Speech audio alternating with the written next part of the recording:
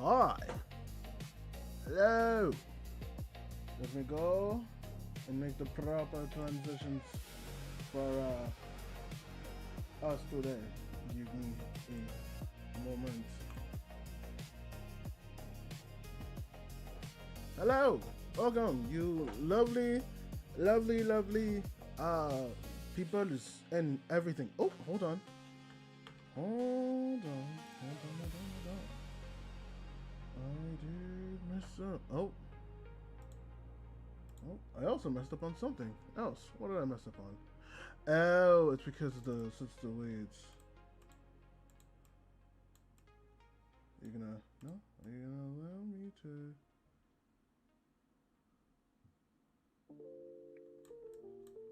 Okay, hold on. I might need to.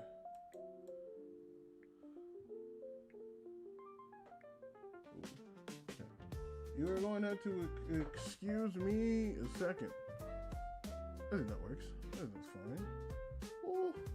Ooh. Yeah. Okay. That is good. Give me a second. I realized I didn't. I'm going live on TikTok. Oh, damn. That's the last time I went live on TikTok? Holy shit. Hold on. You know what? No, you know what?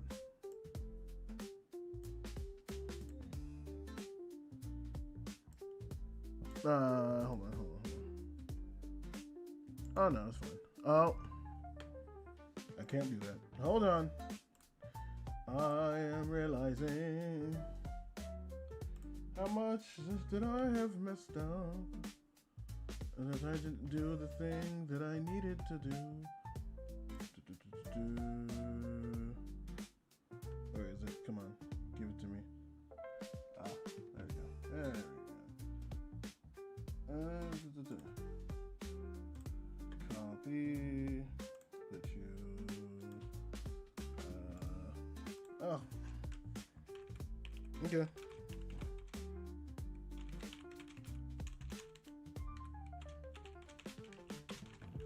Okay. I see now.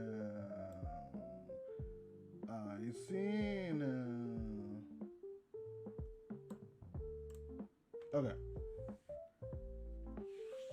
Alright, cool. Everything should be working now.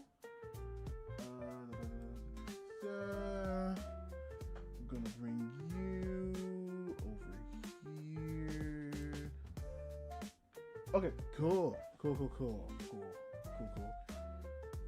Okay. Alright, so welcome, ladies and gentlemen, to the Manga Cavalcade. I am now ready to do my thing and to talk. So I'm going to do something a tad different. Well, not a tad different. Not a tad different from the Manga Cavalcade at the very least.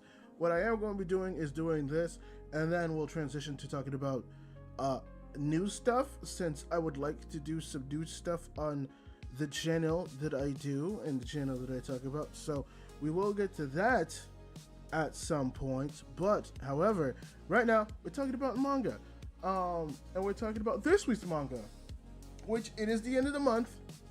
End of the month, I like to check back in with certain manga that I think are at a good place, and right now everyone's talking about JJK Modulo for obvious reasons, as you see, because JJK Modulo has been getting a lot of attention right now. I think the newest chapter just came out today as of recording, which is I think February 22nd, and we got the new manga. We got the new chapter, and no one's been freaking out about the chapter, but everyone has been kind of, I think, meh about what JJK Modulo has been so far. Which I read up. I'm all caught up on it now, and I gotta say, I 100% understand why there are some people that might not be okay with JJK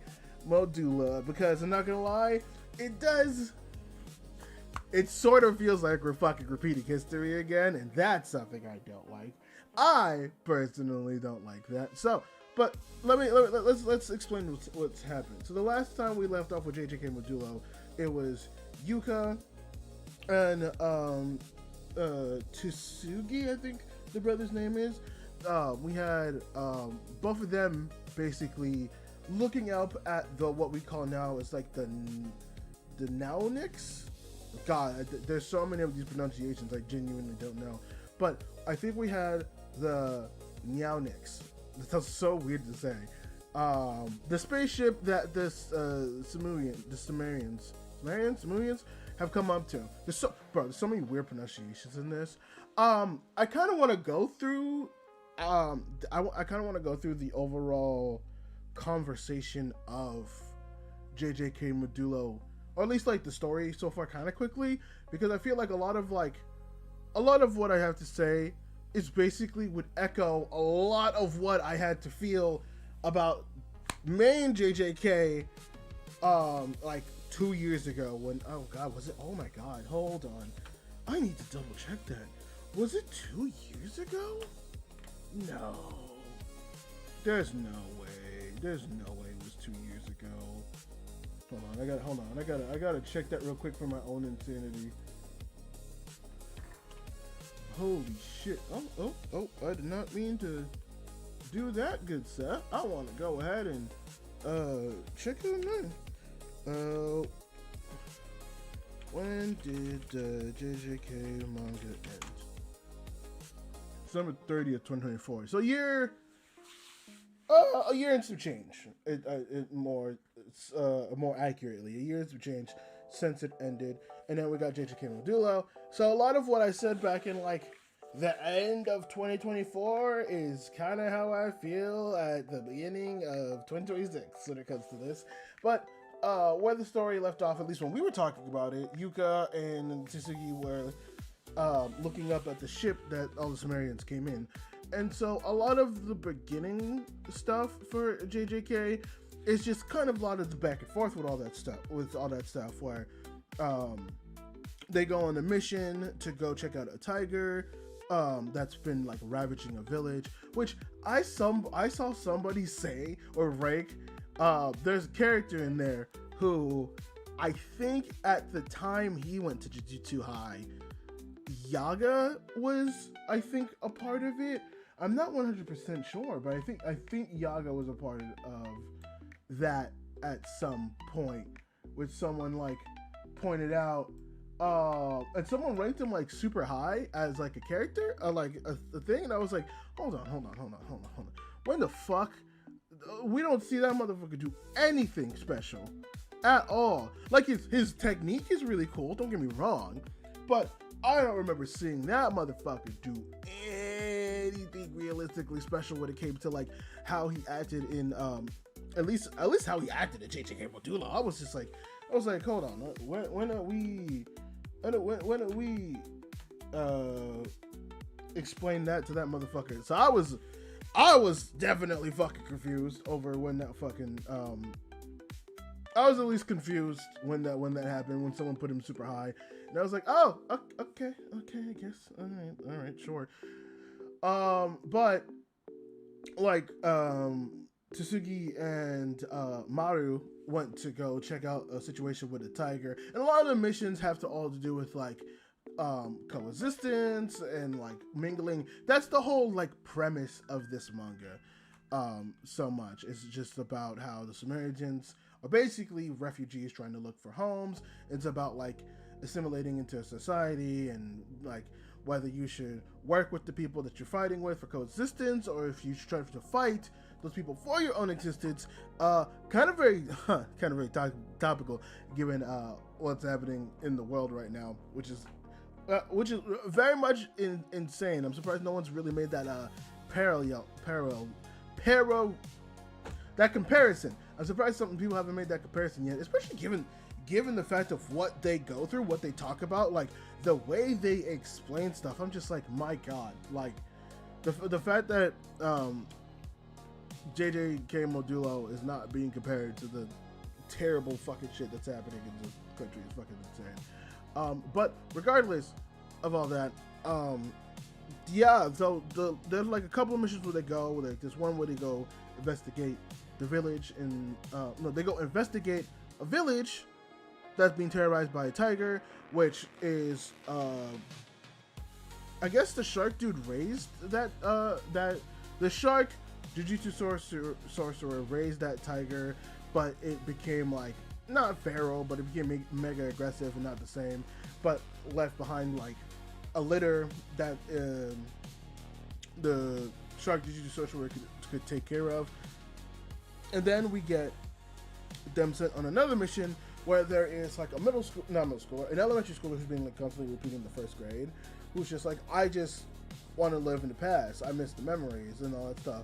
And him saying like, whether you kill somebody or you try to save somebody, it doesn't matter. It all just kind of feels the same in the end, which is like sort of akin a little bit to all that stuff. And I'm like, okay, all right, I see what we're doing here.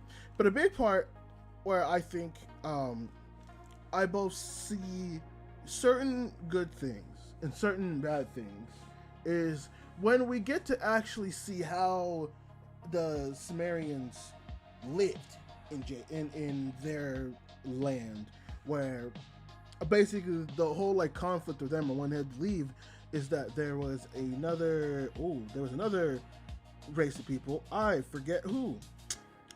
Oh, what is that name? I forget the name of it, but there was like a horned race of people who were going and very much rising the Sumerians because they supported creatures called Kailins, who are these like mythical, immortal creatures that granted the power that Maru and Cross and Dabura, well not Dabura, but they like granted that power a lot, which also makes me question. I just kind of thought about it. This part where they go through the history of Cross and Maru and all of them and the Sumerians and all that stuff, it does make me question, because the whole thing is that the Sumerians are blessed with basically sorcery from these creatures, and it's only the Sumerians, I think it was. So how the @ferocious_ger said, oh, that is loud. Yo, what's up? Yo, waving hand light skin tone. Yo, what is good? Welcome to the stream. I hope you're enjoying yourself, my man, and I hope that you're having a good time as well. Thank you for popping in. We're currently talking about Jujutsu Kaisen, or JJK Modulo, to be more specific, as we are going through this stuff. I hope you have a good time, and I hope that you chat in. So, okay, yeah, so they're going through their whole history with Maru and Cross and all that stuff, and as we're explaining it, I do just have the particular question here. @ferocious_ger said, yep, I am fine, cat face. Hey, I'm glad to hear that, man. I'm 100% glad to hear that. And that does make me good to hear. That makes me good, happy, good to hear. Yeah, that made me good to hear. @ferocious_ger said, I am not reading JJK, man. Oh, are you not reading JJK just like not right now, or are you not reading JJK because like just stuff is like happening, or are you not, or like, it's fine if you don't like JJK. I can completely understand it, if I'm being honest. It can be a little much, and it can be @ferocious_ger said, I am good in just watching its anime. Oh, dude, I don't blame you. Honestly, at this point, I would definitely recommend people to go ahead and watch the anime. @ferocious_ger said, there are some other manga I am reading, so yeah. Okay, no, I understand that. I do not blame people who just want to sit there and watch the anime. Honestly, at this point, with the quality of what the anime is, 100%. You're not going to get that level of peak from reading the manga. I think they did a really, really good job in really enhancing the manga and building it to where it is now. Genuinely, it is a really... @ferocious_ger said, no, I don't hate it, obviously it's good. Oh no, yeah, of course. I'm not going out saying that you do that, of course. I'm just saying that, like, I completely understand. Again, season 3, I've been watching it. My God, it has been a wonderful, wonderful, genuine good time. It has been... @ferocious_ger said, no, I do read mangas, but not that much. Oh, that's fine. That's of course. I understand that. Trust me, I watch a lot of anime. I watch a lot of anime as well. I kind of started this series along with, by the way, Infinity Cast, who does a really good job, by the way. And the reason why I put on this show is because of that that reason. They're a really good bunch of people who helped me put on this. Amadura VT said, OMG, is that Madura head pat? Hi. We are currently talking about Jujutsu Kaisen. I will say, I should have put fucking spoiler tags. I don't know if you read manga or not. And I also will say, for you as well, Ferocious, if you do not want @ferocious_ger be careful. Said, how many animes you have watched? Any rough count, buddy? Oh my god, how many animes have I watched? That's a wonderful question. I think for the last few years, given how much I've watched, I think I am at 300 at this point. I think I am at 300 anime at this point. Because I think last season I watched like 40, and then 2024 I watched at least like I've watched at least 20 plus each year for the seasons when they come out. So I have to have watched. I've had to at least added an extra like @ferocious_ger said, I have watched over 175. Damn, @ferocious_ger said, in 3 YRS. In 3 years, that's genuinely that is actually genuinely a really good one. Thanks for subscribing, my man. I appreciate it. Thank you. Thank you for subscribing, Ferocious. Hey, thank you, my man, for subscribing. I appreciate that as well. I do also have a main channel where I talk about anime weekly if you want to subscribe to that as well. But you subscribing to the main channel is perfectly fine, and I am 100% okay with it. But yeah, shit, I do have to talk about the manga for properly for this show. So yes, so fucking Cross and Dabura, we're going through the history, and my whole thing with the entirety of when we go look at the Sumerian past is there starts to be those plot holes. There start to be those plot holes that Gege has towards the end when he's trying to do a lot, but he can't extremely cover a lot, and that's the part that starts fucking frustrating me about Gege's writing sometimes. Like Dabura, we all assume is the same race as, at the beginning, we assume it's the same race as Cross and Maru. Not the case. Not the case. @ferocious_ger said, I used to watch quite much 2 years before, but now I watch it very less compared to before.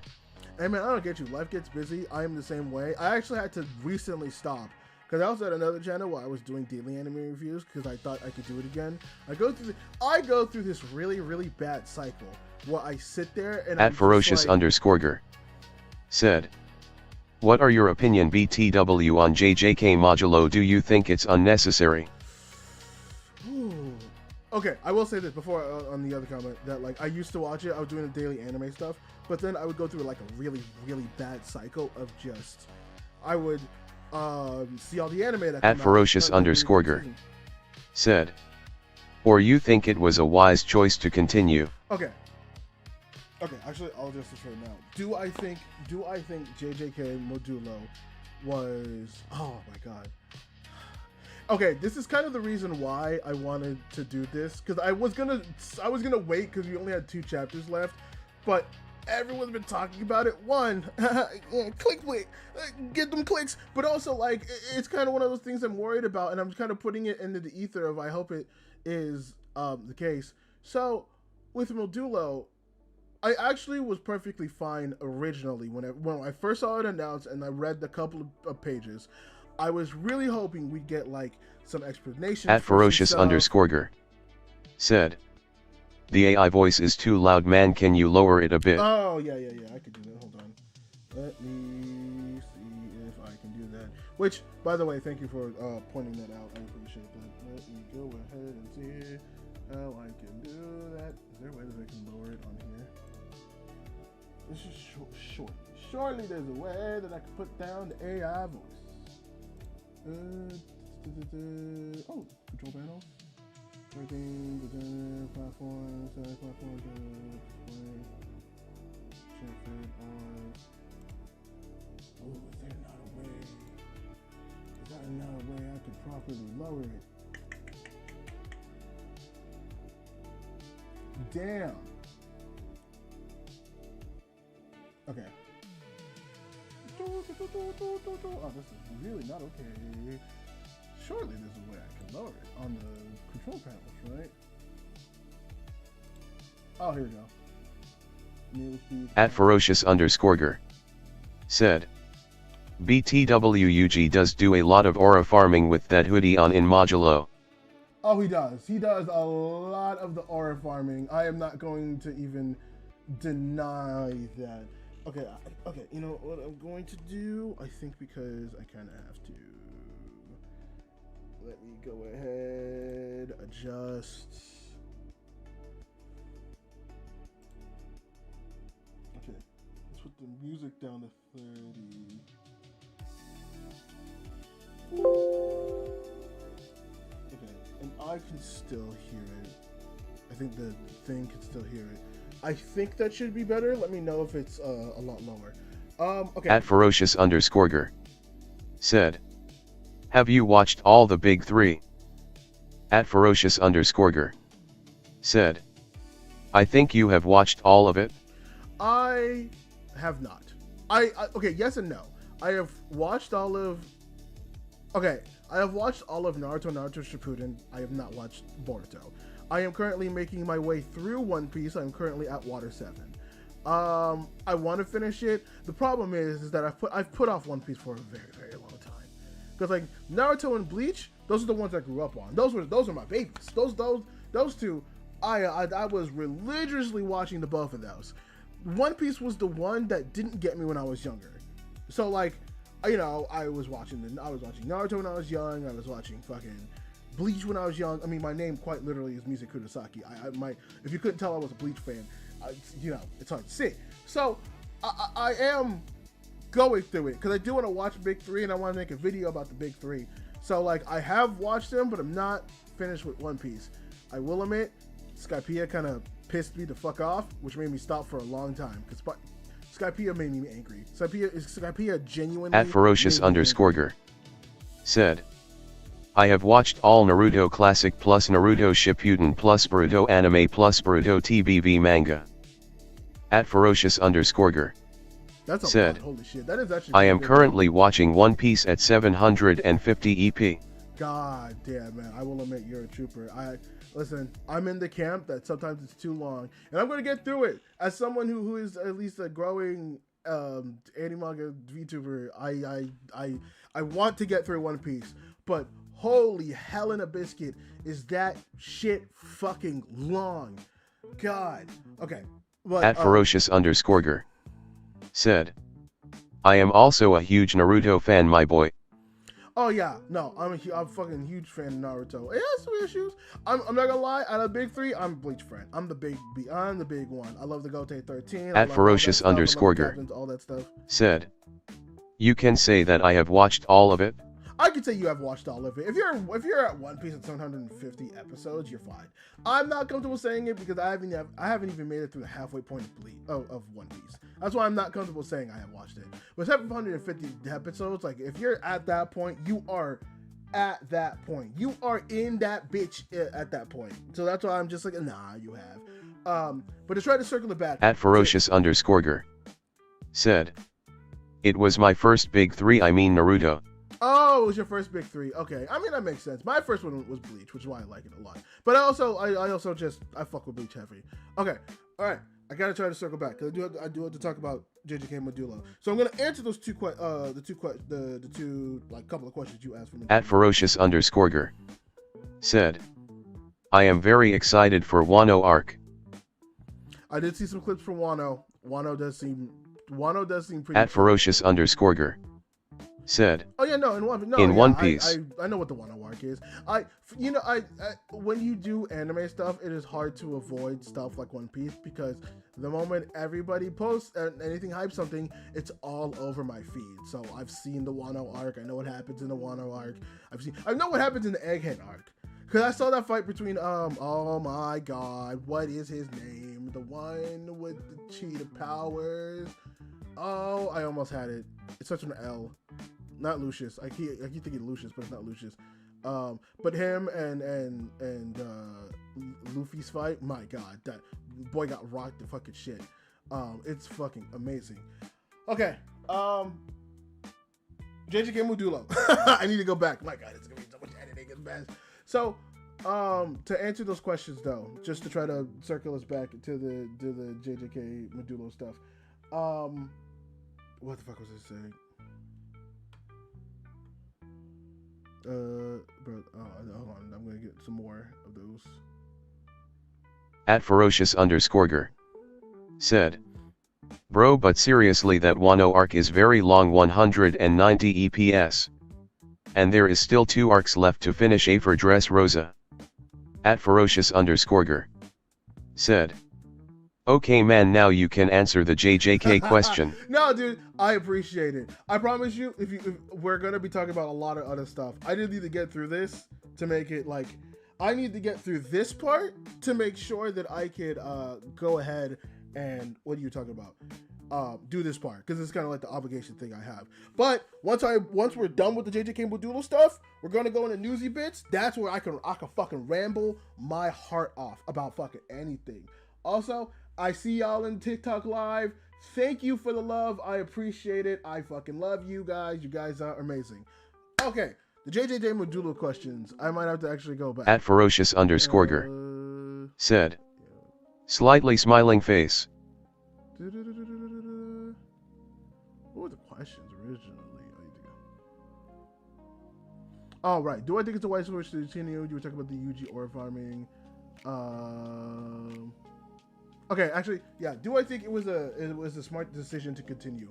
So at the beginning, I really, extremely thought that JJK Modulo would have probably answered a lot of questions, because no spoilers for the main one, because I want you to finish it. I want people to finish it. But the ending of the manga left us fucking pissed. I was pissed reading the end of that, because there are so many loose ends that don't get tied up, and it made me fucking angry. It made me so angry. It made me genuinely so angry going back and just like reading that so I could read JJK Modulo, because it said that I'm like, man, Gege didn't touch half this shit. We don't get names for certain things. We don't get explanation for certain things. Certain things don't get like addressed properly. Like, it's bad. So I was really hoping that JJK Modulo was that sequel to answer a lot of questions. And to be fair, we did. Not only did we get a lot of questions, but we got a little like satisfying like end tie stuff to things, which I really appreciate a lot for it. In case I mean, it's just, I mean, it's there's some I can't say for other reasons. I mean, I guess I could, given like the stuff that happened, but like we do get some things that are really nice that are covered that I really appreciate from JJK Modulo. And I was really just excited to just follow new people. You know, this is the children of Yuta and Maki. So I'm like, dude, fuck yeah. We're gonna follow the children. Unfortunately, I don't know how I feel now, because this is currently moving things in the direction where I feel like history is repeating itself again. Where JJK Modulo is going and repeating the cycle of JJK, the main story. So that's why it's so frustrating for me to read this, because we start going through the Sumerian history with Cross and what's his name? Oh, Maru, Cross and Maru, how they were taken in by this other Sumerian named Dabu, who's creating this like channel to connect to like the other races, or pushing their way, trying to make peace. And it's like slowly working, it's slowly gaining, it's slowly doing all this stuff, right? There's a lot of actual really good things that are happening. And then shit hits the fan, because Kaisen ends up murdering the daughter of the chieftain from the other race. They're mad, they want the land, all of this stuff is happening. Like, we get their backstory of how they came to Earth. And it is actually extremely sad. You see why Cross has that aggressive mentality of being wary of the humans. You see why Maru wants to, like, be neighbors, as neighbors that explain to them. And we get that neighbor mentioned at the point of, we get that neighboring being mentioned in, like, the next mission that they have, going against, like, the old man who's trying to be like a kid in the first grade. So there's like a lot of genuine things being mentioned, a lot of like cool little things. The problem is, I think this is where the cracks slowly start happening that I didn't necessarily see, because how does Dabura have curse energy? Like genuine question. Maybe I missed something, but the way that I read that is that the Sumerians are the only ones that are able to connect with the Kailins, which are the immortal creatures that are allowed to give those Sumerians jujutsu curse energy. Now, other races don't have this because the Kailins murder any other race that they see other than the Sumerians. So, if that's the case, why the fuck do these motherfuckers don't have why does Dabura have not? Why does Dabura not only have jujutsu curse energy, or why does Dabura have curse energy, but also at the same time, it's one of the strongest motherfuckers in the series. Like I'm pretty sure this motherfucker can 1v1 Sukuna. Now, is the battle gonna go super like? Is it gonna be like a solo issue? Like he's gonna get bodied? No, I think they're gonna have a pretty good back and forth. Just how we got a really good back and forth from from like this series that's coming up. It just bothers the fuck out of me. Now, as we're getting to that, @ferocious_ger said, "Bro should just start writing journals now on JJK Modulo." @ferocious_ger I honestly said, man, I have.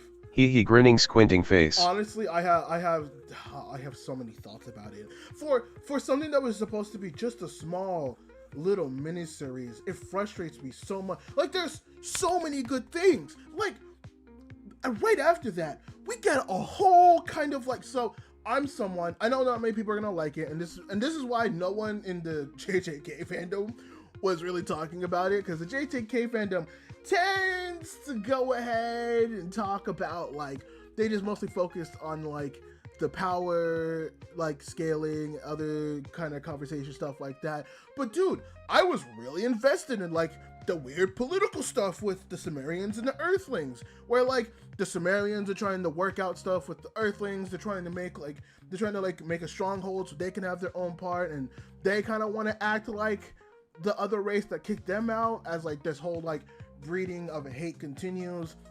We have a conversation with Cross and Yuka about like trying to stop the hate, because @ferocious_ger to be Maru and stuff like said, that. BTW, and my one question, which is that does Yuji can defeat Sukuna after Modulo? Answer in no and yes no reasoning PLS. Yeah.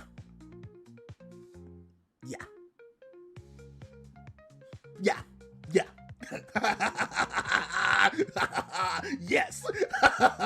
Yes. I won't elaborate like you said, but yes. Yes. Oh, you know what? I'll give you fair warning, because I'm gonna talk about it. I will give you fair warning if you want to either mute or leave. I will not blame you, as that is that's gonna be major spoilers. I'm gonna be honest with you. That's gonna be major spoilers. Not really anything for @ferocious_ger said, yeah, good, my boy is the MC after all. @ferocious_ger said, why you doing the evil laugh? Oh no, it's okay. It was the evil laugh, but it's satisfying. It's a satisfying. I'm evil laughing with Yuji. I'm evil laughing with Yuji. I'm not going against him, but I'm evil laughing with Yuji. Let's there's some satisfying stuff. Again, I will get to it later once I get through the plot, but I will give you fair warning when I start talking about it, because you might want to read that for yourself, maybe once like the series is done and whatnot. So, like, where to go from here? Where do I start from here? Where was I? Oh, right. A lot of that, the chapters after that are all talking about like the political interactions with the Sumerians and the Earthlings, and I really like that stuff, because they try to like coexist. Yuka and Cross have like a really hard, like deep to conversation, like that changes Cross's whole mindset, because he was definitely the aggressive one of just going off, being like, At ferocious_ger said, like for the past 10 minutes I am not listening what you said about JJK. Oh, no, you're fine. I'm not there yet, but I will tell you when that happens. I will tell you when that happens, and at that point, you can go ahead and mute or leave. Again, I appreciate the subscription. I appreciate you being here, but I will go ahead and say that part. So, yes.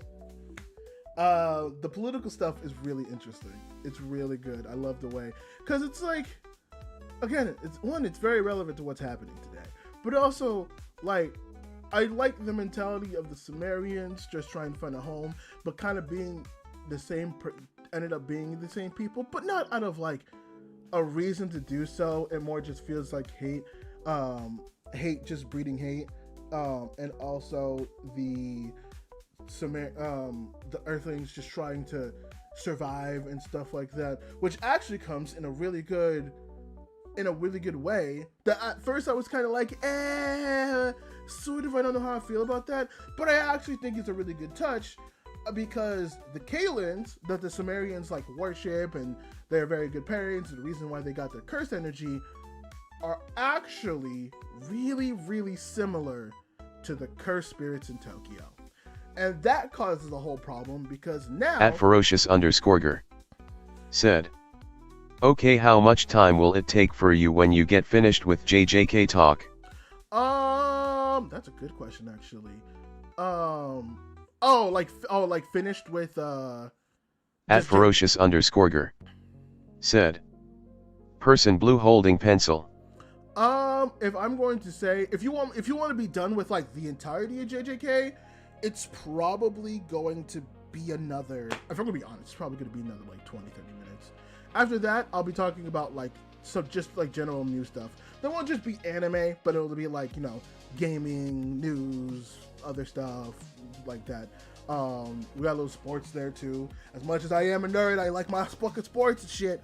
But yeah, I'd say another 20-30 minutes for like the JJK talk before I properly move over to just like talking about new stuff, if you want. But what was I gonna say? What was I gonna say? Oh my god. What was I on about? The Sumerian? Oh yes, right. Cursed spirits are similar to Kailins, and that is called... At ferocious_ger said, oh, I might sleep then. BCS, it's 3 a.m. man, grinning face with sweat. Okay, yeah, man, I do not blame you. I do not blame you whatsoever. If you want to take a nap, rest is important, man. It's 3 a.m. and rest is important, so I completely understand. I will not hate you for it. I appreciate the conversation. At ferocious_ger said, the time zone difference is too much. BTW us. No, dude, I get it. Trust me, I've had my fair share of time zone issues, man.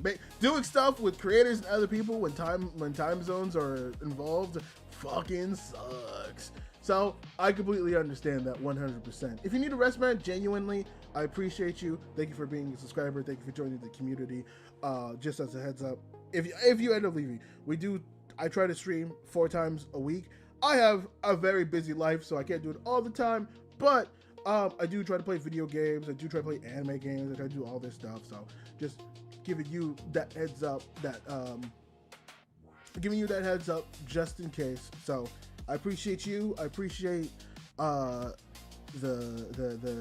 conversation and love, and I like that a lot. Hope to see you again and stop by. Or I don't know if you're around, but just in case, man. Genuinely, thank you. You're very cool. So JJK, yes. So that causes a lot of problems because Kailins, for some reason, are similar to cursed spirits. And so this starts this whole kickoff of the Sumerians being like, hey, we need you to stop.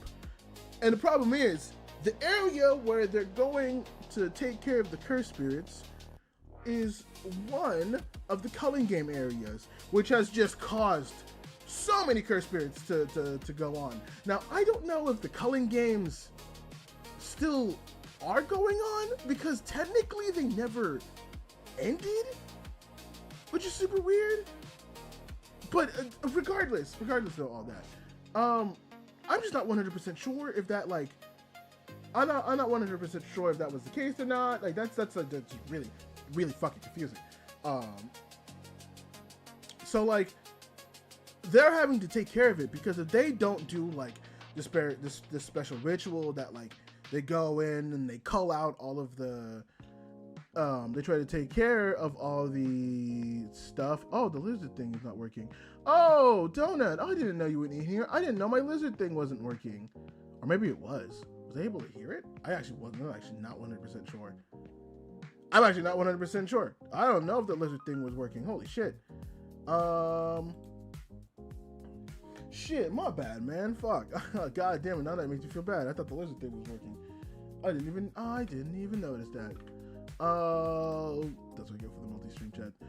But yes, the Sumerians and the Earthlings are having that trouble because this whole thing is having them basically just try to go ahead and clear out the curses, because if they keep building up, they're going to end up leaking out of Tokyo and causing rampage all around Japan. But the Kaelians are like, oh, not Kaelians, but the Sumerians are like, hey, no, you can't do that. And we know when you do that because we have a third eye that's connected to the Kaelians, that if you go ahead and fucking take care of it, we're going to have a problem. We're going to have a problem because then we start crying and we start being in pain and our minds start being in pain. So I would very much appreciate it if you fucking did it. And this causes a whole back and forth thing until eventually the Sumerians are like, all right, so you're not listening to us and we're not listening to you. We need to scrap. We're going to send over Dabura, who's going to be our representative for the fight. You need to go ahead and send a representative for you to fight. Which, this is when we start getting hints and confirmations for other characters from the main story who haven't showed up yet. Where we go ahead and we see that the organization right now that's currently running Jujutsu, the Jujutsu Society right now, is currently looking for Yuji, because he's like, we need someone. Where the fuck is Yuji? We don't know where Yuji is. So their second best decision, unfortunately, is in fact Yuka. Now, before I tell you why Yuka is probably the best decision, we have to talk about something that actually really hurt. Something that really hurt. Again, this is one of my like worst feelings when it comes to like manga. It's like just stories depicting like the like loss of death and other stuff like that. So Yuka, the entire time, and originally when she has the conversation with Cross, the thing of the conversation that they have is that Yuka is currently having to deal with cancer. And so she actually takes Cross, again, who's pretending to be Maru, who she ended up realizing that pretty early on. Or at least after, she realized the entire time, but they have like a conversation to like sort things out and whatnot. But she is currently talking to Maru, no, Cross, pretending to be Maru, and goes to like her clinic, where she is told that she only has like 6 months to live. Which actually really fucking sucks at the time, because she's just like, yeah, I kind of don't want to tell anybody. I kind of just want to go as normal. I don't really want anyone to really know. I don't really want anybody to like give me sympathy, because I just want to go and be fine. I want to feel normal, and I don't want to feel like people have to like baby me in any way, shape, or form because of this. And as much as it sucks to say, I do actually extremely understand that. Where like, even if you're dying in your last moments, you do just kind of want to feel like normal. You don't want someone to feel like they have to baby you or special treatment just because you feel sick, because then it makes you feel like you lost something. So I get that. But that's also the reason why she's chosen to fight, because she's close to death, unfortunately. And there's a really not okay scene. I mean, not okay in the sense of like, it really hurt me, but like because I connect with it so much, because again, that shit is a genuine fear of mine. where she's given a wheelchair in order to get up into the ship because she's just at that point very weak. And so she's like looking at one of the dudes who works with the government for the Jujutsu Society to actually go and talk and like transport her. And she looks up and she can't see very clearly. It's not dementia or anything, right? It's just that she can't really focus much on, just because her body's just giving up on her. And she looks at the dude as she's like trying to reminisce on being like, oh, I wish I could be like an older sister, blah blah blah. Then she looks and she's like, oh, Yuka, I told you not to come. That, even thinking about it now, actually makes me fucking upset. But that genuinely hurt me. That genuinely did.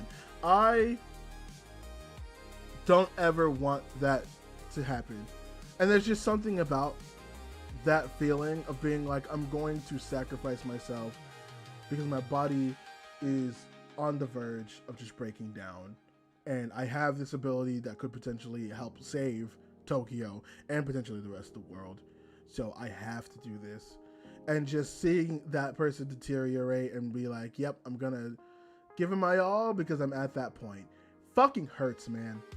It fucking hurts. Oh my god. I almost... That's what's so frustrating about this, man. The Gege can tell stories, it does character development so well. And we're gonna get to the point where it fucking frustrates me. Fucking hell.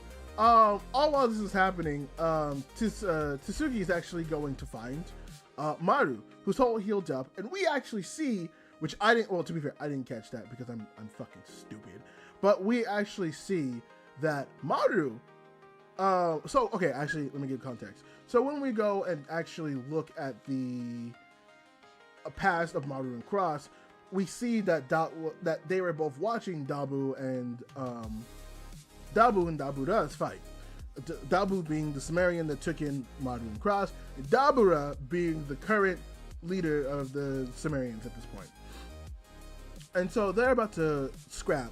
And Maru is screaming out like, how dare you? Do you think you're fucking pathetic and shit? And almost actually runs into the arena after the fight to try to save Dabu's body after he's dead. And so we get this whole thing of Maru's perspective, where he actually kind of sort of is the more aggressive one. Where Maru's like, yeah, I want to be a warrior. I want to believe in being a warrior and like all this mentality stuff. And so we see that Tsuki's actually trying to find Maru, being like, dude, listen, a lot of shit is happening. I'm trying to save my sister. Even if I could buy her an extra day or week of just peace, I need you to understand that I need the Sumerians to leave. And they're like, well, we don't really have any place to leave. And I don't know when we're going to get a chance to find another place like Earth. I have to take this shot. So there's a lot of emotions running, man, because that's happening. And then Yuka's going against Dabura, which I want to say, depressing but also sick ass Sheen, because she goes into the battlefield dropping for the plane, and she does the pose that we all know very, very fucking well. She hits the pose that puts the fear among men, and she summons motherfucking Big Rog at the op fucking stopper. Now this got spoiled for me, unfortunately, because the JJK fanbase doesn't know how to shut the trap and does not know how to keep shit to themselves. But this does in fact confirm that Yuka has access to the 10 Shadows ability and does have Maharaga, which does confirm Maharaga did not die, and that the 10 Shadow styles is different depending on the person. So that means that Megami would theoretically still have all of his spirits that, didn't die with him. Two, that I think that there was supposed to be a second confirmation there, but I can't fucking remember. Jesus Christ, my memory's all over the place. But yeah, we get that little bit of a confirmation somewhat. And I'm not gonna lie, the Dabura and Maharaga fight was very good. I need more of that.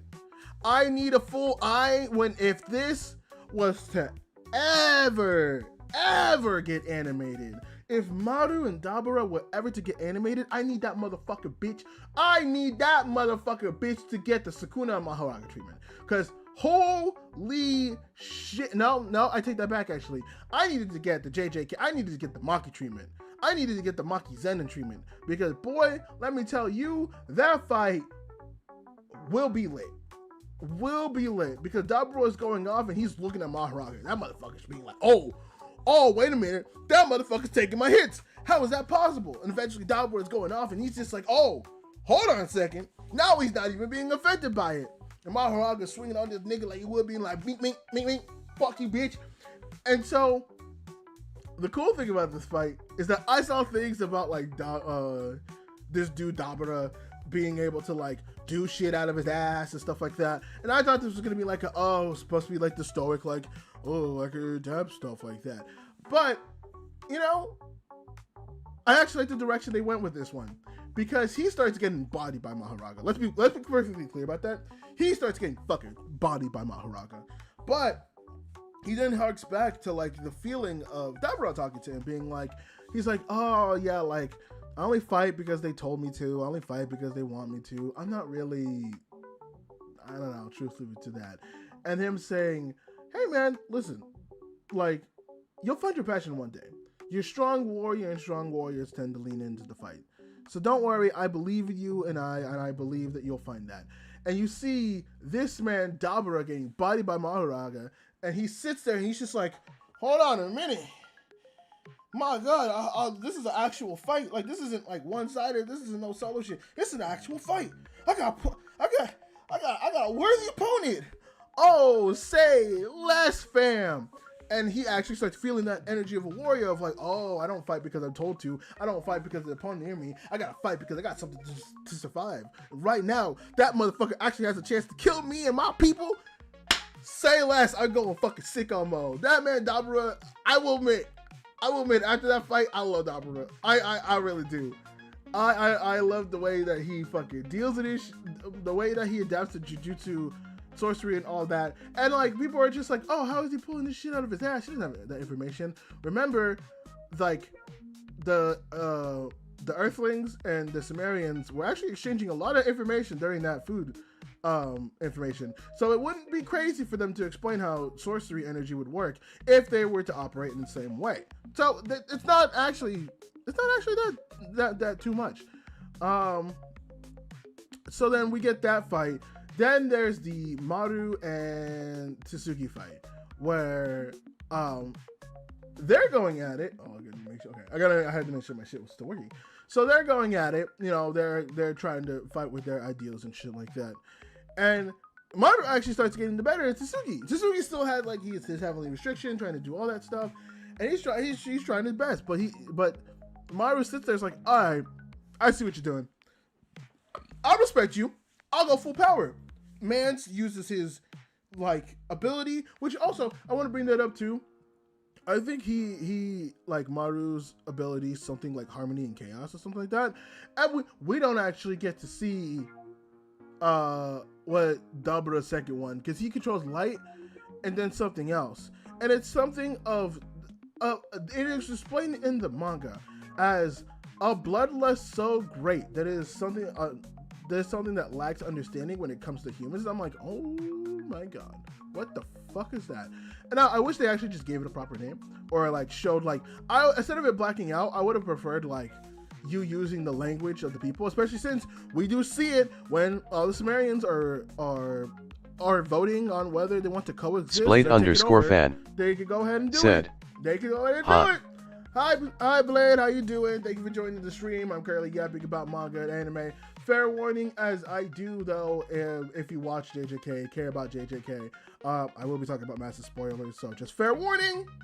I'm giving you that warning ahead of time. But if you're still here and chill, welcome in. We're gonna be talking about stuff. So yeah, I wish they just used it. We saw the language. We've seen the language before, written somewhat. So I wish they would have done that.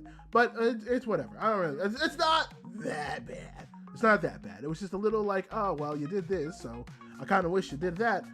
But my favorite part is that Maru starts going full ham. He's like, okay, I'm about to pull out my full shit. And so we actually get the fucking appearance of Rika. Splate_fan said, I know very little about JJK since its power system confuses me. That? You're okay, baby girl. You're okay, baby girl. You're fine.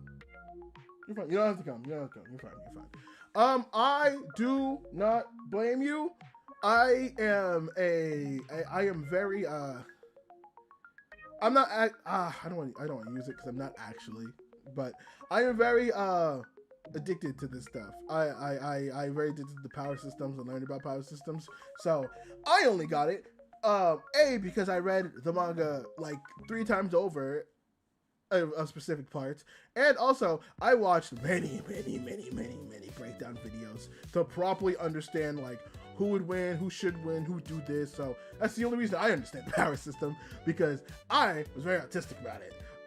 But regardless, I don't blame you, which is fair. But that means I can talk about it, and that means that you can stay here and join. So yeah, Tsuki ends up, we see the appearance of Rika. So that I was like, oh, we actually see Rika. Which, to be fair, I was assuming that we would see Rika eventually, given the fact that he has the ring. And that kind of confirmed the fact that Rika still exists. I mean, I'm glad I know that Rika still exists. But that also means that Suzuki probably is the only other person now that will be able to actually access the ring. Because Rika says that she's only helping because Yuta asks. Where she's like, listen, I only am coming out because Yuta told me to help his grandchildren.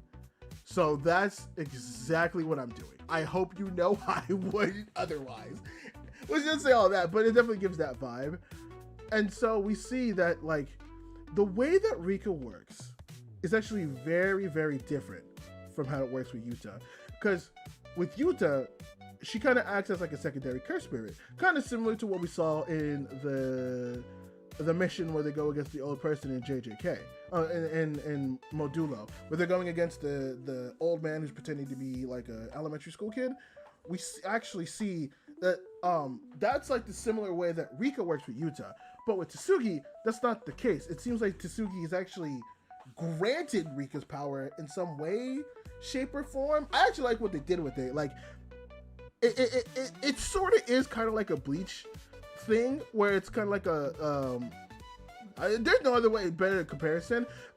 Tsuki basically does use holification. There's no like other proper way to say it, but Tsuki basically uses he does basically use holification with Rika, which is really cool.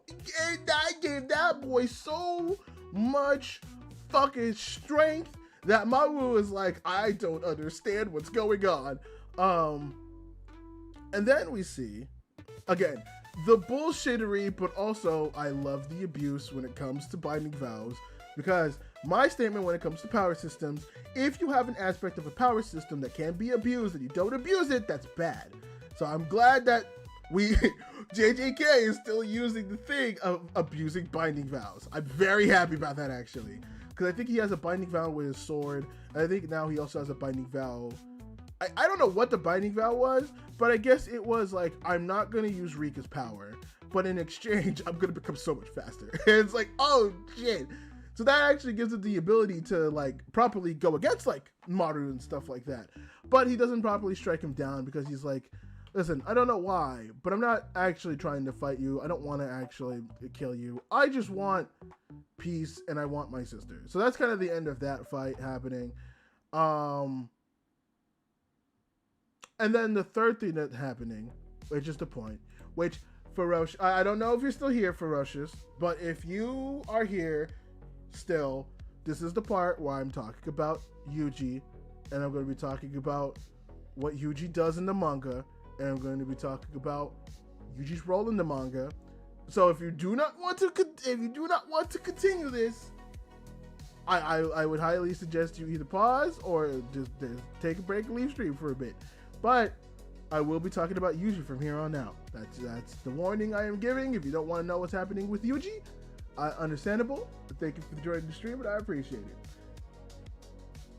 Okay. I feel like I've given enough efficient time for people who might not want to know, despite, you know, the JJK internet fan base spoiling it already, but I love Yuji in this. I love Yuji in this. Yuji in this is so fucking fun, dude. Oh, his piercing blood ability. I thought his piercing blood ability, when I saw the panel of him shooting it into the building, I thought it was a thing where he was like exploding, like filling the entire building with blood. Which, to be fair, still somewhat seems like the case, but he actually has a lot more control and accuracy with it, which I think is way more terrifying. Because it's one thing to just use piercing blood and then just flood the entire thing, right? But he was able to go through the entire building and hit all the people. Because in that building, I guess the Sumerians were trying to find the Earthlings, and Earthlings were trying to fight Sumerians, and they're about to do a fight. But then they start doing Yuji just shoots out his beam of piercing blood to just make sure everybody gets a little bit of knock, a little bit of like meek right there and there, where everyone just starts like falling to the ground for shit. And it's just like, oh shit, okay, fuck my life. Just he's accurate with it. That's fucking terrifying. That is fucking terrifying. Holy shit. And so we see one of the representatives from the like government of jujutsu basically go being like, Yuji, where the fuck have you been? And he's like, I've been places, you know, just chilling. And he's like, well, dude, because of you, there's a young girl that is about to fucking die because now she had to use Maharaga. She could have had all this life and you didn't. It's like, bro, he literally goes like, bro, it literally doesn't matter. it literally doesn't matter. Because he's just like, listen, I'm gonna fix it. I mean, it doesn't really matter to me, but I'm gonna. It's kind of whatever. I don't really give a shit. I'm gonna fix it. Just know that that Maharaga fight, I'll probably deal with it at some point. We gotta figure out some shit, but either that, I don't really care. And then he gets up and he's just like, because Dabra at that point, that's where he starts learning about like reverse curse energy techniques and like healing his leg and doing like what happens if I mix like negative energy with positive energy? Like, what's that gonna do? So Dabra starts like experimenting mid fucking battle against Maharaga, which I guess if you're not Sakuna, that's kind of what you gotta do. You kind of have to just fucking try shit. And so this starts waking up all the like cursed beasts that are like around, that are doing stuff, that are going and fucking going far and shit like that. At ferocious_ger said, yo. Oh, hi Ferocious.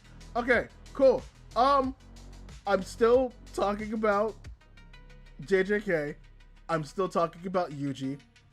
It's probably gonna be another 5 minutes. It's probably gonna be another 5 minutes. At ferocious_ger said, whoa man, you still on hushed face? Oh yes, I am still on. There's a lot. I forgot how much more there was. I'll speed bits it for you because I am running a little long on this. I will not say anything about Yuji. Fair warning, I am talking about Yuji, and I am in fact speaking about Yuji.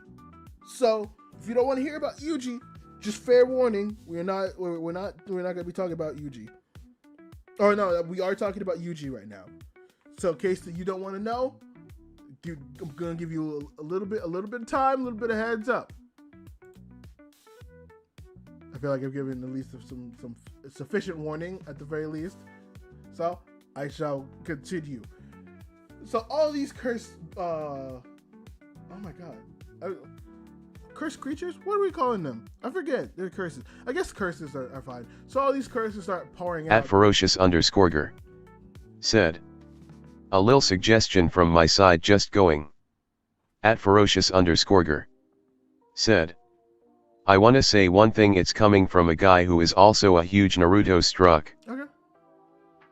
What is your suggestion, my guy? I shall hear you out. At ferocious_ger said, I have one request, you being a huge Naruto fan, that PLS watch Boruto or at least read its manga. The Boruto TBV is absolute cinema, man. Boruto is such an aura farmer, man. Must try it. At ferocious_ger said, up till now I will say Boruto is the best after time skip among all the other I have watched. I do have plans on reading Boruto. I do have plans on reading Boruto. This is actually a request from another friend, like years ago, when Boruto was starting, especially since, like, again, I always appreciate anything getting an anime adaptation, but like I really don't want to go through a lot of that filler, especially since a lot of that filler apparently isn't really that important to the actual show. I feel like I should watch it at some point to understand the filter, to see if the filler is even like good on its own in the vacuum. But I know that like Boruto itself, it's like 80 chapters, and then two Blue Vortex is like not that long. At ferocious_ger said, it's fire, man. I will just say it. I will say, I do plan on reading it. It is on my list of stuff. I'm just trying to get like the super big stuff right now, because obviously there's JJK Modulo, there's Gachi Akuta. No, not Gachi Akuta. Kagurabachi. Sorry, they're very similar names. But there's stuff like Kagurabachi and some other stuff that I'm like reading. So there's like a couple of things there that I'm like, sitting, waiting some time to actually like do. So that's like at least for me, that's like the thing I'm trying to do. But it is on my list. When I will get to it, I'm not 100% sure, but I know for a fact I will at some point get to it. I can promise you that. There will be a point in which I do get to it. But yes.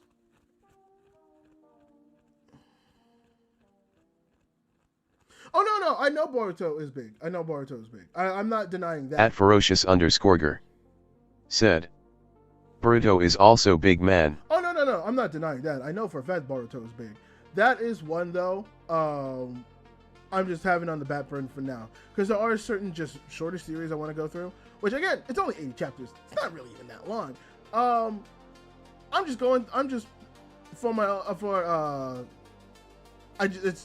It's on there. I promise you it's on there. It's not far off.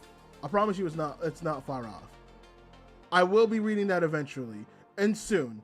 It's not like one of those things where I'm like, I'm not gonna read it like at ferocious_ger said, I can bet on this that Boruto is gonna be bigger than JJK in few years.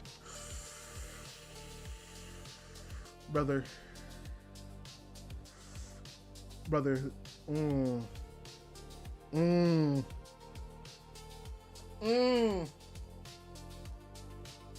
That's a big claim.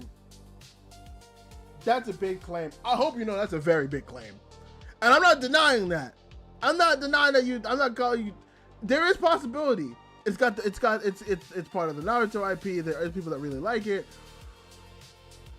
But JJK is monumental. Like JJK is probably spiked in a way that I don't see many anime spike. So that's so hard to call. I'm gonna be honest with you, that is so hard to call. At ferocious_ger said, Hold on. Brother, it's gonna be. When I say it's gonna happen. Hold on. At ferocious_ger said, it has better storyline. Hold on. I didn't even know Pope was in here. Oh shit, I didn't know. At ferocious_ger Hold on. said, JJK is too overrated, man. I don't know if I agree with that, brother. I don't know if I agree with that, man. JJK is really good. I have to say how to do with the ending, but like, brother, it is really peak though. I don't know if I'd say overrated, because man, the quality of that is so high. Now in terms of the manga, man, I don't know. I don't know how I feel about the ending, and I could probably agree with you right that. But the anime is really helping it. It's really helping it and putting it some fucking choice ass fucking quality, man. At ferocious_ger said, yeah, it is. I just don't agree, man. I just really don't. I respect your opinion a shit ton. I really do. but I just don't agree. I think JJK is I think it's at a good place. At ferocious_ger said, "Nah man, JJK is still baby in front of many others I have watched." I mean, yeah, you could, man, like, yeah, you could say that, but seeing what JJK has done in like the span of its time is crazy, man. Like, I'm not saying like it fucking is there. No, it is there at the top. Like, it's hard. You can't ignore the fact of what JJK has pulled off in its short span of time. It is really impressive. Now, the fan base obviously doesn't help, and the end of the manga does not help either. But I'm telling you, man, like, what JJK was able to pull off is really fucking impressive. Especially with its power system. Like, we low-key use the JJK power system now because of that. At ferocious_ger said, "JJK will lose hype in some years." I mean, yeah, but everything loses hype in some years. I mean, no, I mean, while part 1 and part 2 for Boruto wasn't happening. At ferocious_ger lost that hype for a little bit. said, "It doesn't have the impact which our big 3 and Dragon Ball has." Okay, but we only know that it has that impact because of years and years and years. Because we've had decades for those animes to actually exist and see the influence happen already. JJK is still, at least when it comes to like the anime world, fairly young in itself. It's only got into season 3. Meanwhile, stuff like Dragon Ball, One Piece, Bleach, Naruto, all of those have like hundreds upon episodes of series and stuff like that. Like, admittedly, yeah, it's like still early to say, but like we still need to see that impact happen like down the road. Because in that point, that you could say the same thing for My Hero Academia. And I trust me, I have my back and forth with My Hero Academia. But if we're going to be fair, like we would have to put it in the same boat because we don't know what that impact is. Like, sure, we're getting so much anime now, but again, we're seeing there are anime that are influenced by, like, we didn't really see the influence come out for Dragon Ball until like later when it comes to the mangas, and then with Bleach and At ferocious_ger said, "Brew, I am not saying that everyone says that it's gonna lose the hype, man." At ferocious_ger said, "That's the harsh reality." I mean, everything loses hype at that point, right? Like, no one was like again, I'm a Bleach fan, but for the period that it wasn't coming out between 2014 and 2022 or whatever it was, Bleach wasn't really there. But yeah, Bleach part of the big 3, and it inspired stuff like Jujutsu Kaisen and other shows like that. But like, that's like, Naruto had Boruto to order to hype it up. One Piece was still going on itself, so like it definitely fell into like the ranking when it came into the big 3. So like, yeah, things that don't get talked about eventually lose hype, but at that point, like, yeah, everything that doesn't get talked about a lot loses hype. That's just kind of how it works. Like, we weren't like, fuck, yeah, we like this anime that like subvert that. The only one I would really say is like, yeah, a lot of the big 3 and stuff like that. But like, I think you're forgetting how much also. At ferocious_ger said, "Leave all that, I am excited for Core 4 of Bleach." At ferocious_ger said, "Woohoo party popper." Yes, I am also excited for the core of Bleach, especially since it seems like Kubo's adding a lot more little stuff to it, which I'm very excited for as well. Okay, let me split through this real quick so I can go ahead and talk about the newsy stuff that I want to talk about.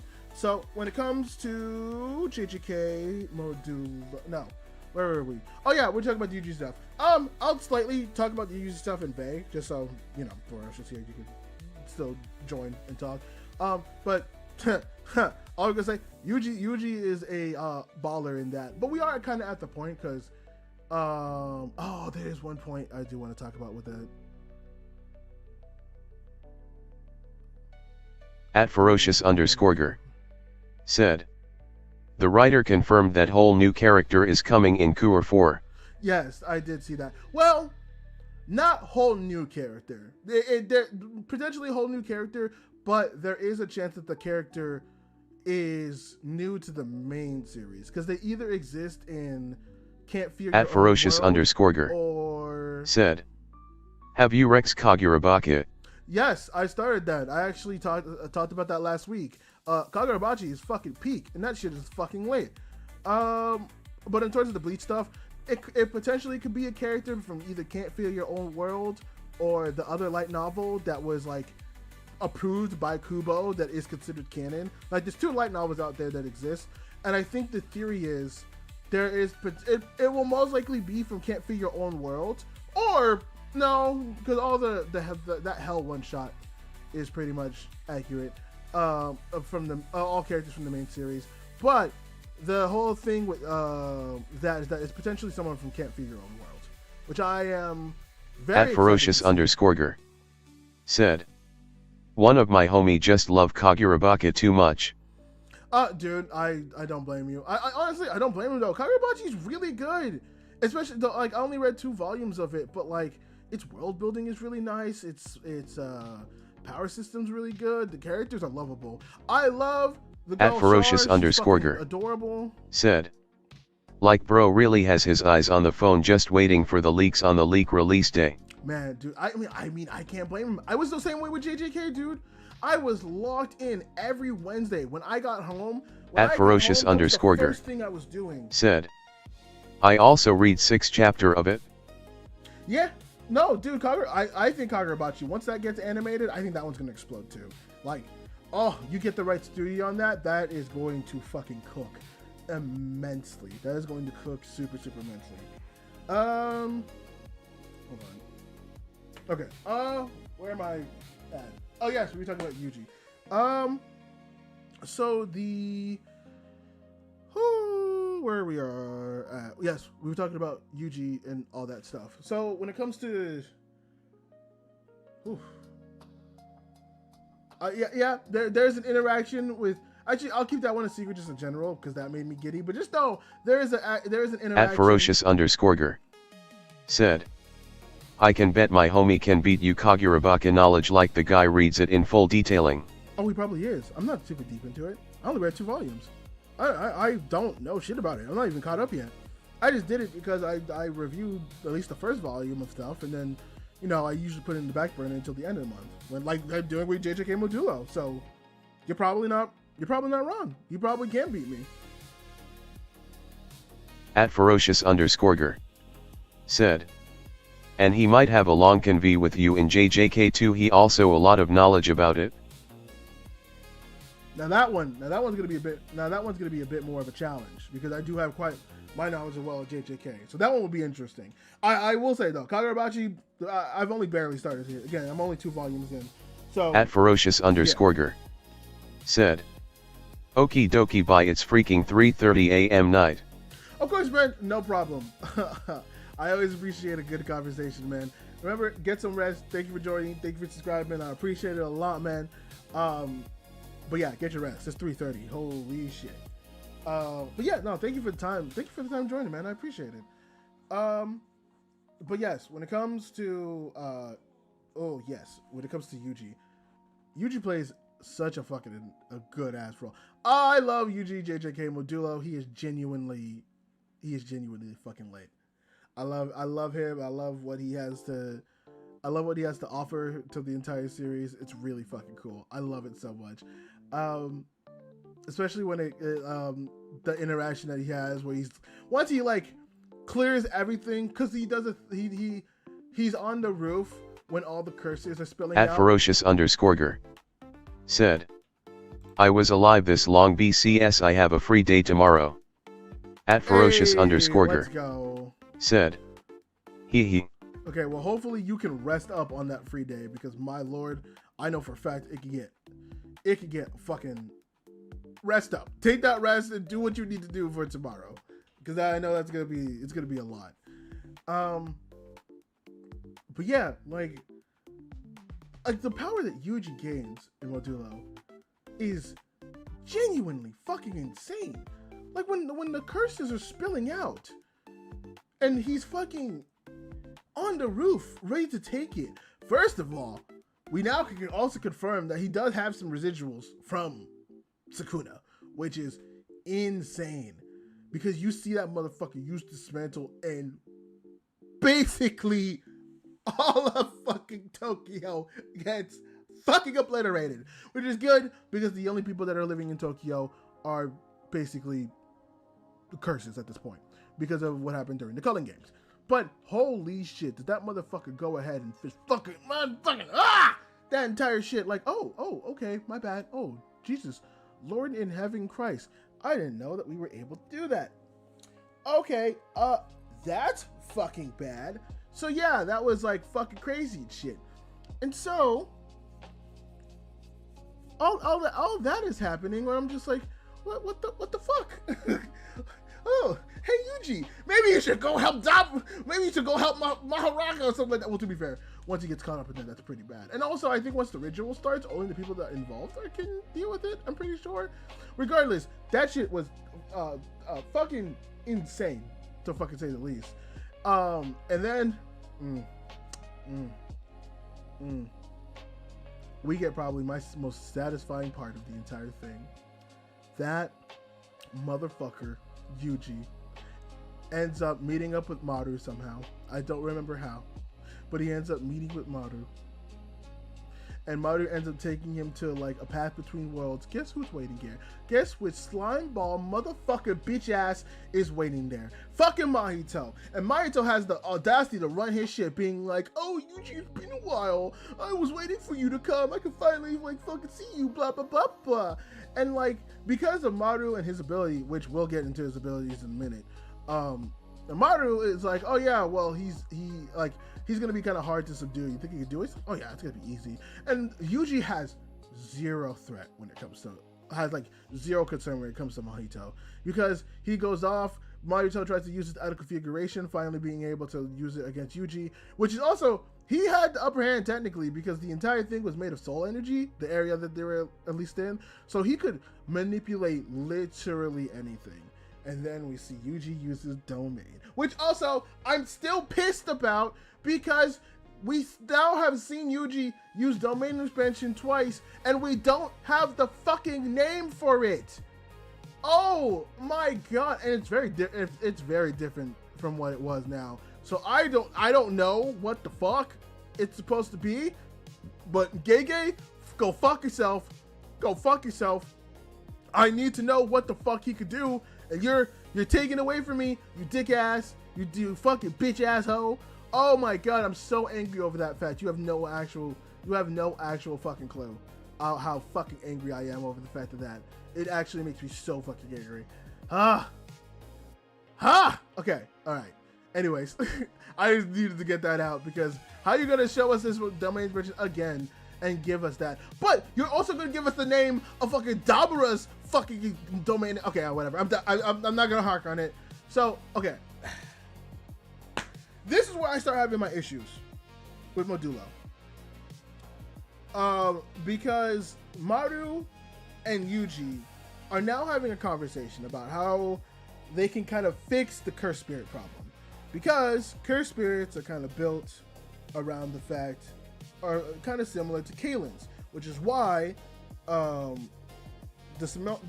Sumerians are able to connect with the curse spirits and feel all their like their tension and their energy and whenever they get killed, which is a very bad issue. And so way back in the beginning of JJK, we were explaining that curse spirits are built off the fact of curse energy leakage that happens, which because of how Tokyo is built and how the Japanese people are built with the cursed energy, it only really happens in Japan and mostly Tokyo because it's a very condensed space. Obviously, everyone has some residual cursed energy, but not to the point where they can become sorcerers. Hence why, like, the leakage can still technically happen. So they're trying to figure out, basically, we kind of circle back to what Yuki and Geto were trying to do, and like their philosophy is, hey, how can we go ahead and get rid of curse energy from the world so we can stop having curse spirits? We kind of circle back to that conversation. And so I think the solution that they came through, because they go through a lot, but I think they settled on the most is I think they got rid of all of the curse energy, or at least prevented it so that curse energy technically doesn't exist, and by doing so they expunge a bunch of the cursed spirits from the world, from Tokyo. But I also think that means that a lot of the sorcerers can't use their cursed energy either. Like, I think Yuki doesn't. I think Yuji doesn't have his cursed energy anymore, or rather, I think it won't affect them completely. I think the way to explain is that they can't completely get rid of cursed energy, and there are still the sorcerers who exist that will be able to use cursed energy, but that will still cause some cursed spirits to happen. But because Yuji will still be able to live for so long, it'll only control maybe like 5 or 6 per year, which Yuji will take care of himself, which is insane. The man has really, like, after the Shibuya incident, the man really has doubled down on the whole feeling of like, hey, me, I'm the exterminator. I am the one that will kill any cursed spirit and fucking fight, nigga. But yeah, we kind of see this happen. And I think this is the point where we have the big discussion of how we feel about JJK, Modulo, and the current state of it. There's still 2 chapters, so I'm gonna hold my breath. Unfortunately, I know there's gonna be a lot of people who are gonna say the thing of like, hey, we kind of did this with JJK Main. And, you know, it's like, hey, listen, let's hold our breath. There's still a couple of chapters left. And I find myself a year and a half later saying the same thing about Modulo. It kind of sucks. I don't like that feeling. I don't like the fact that I'm back here. It very much fucking sucks. Because there's so much that happens through what essentially is a Deus Ex Machina. Because my feeling when it came to JJK Main was that it was rushed, but we still overall got the conclusion, but it seemed like there were some things that just didn't matter. But when it comes to this feels like in order that Gege learned his lesson, but implemented the wrong things. And like, I don't know if that makes sense or not, but basically with JJK Main, that story felt rushed. And then because of that, there was some lingering story beats and character beats that were kind of like left, right? We don't really get an explanation from.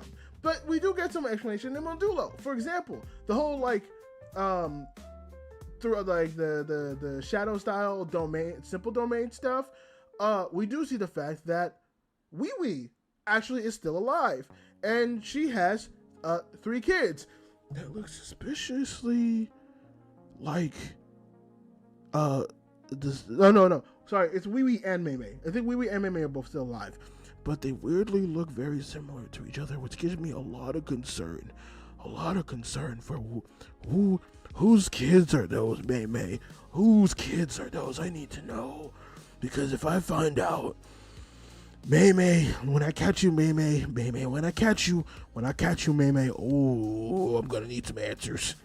I'm gonna need a lot of answers, Mei. But regardless of all that, we get like certain things like that, where it's like, oh yeah, there was supposed to be a whole clan war that broke out because the person who's supposed to make a binding vow with people to learn shadow style is kind of using them as residual energy in order to keep themselves alive. Mei off them at one of the last chapters of JJK Main. But because of that, we now know that it's either Wee or Mei that are like the new leaders of the shadow style. Originally it was Kusakabe, but Kusakabe gave it to Wee once he was finally older in order to take over that. So that was a whole thing. But now we see that, and they even bring up the fact of like, oh, I want to show them like violence and stuff like that. That never gets addressed again.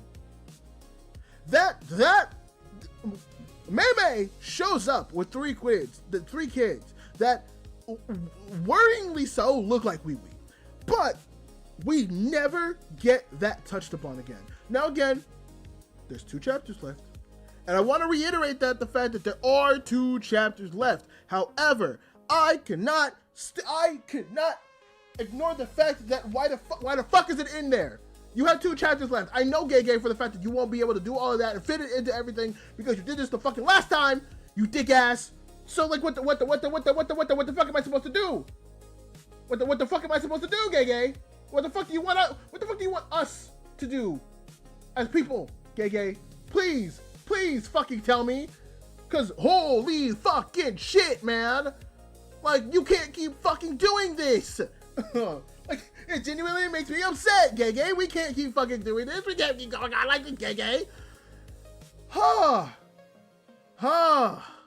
that's why I'm very worried. Because Gege has a habit of rushing shit. At this point, I have to say it. Gege has a habit of rushing the ending. And I think it's the fact that he makes these grandiose stories that are really well developed with really character stuff, but I think he does too much and he can't wrap up everything. So that's my current worry right now, is that Gege won't be able to wrap up Modulo properly, which does annoy me a little bit.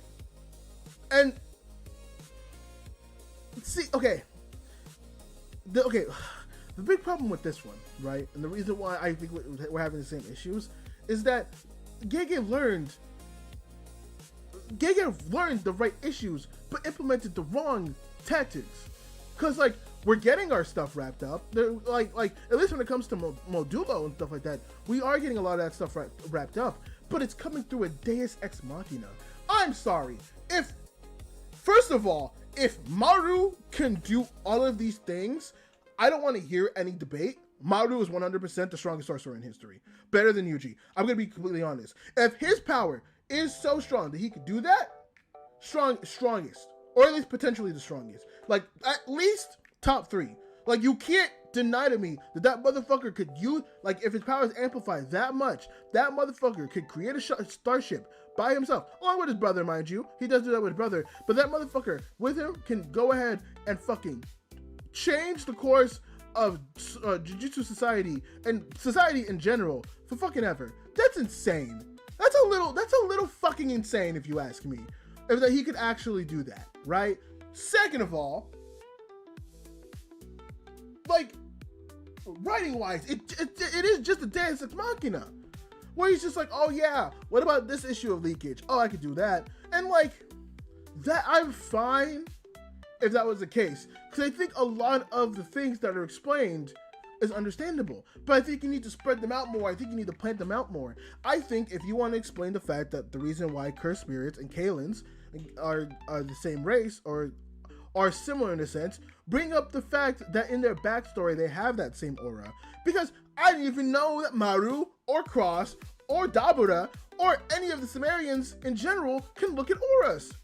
What the fuck? When did that come up? When did that happen? And don't pull that shit of, oh, it's media literacy, bro. Can't you see the subcontext? No, fuck you. Not this time. I'm not doing this. Because then motherfuckers are just like, wait, like, Dabura went to Africa.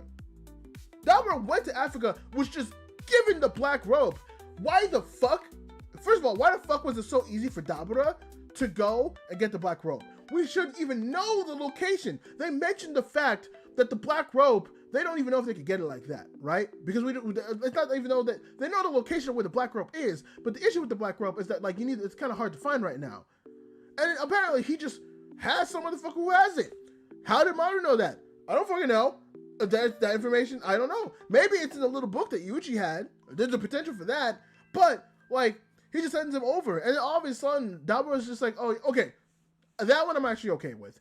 Dabura leaving on the request of Maru, now that his sister's like bond is broken and it seems like that the Sumerians could actually like survive without him.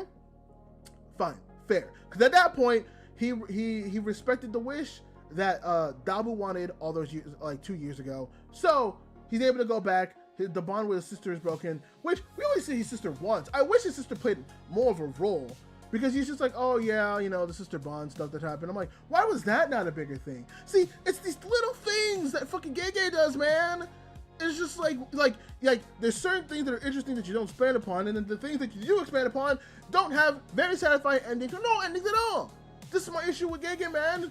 Like, motherfucker, I love your writing. I love the world building you do. I love all that stuff, and I hate to be that person to rag on an author when they got good quality shit. But motherfucker, you're testing my motherfucking patience, for being completely honest. Like, holy shit. It's a lot. It's a fucking lot. It's a fucking lot, and it's a little annoying if you ask me, if I'm being honest. Like, I don't like being an asshole, but I can't deny the fact that that's kind of bullshit. I really cannot deny the fact that it's just a tiny bit, tiny weeny little bit bullshit. Huh. Okay. I just hope that like these next 2 chapters don't end up being bullshit. I really hope so. I really hope so. Because if it is bullshit, that worries me. That worries me for because like I forget where I saw it. So take this with a massive fucking fistful of salt. Apparently Giga wants to make another spin-off series. I don't know where I saw that. I can't remember. But if he does, holy shit. I can't if that's the case. Especially since like I don't know. Modulo was a roller coaster. I hope it ends well. It has at least as of right now, it has potentially less strings to try to tug on, or less loose ends, I should say, than JJK main. But man, the way that we get it is kind of bullshit. Especially since the Dabura and Mahoraga fight just ends.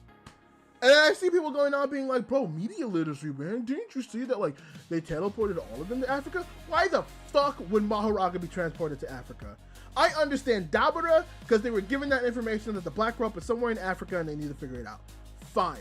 Why the fuck would Mahoraga, why would you risk that? Seeing what Mahoraga does, and you're at least aware of that, why the fuck are you transporting both of them? At the very least, you would just transport Dabura. Also, we don't even know how he did it. He just can. Just how he can conveniently open a door to the fucking, like, soul world? Between worlds? And I'm only passing that by because we got a Yuji and Mahito interaction. So I'm like, you know what? You gave us the interaction, so I'm at least be like okay with it. I'm at least be like a little okay with it. But at the same time, motherfucker, why? Why are we doing this?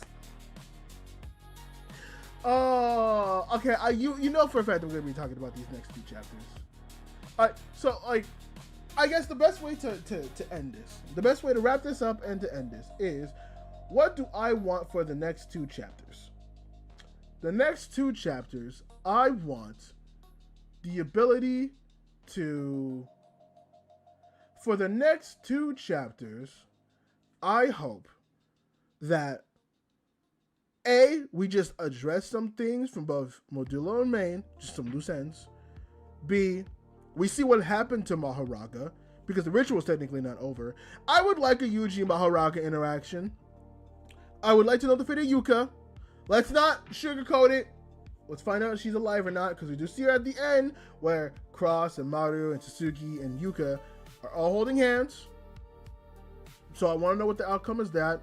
I'd like to know the aftermath of everything that happens with the with Jujutsu Society and all that good stuff. I'd like to know these things.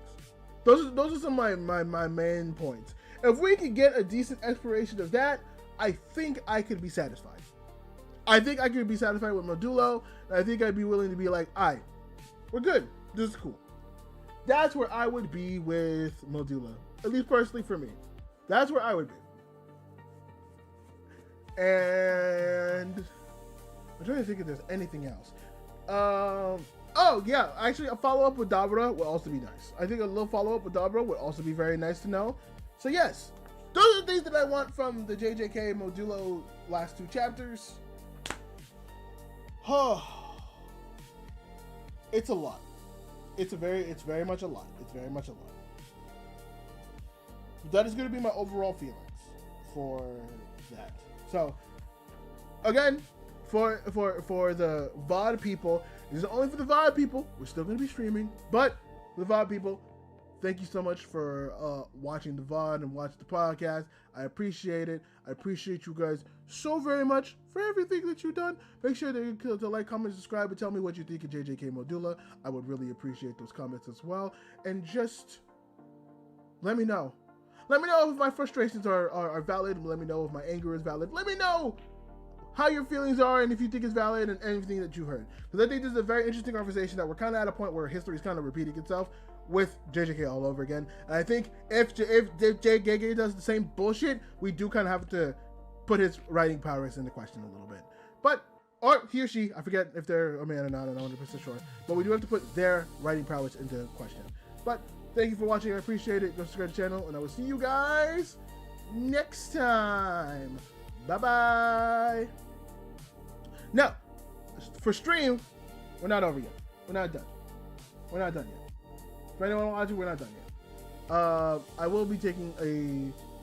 Oh, hold on. Windows. Remind me later, you bitch. Okay, actually, I do need to fix something real quick. Hold on. I do need to go over. Let me move my chat to just J. Okay, I need to see what the fuck is happening with my fucking shit. Because I had two wonderful people come in from the Twitch side and not do anything. So that's kind of upsetting. Let me see if the redeems are working. Or do the redeems not work? Hold on.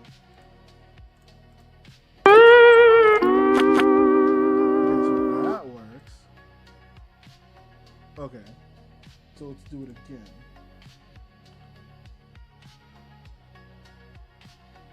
Hold on. I'm white. I'm black. I'm yellow. And I'm single.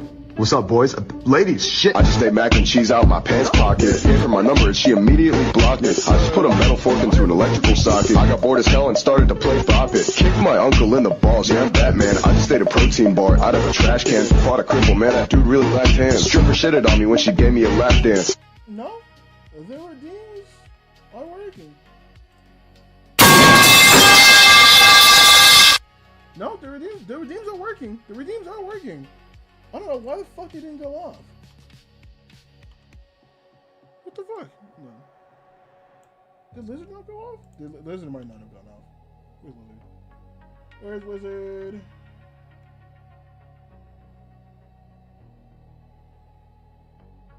Where's Lizard? Where's Lizard? Where's Lizard? Wait, what the fuck? Why don't I see it? Lizard.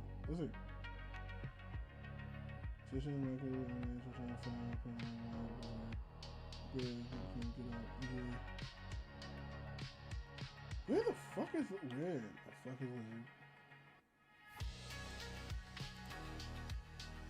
Okay, hold on. Can you not, please?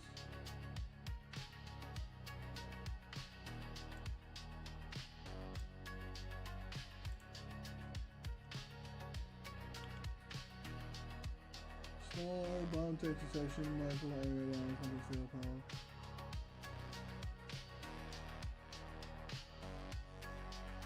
Where is the Lizard? Oh, it's right fucking Jesus Christ. Lizard. No, it's working. What the fuck? God damn, well, I feel bad. Damn, Aces, Pope, if you're still there, I'm very sorry. I do not know why that happened. Okay, I do need to go ahead and...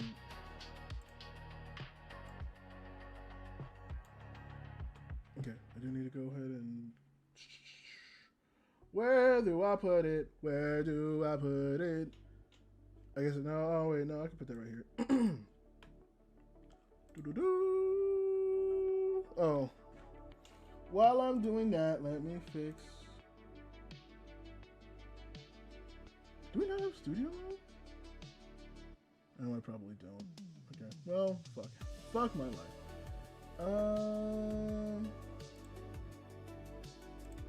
I guess TikTok's gonna be able to just see all this shit.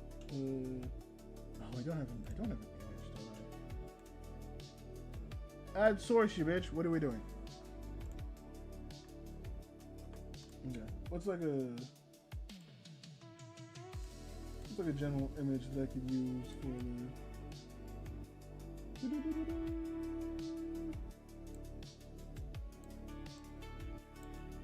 not funny.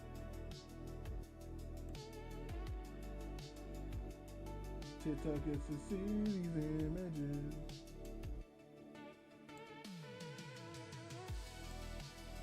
Oop.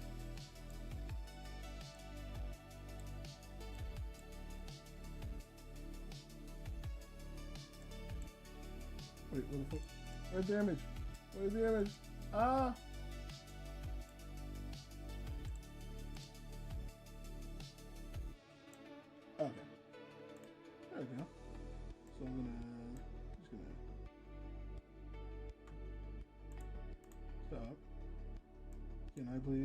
Can I please expand it without you being in my way, please?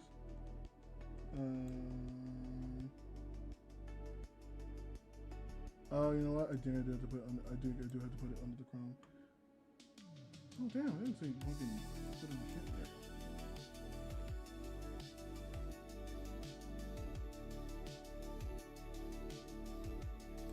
You know what?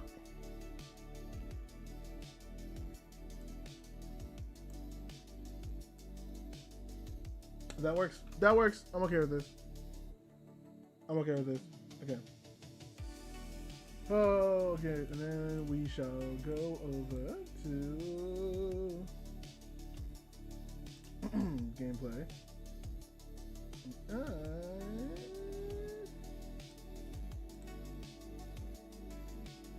Is it the webcam section?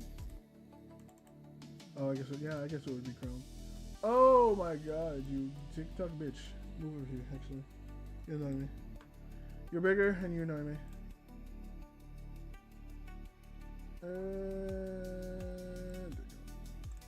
Cool. Alright. I'm gonna go ahead and pull up some shit. I'm gonna have to. Oh, did I download this? Hold on. Oh my God. What is this? I don't think I downloaded this. Alright. Give me a minute as I download some stuff I need to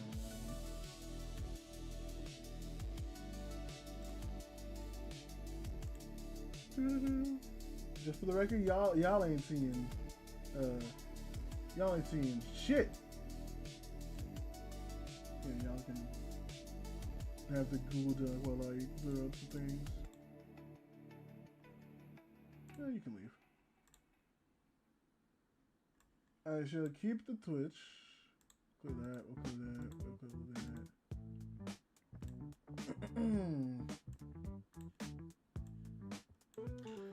Okay, so we are going to be talking about newsy bits because it's something that I want to try that it's very, very new.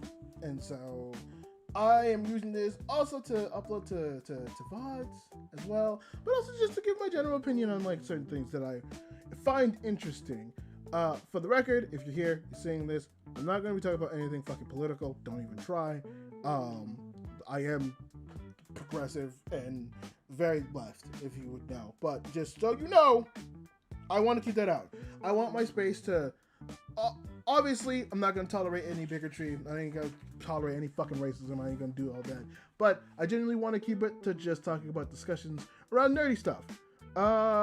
As much as I appreciate people who go out and do the protest, I appreciate people who go out and do other stuff. At the same time, I think it's important for, if someone doesn't want to go ahead and, you know, talk about the politics, it should be fine. And those people are important because it gives at least people who want to at least wind down, relax, maybe take their mind off the world. Those creators that I would like to be, give a space for people to do that. So that's why, at least for me, I kind of want to be that when it comes to my content. So just know that very, very much. That's where I stand on things. Why the fuck every time I turn, it feels like I'm out of position. Hold on. Okay, I was out of position the entire time. I was wondering, I was like, why the fuck? Also, I keep forgetting to fucking clear that every time that. Okay, TikToks.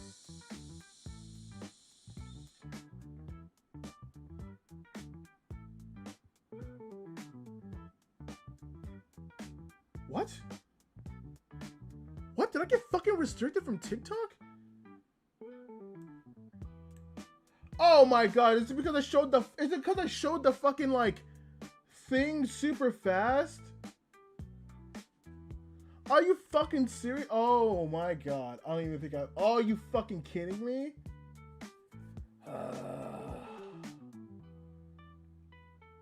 I swear to God.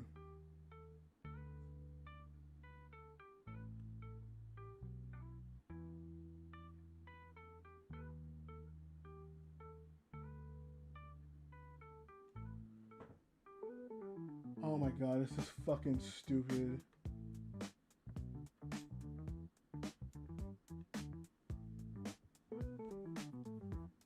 Oh, okay, it technically does. Okay, I'm gonna have to put that restriction. God, I hate TikTok. God, I hate TikTok so fucking much. Holy man. Okay. Whatever. What fucking ever. I don't care.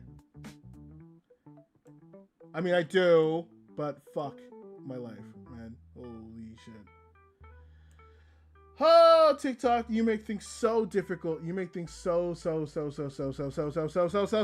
difficult, man. The one time I go back on TikTok. Okay. All right. What is the topic that I want to start off today? I got a whole list of topics I want to talk about. Oh, man, I know what I want to talk about. Oh, didn't pop up. What's up? Man, I know exactly what I want to talk about. I want to talk about this. So, I know I am a huge weeb. I already know it. Y'all already know it. I'm not. I don't hide the fact that I'm a weeb. But in case you didn't know, I'm very much into sports. I fucking love sports a lot. I fucking love it so much. Am I gonna be playing an ad here? Oh man, I don't think you understand how fucking happy this makes me, right? I know, blazing the US, not very popular right now, but when it comes to sports, baby, I am 10 toes down for my fucking country. I will tell you that right now. And you know what? It seems like this happens every fucking time when the Olympics comes around, dude. Any fucking time the Olympics comes around. Every time, it always happens. It seems like it always happens, right? Sometimes a country will get the better of us, something like that. And it will be the biggest dick ride in the world. Motherfuckers will come up and will be like, oh, fucking, hey, I appreciate the follow, Rudos. Thank you for the follow, I appreciate it. Welcome to the Space Crew. My name is Yuzu Kurosaki. I am a space fighter VTuber. So I go around protecting the planet from all things, from like planet level threats, multi-level threats, to Eldritch horrors, all that good shit. I still need to work on my spiel, but yeah, thank you for joining the crew. I appreciate it. But yeah, dude, I fucking love this. I love this. See, it happened 2 years ago. I don't know if y'all remember, but like a while back, I forget who beat us. I think it was, I forget who beat us. But I think the U.S. either got bronze or silver in basketball, right? We didn't win that tournament, but Australia and some other people were just constantly, right, fucking on our ass at the beginning of the Summer Olympics back 2 years ago. They just constant. It was constant bullshit. And guess what happened? Everyone's like, oh, well, we don't know if the U.S. basketball team is doing this and doing that. Guess what the fuck we did? We stacked that motherfucking bitch up with all the best players that we fucking had, and we dominated. And we fucking dominated. We shut the fuck up every single fucking team. You know why? Because we have players that are doing other shit. Sometimes our teams don't want those people to get hurt. That's fine. Don't come at us like you fought the best fucking people. I'm sorry.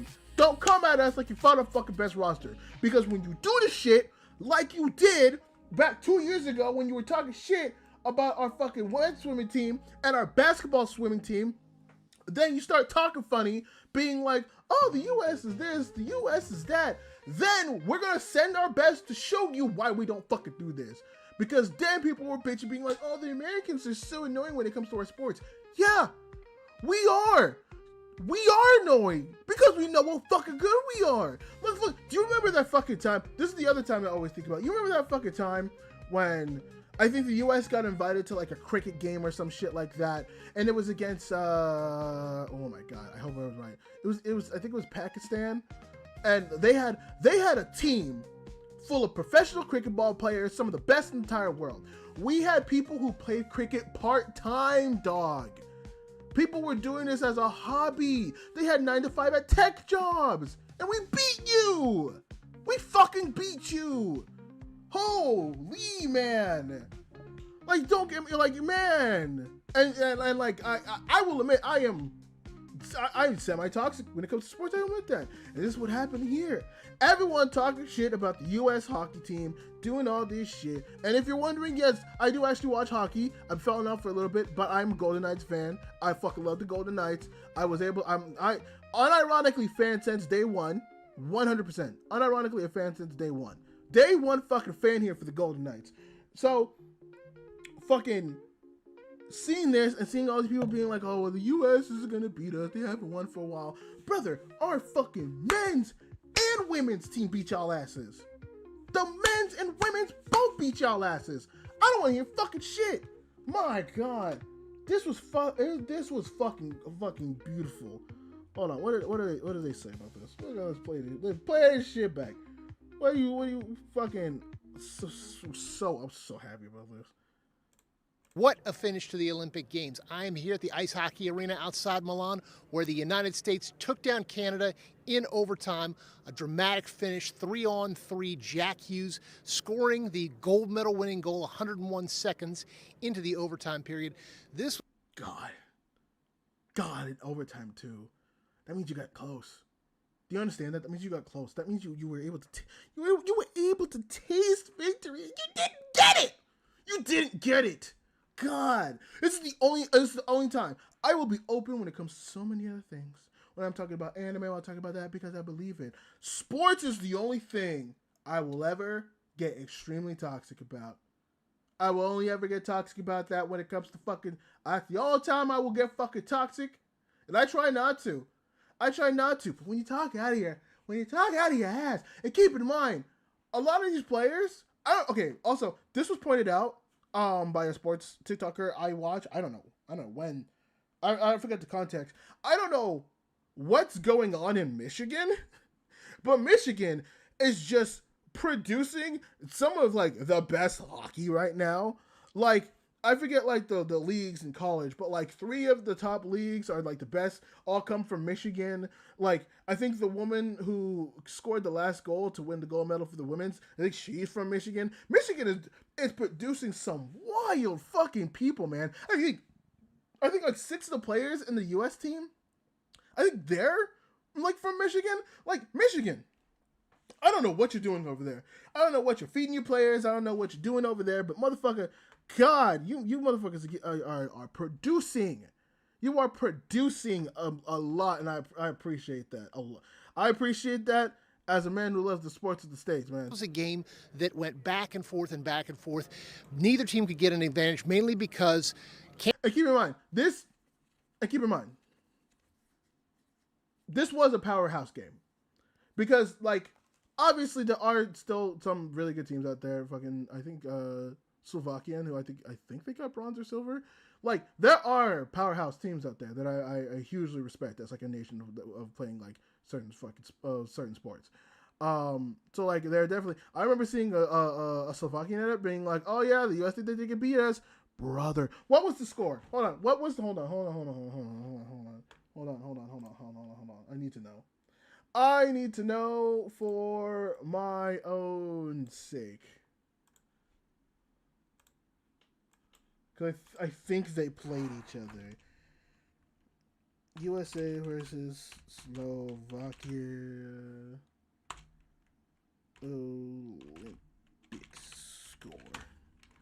What was that? Show you the score. 6-2! 6-2! My guys! You got beat out 6-2! And these motherfuckers wanted to talk shit? You wanted to talk shit and you lost 6-2? Get out of here. What are we doing?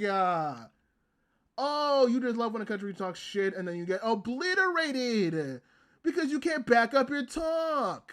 It's not like it's not slackers either. They're a very good country when it comes to hockey. They really are. But man, Talk shit, get hit. That's just what I'm saying. God, it feels so good. So very, very good. It really does. Canada couldn't score, and the United States wouldn't let a single goal in. Connor Hellebuck had 41 saves on the day, only let in one midway through the second period to Cale Makar, but other than that was absolutely flawless. And this is the kind of game that's going to live a long, long time because the United States was not expected to win, not outside of here, and certainly... I knew because I just believe in my country. Because I believe in my country. I believe in my country. When it comes to sports, I believe in my country that we are filled with spite and ignorance. A lot of ignorance, but spite and ignorance. And if you tell us that we're not as good as you, then no, don't do that when we actually have a league. Don't question us on baseball. Don't question us on football. That's one of those funny things.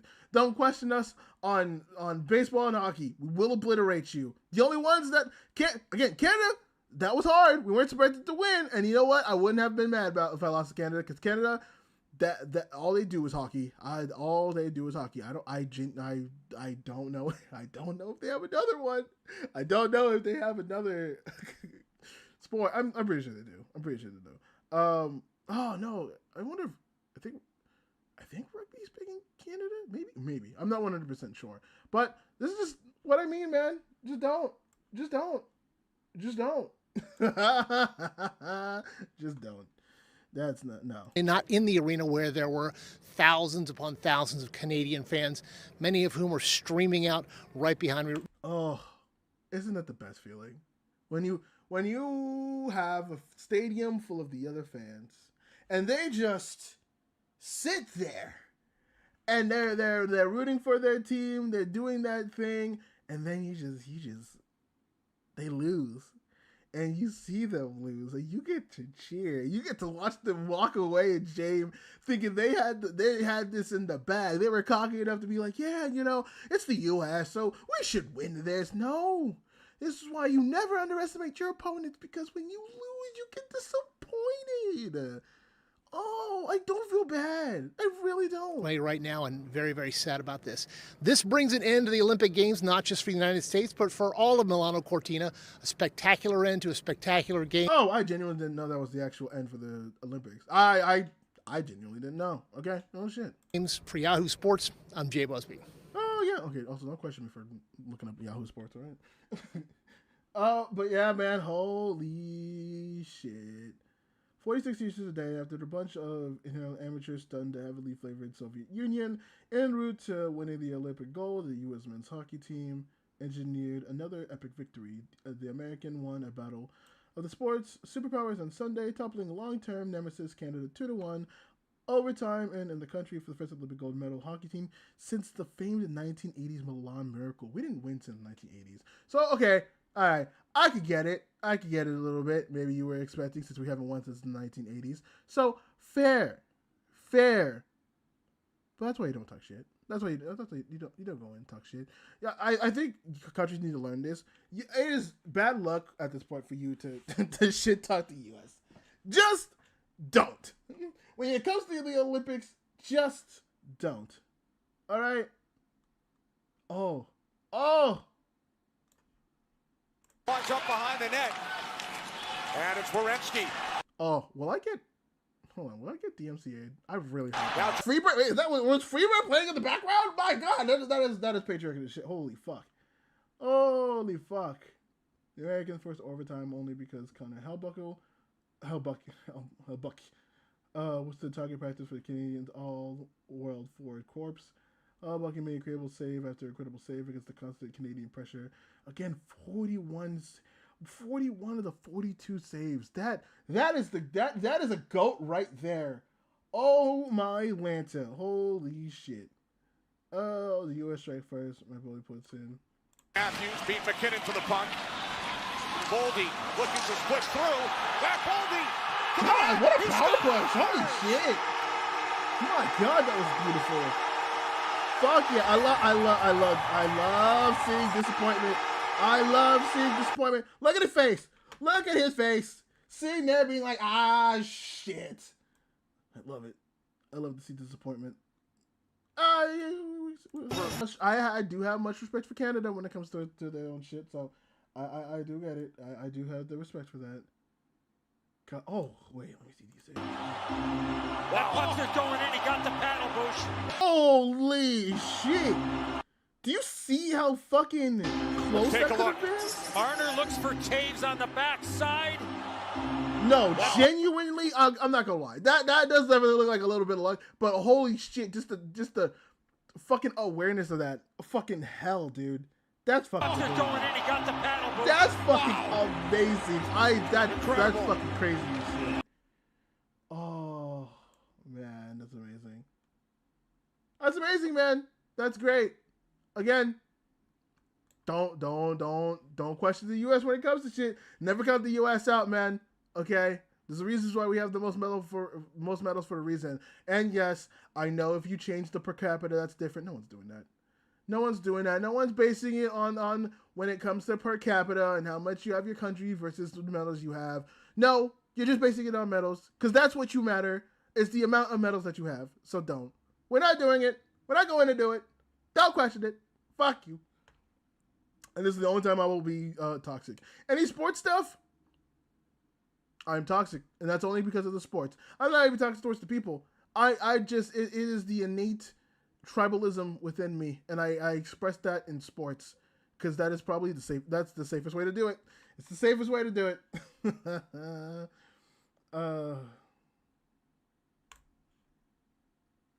Okay. What is next?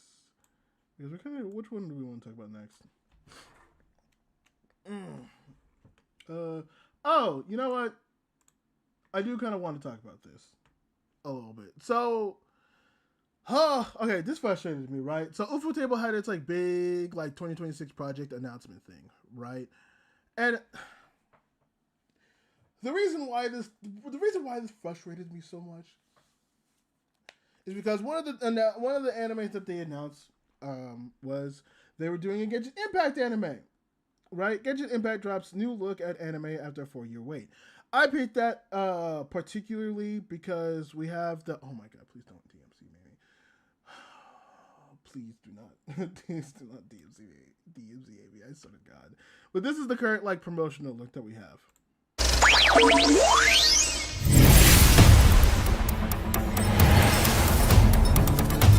Wait, what is happening? Is that? Nope, that is an ad. Okay. I just look it on the actual YouTube. Oh no! Oh no! This is it. Okay, I was just super. I was super confused. Okay. So where is it? Yeah, they do talk about like Demon Slayer. They talk about Fate. They talk about all that stuff.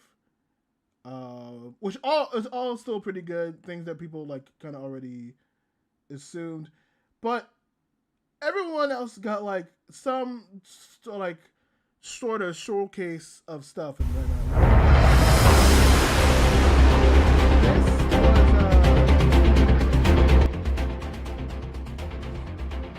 this is what they showed for Genshin Impact. Now this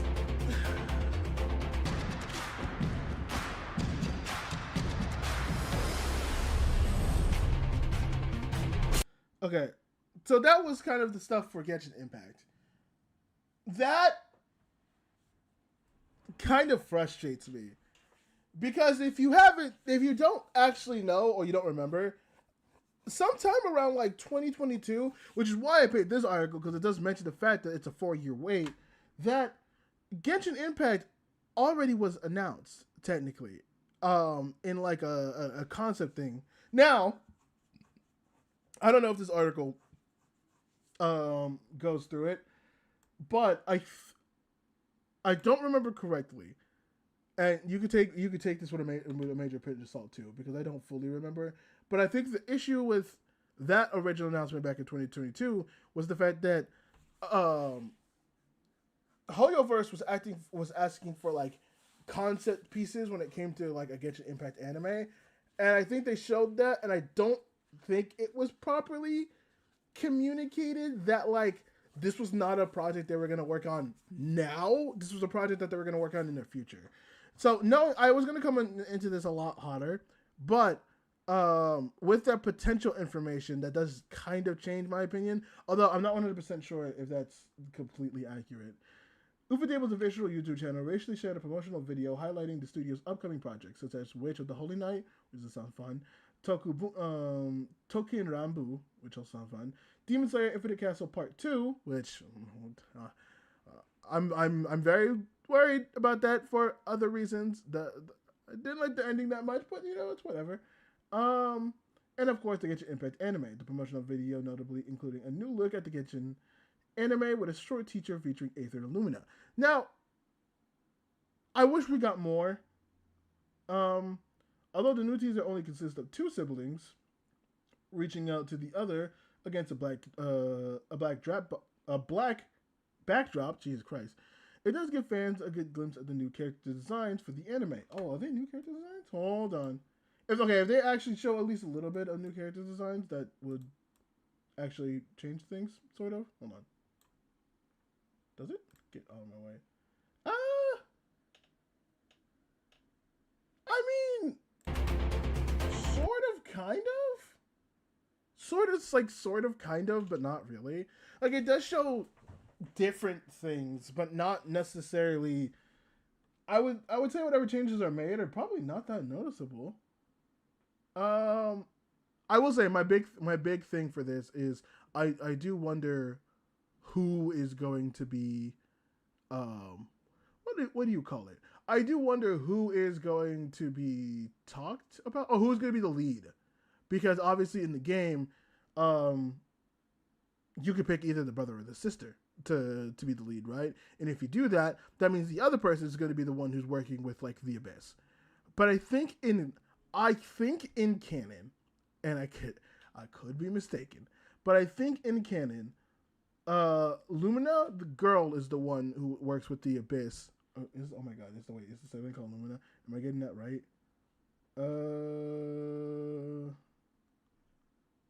Hold on, give me a second.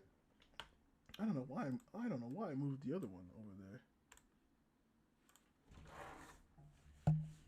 What are the names of the siblings from Genshin Impact?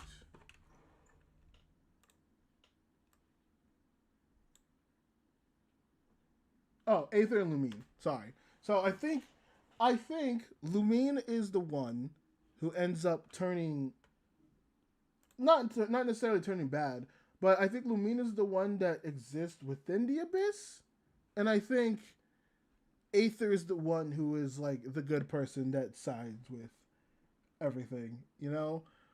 So I think I'd be very interested to see like if that is the canon, or is that, because basically that would give us the like overarching right decision, right, of like who is who, which is very interesting.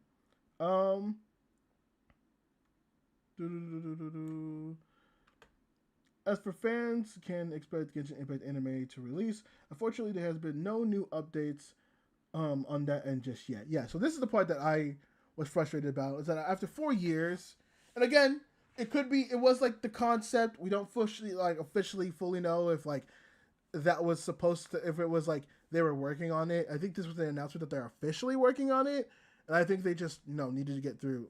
If we're being honest, it sounded like they needed to get through a lot of the projects that they had. But after 4 years, man, you don't give us anything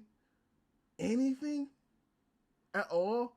You don't even make just a little bit more of a promotional video, which I guess, sure, it's just a small little announcement, which it's the most that we've gotten in 4 years, which I guess is the confirmation that they are now working on it, or it's going to be something they're working on soon.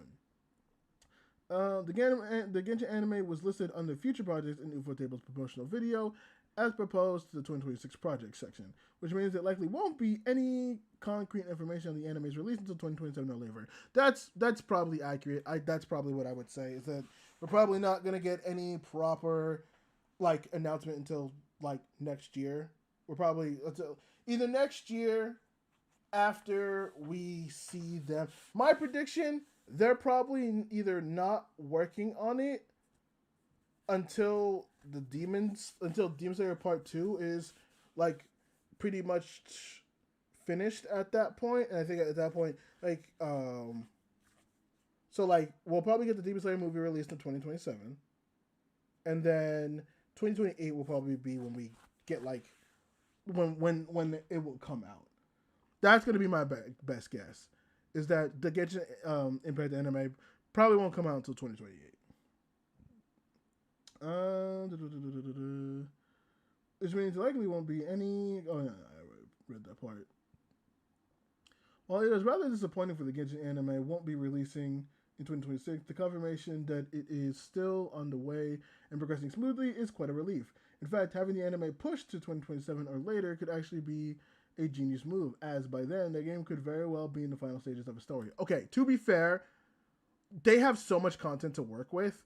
Even when it came out at first, they could have done like a seasonal release of like one season's in Tibet, one season's in Inazuma, one season's in Leeway, and you still would have kept up pace with the actual anime. Now we have like if we look back, there's Tibet, there's Leeway, there's Inazuma, there's Fontaine, there's the grass dendro land that I'm forgetting the name of that's based on the Eastern culture. There's the one with the flame archon. We got a lot. There's a lot to do. Now, if they approach it in that same way where each season would explore the worlds, it would be a little different. That'd probably be a little different. I don't know if they would go that far or if that's exactly what they would do. But it is a possibility. It is potentially a possibility. Anime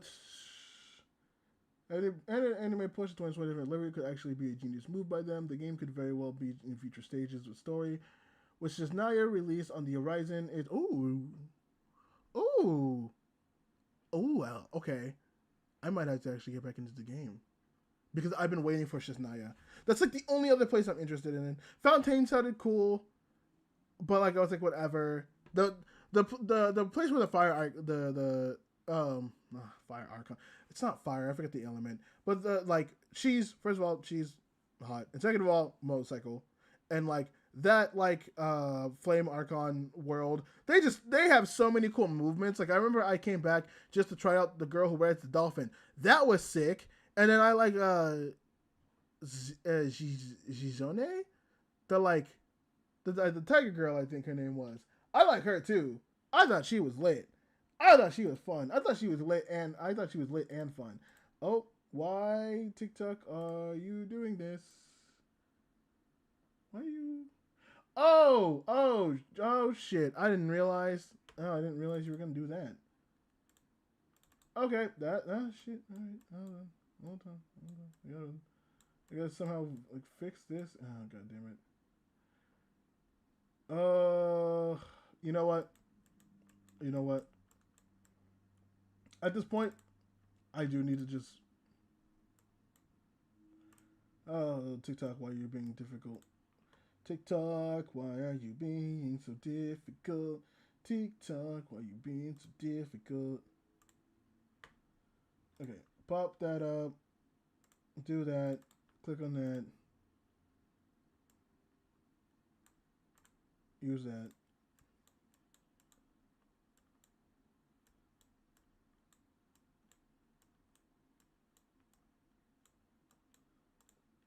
God, this is gonna be bad.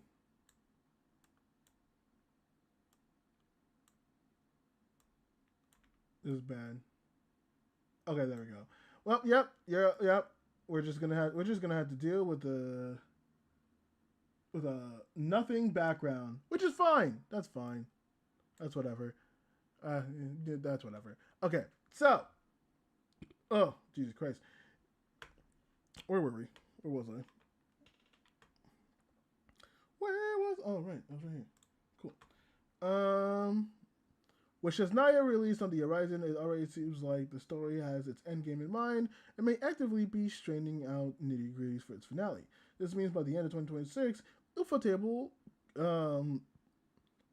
could be left with a near-complete story to work with, which would make things a lot easier in terms of restructuring Genshin's story for the anime. I will say, when you are adapting a story that is finished, That does make it a lot easier because then you're not having to work stuff and but again, it depends on how they want to do it, right? Because if they want to go through just telling the story like it does in the anime, it'd be a little difficult. But you probably want to weave in some side stories. You probably want to give some people some love. You probably want to explore some certain things. You're probably not going to make it 1-to-1, but it would potentially be nice to do that in a sense and tell a story in a cleaner fashion that's a lot more consumable. So I do understand that bit. I do understand that having a finished story would help. Which might also be what they were waiting for as well. That could actually be a legitimate reason. I'm realizing I probably will need to be a little bit more centered. Hold on. Okay, there we go. That feels better. So that when I'm looking, I'm not fucking halfway across the screen. This means by the end of 2026, Ufotable could be left with a near complete story to work with, which would make things easier in a lot of terms of restructuring Genshin Impact's anime. It's still unclear how the anime will be approaching Genshin Impact's story, which is told partly through the Archon quest, partly through world quests, and even lore hidden in the island books. Again, I'm going to assume that when it comes to games like Genshin Impact that has like little bits of story, they're going to probably weave it in somewhere in some way. So it's all probably going to be meshed into one to properly tell stuff. Unless they want to go ahead and make spin-offs, but again, this got announced 4 years ago. We got just our first information in the last 4 years and we don't even have a date for it. We're going to need to We're gonna need to hold on that just for the concept of a spin-off series just for a little bit. I didn't even have my music on. My apologies. I usually have music, but I stopped it because I was watching the hockey team.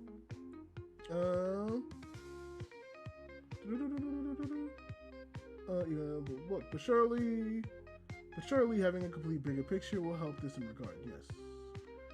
All that said, there's no doubt that the Ufotable is currently sitting on what could be the studio's next big sensation after Demon Slayer. Oh, 100%. I have no doubt in my mind that Genshin Impact will 100% probably be their next, like, big-ass, fuck-ass project. There's no way. So many people love Genshin Impact. Some people love the gachas. People love the lore for all of that. And I know that when certain characters come, people are going to eat this up. There's no way. And it's Ufotable? Bro, the people who are making Demon Slayer, and you see all the shit that you see what they did with like fucking oh my god, what's the series called? Fate and all that shit. Oh my god, like yes, please, holy shit, like Genshin Impact could not pick a better studio. Like yes, there's Mappa, but Mappa can run into issues depending on that. Like there's some shit. Ufotable will be the best one for them. I think Ufotable is gonna have the best outcome given to that. And again, I usually dick right Trigger, but like I think the Trigger style and the way Trigger does stuff probably wouldn't fit with Genshin Impact. As much as I would love it to give it another notch on its belt, Genshin Impact would not work with Trigger Studios and how they do things. In fact, considering Genshin Impact's popularity and its massive fan base, the Genshin anime could end up being even bigger than Demon Slayer. Oh wait, hold on now. That's bold fucking claim you're making, big boy buddy guy. Actually, I say hold the fuck on, but also Genshin Impact makes billions of dollars quite literally every month. That might actually be like not crazy. That actually might not be that. Okay, no, I admit it. That actually might not be that crazy. That actually might not be that crazy of a statement to actually make. Okay, my bad. That might actually be right. Okay, yeah. Let's start the article. What are people saying? It's fan of Demon Slayer. It's fan of Demon Slayer as well as the Fate franchise. I feel as if Ufotable was the perfect choice. Yep, that's exactly what I said. It was the perfect choice for Genshin Impact. Seeing how okay, I need to stop. Seeing how stunning the last few installments of Demon Slayer have been, Ufotable could definitely do Genshin Impact justice. Although Wit Studio would have also been excellent. Wit Studio would have been fine. I think when it comes to special effects and the way that they make stuff like visually beautiful, that's gonna work a lot with like how the powers work and how powers are visualized in Genshin Impact. I think that's gonna be a big a big help as to how that happens. Personally, I think that's gonna make things look very interesting. At this point, I'm just too curious to pass on this. Genshin is the type of game to totally demand all my attention. Should I give it? Yes, yes. Well, to be fair, that's most gachas. So an anime is a good way to keep myself from getting pulled all the way from getting tempted. Yeah, like there's a lot of lore for Genshin that like people don't understand that's in the game. Like obviously there's gachas and people play it, and there's a lot of people that skip over it, which is fine. But like, oh man. Also, if the anime gets big enough, you could potentially also do like a trade, like making the card game in Genshin actually real. Especially since right now card games are super big. Because obviously there's like the big boys that you have. You got Magic the Gathering, you have Yu-Gi-Oh, you have Pokemon, but also Final Fantasy is slowly coming up there. One Piece is fucking dominating. It's basically been one of the big boys alongside the other three. Then you have like, I know this Disney Lorewyn. I've heard some people play it. Like I know I went to a card shop and someone's like, "No, yeah, we have people that play Lorewyn." I'm like, "Really? You have people that play Disney Lorewyn? Okay, hey, to each their own, man. I don't want to ick at somebody young. I just never heard anyone play that. Not even like in a mean way. I just genuinely haven't. So like, yeah, like I see it. I see it sometimes, man. So shit. So yeah, I'm disappointed that I'm excited. I'm gonna watch it. I'm going to watch the Genshin Impact anime. It's just personally for me, I'm very concerned, worried, concerned. I'm very scared. I'm very I want this to come out soon-ish, but also care for the people and care for the animators as well. But also, it's been 4 years, and the only thing that we got is a teaser. I don't know how I feel about that. It makes me really upset. But again, there's information behind it that could genuinely been like, oh, like, wait, critic review? Who the fuck? I hope this is just for the game. Okay, it's just for the game. Okay, yeah. I sat there. I was like, who the fuck is rating this shit? Okay, yeah, but no, it's I hope it comes out soon. If it comes out at any point this year, I will be surprised. If Genshin Impact comes out this year, I will officially deem it the best year for anime, 100%. Because there's no way you fucking announce that and then that comes out. That will be fucking insane. But regardless, that's kind of my take on Genshin Impact's anime announcement and stuff like that.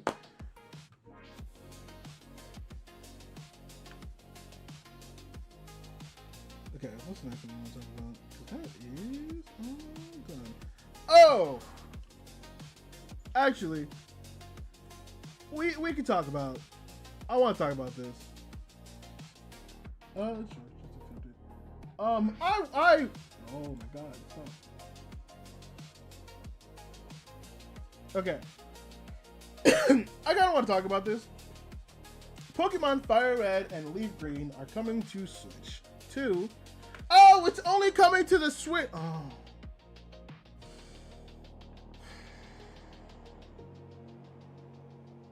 Okay. This just changed a lot of my perspective on what I felt when it comes to this kind of changed my perspective on how I feel about it now. Oh, yeah. Okay. All right. Hold on. So, originally, I was gonna come into this topic. Literally, my opinion might be changing. I have to see how I feel about this. Let's read the article before I say it, because I'm gonna be mad either way. But I need to know what direction I need to be mad at, or what direction I need to direct my anger to. The Pokemon Company announced that Pokemon Fire Red and Leaf Green will launch on Nintendo Switch and Nintendo Switch. Okay.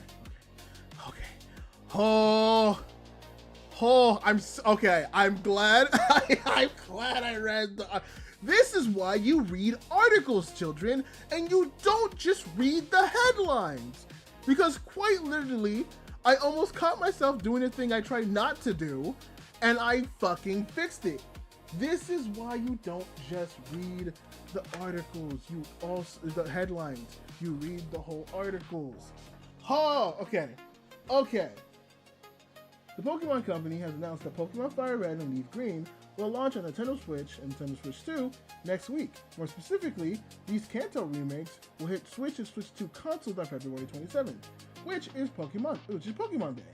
After a special Pokemon presentation, after a Pokemon Presents presentation set to air that morning, they will cost. Oh wait, hold on. Is the presentation? When does that? Hold on. What's the 27th? Oh, I ain't gonna lie. Hey, your boy might call out that day. Your boy might call out that day because I really want to stream that, and I know that bitch is going to be early, and I'm not early. I'm usually not early, but I might want to do some of that. I might want to do some of that raid stream. I've done those before. That's because it's so fucking early in the morning and I work at 6:30. But regardless, they will cost $20 or $19.99 each and will be available as download-only titles, meaning they won't have a physical release at this time. The impending release of Pokemon Fire Red and Leaf Green on Switch and Switch 2 isn't necessarily a surprise. Rumors of this have been swirling for some time, but the Pokemon Company and Nintendo announcing this an entire week early is a sandy shocker. Oh, okay, weird choice of words. You would assume that an announcement like this would be saved for the Pokemon Presents happening next Friday as a shadow drop that fans who watch this kind of showcase enjoy. But alas, maybe the Pokemon Company needs more time for something else. Maybe a Gen 10 reveal during the presentation. So that's what I'll probably assume is happening. Either that or they might be planning more stuff. I would not be surprised if they like announce this and seeing people's reception and seeing of like, oh, will people want this, and seeing if they'll drop more of those games, like more and more of those games as they keep going on, to the actual Switch. So here's the thing. I'll read more of the article, but now that I know that it is coming to Nintendo Switch, because I was gonna get very mad. I was gonna be like, oh, Nintendo pulled the Nintendo again. Oh my fucking god. So when I saw this, it was very early in the morning. Quite literally, I saw this announced like I was getting ready for work. It was 4 in. I saw this get announced. I was very excited for this because for years upon years, I shit you not, a very long time, I have constantly been advocating, oh, Lady Yorichi, I didn't realize you were here. Oh my god, Hi, Lady Yorichi. I am glad that you were here. I'm glad you joined the stream. I hope you're doing a wonderful time. My apologies. I usually have my TTS going on. Stream Elements. Oh, said, shit! Thank you for following Lady Yuroiki 90. Smiley face. Streamlabs. What's good? Said, thank you for following Lady Yuroiki 90. Yorichi, thank you for following. I appreciate it so much. Thank you for joining the stream. Thank you for joining the crew. Thank you for joining the crew and being one of my cadets. I 100% appreciate it. Also, hi. Hi. I'm actually cutting. Okay, Lady Yuroiki 90 said, Lady you smile too, Lady you smile too, Lady you smile too. Yeah. I don't know why. Girl, okay, girl, hold on. I need to pause. Girl, you have to understand. I'm excited to see you. First of all, Lady Yuroiki 90 said, this is my favorite side, so I had to check this side, LOL. Oh, no. That is 100%. I completely understand. Also, I apologize. I've been meaning to jump into one of your streams. I have been very busy. If for context, I do this, but then I also have a YouTube channel where I talk about anime weekly and I do all this shit. So I don't get to check out many streams that much. But I have been seeing your TikToks. I fucking love your TikToks, girl. I'm not gonna lie. Weirdly enough, I am actually excited because I was like, oh, it's someone else who also is using the bleach name. Who's also Lady Yuroiki 90 said, it's all good. I don't stress stuff like that. No, that's fine. I just always feel bad because I always want to support people who I find like genuinely interesting, and there's a lot of people, but like Lady Yuroiki 90 I fucks with it. Said, Lady you arrived. Yeah, I appreciate you. I genuinely do. Oh my god. Well, I hope you enjoyed the stream. Also, apologies if you're gonna see my kind of angry side. Oh, not angry side. We saved that for the hockey We did that for the Hockey US Olympic stuff. Right now, we're just talking about the Pokemon Fire Leaf Green release. Which, where was I with that? What was I talking about with that? Oh yeah. So like, I woke up, I saw all of this, right? I saw like this announcement, and I'm genuinely excited. The old games coming to Switch, I genuinely have been asking for years. Because it's like, it's the Switch, it's the portable system. It would make so much sense. I don't even care. Okay, hold on. I do care if I have to pay the high tier subscriptions for it, right? And it seems like that's what Nintendo does, is that they put the really good games behind like the high tier subscriptions for their like play system that they have, which is kind of annoying. But I was very excited to see that. It's always like, oh, Lady Uroiki 90 $20? said, I refuse to get the Switch 2. I am kind of on the same boat right now. There's not much I want. I will admit, I will get one.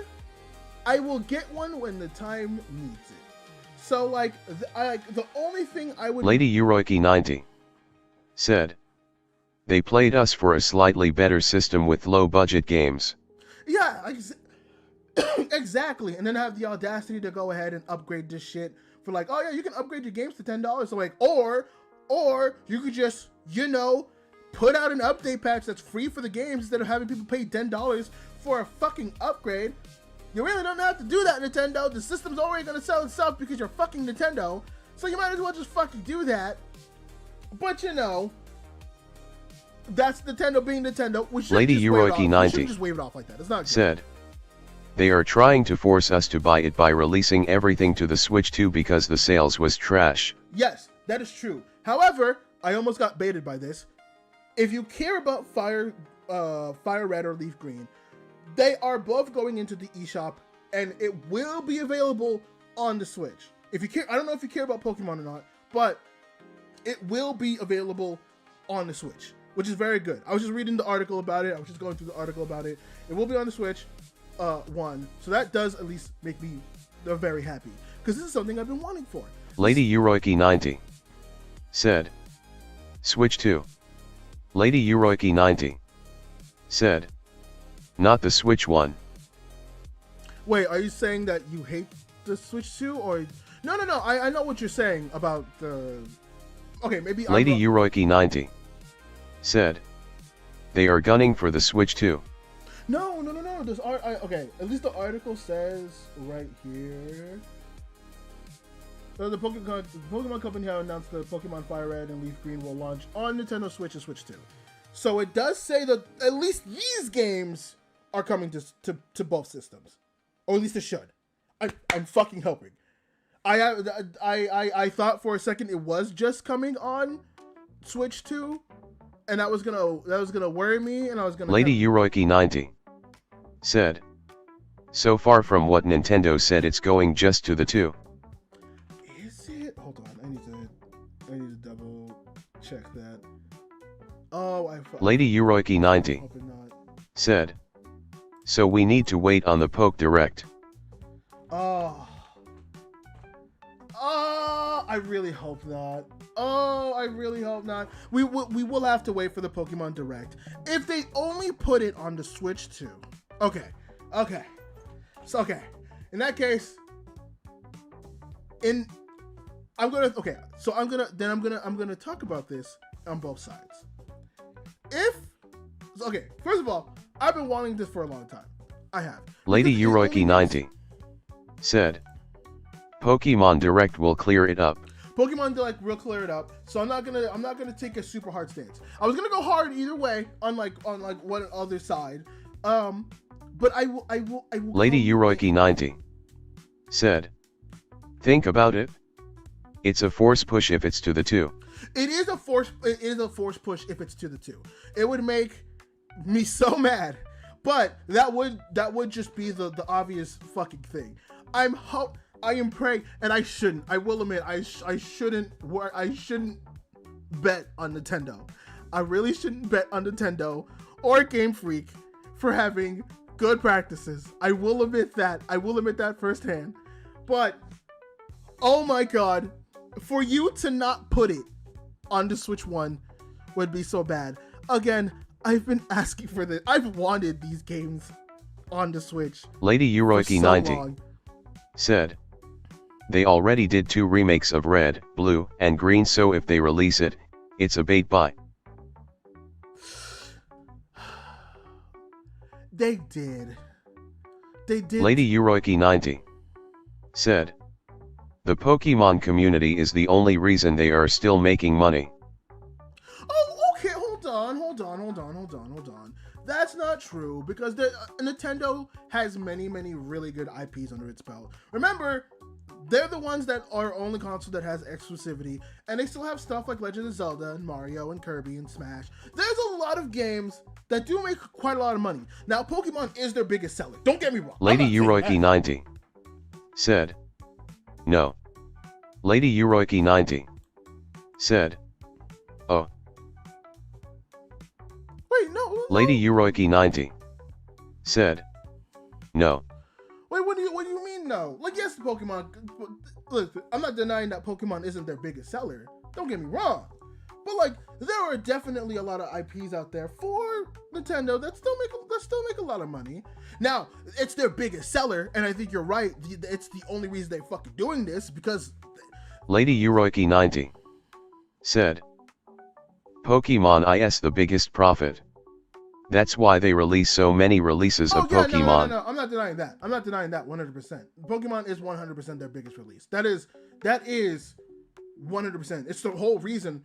Like, you don't see any other IPs getting their own release. Like, Mario doesn't have a Mario Direct. Kirby doesn't have a Kirby Direct. Like, they're all just bundled. Lady Yuroiki 90 said, think about it. They sell more Pokemon than Zelda, Super Mario, or DK.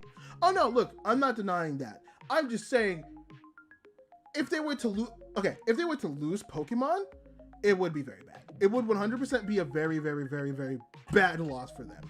But would they falter?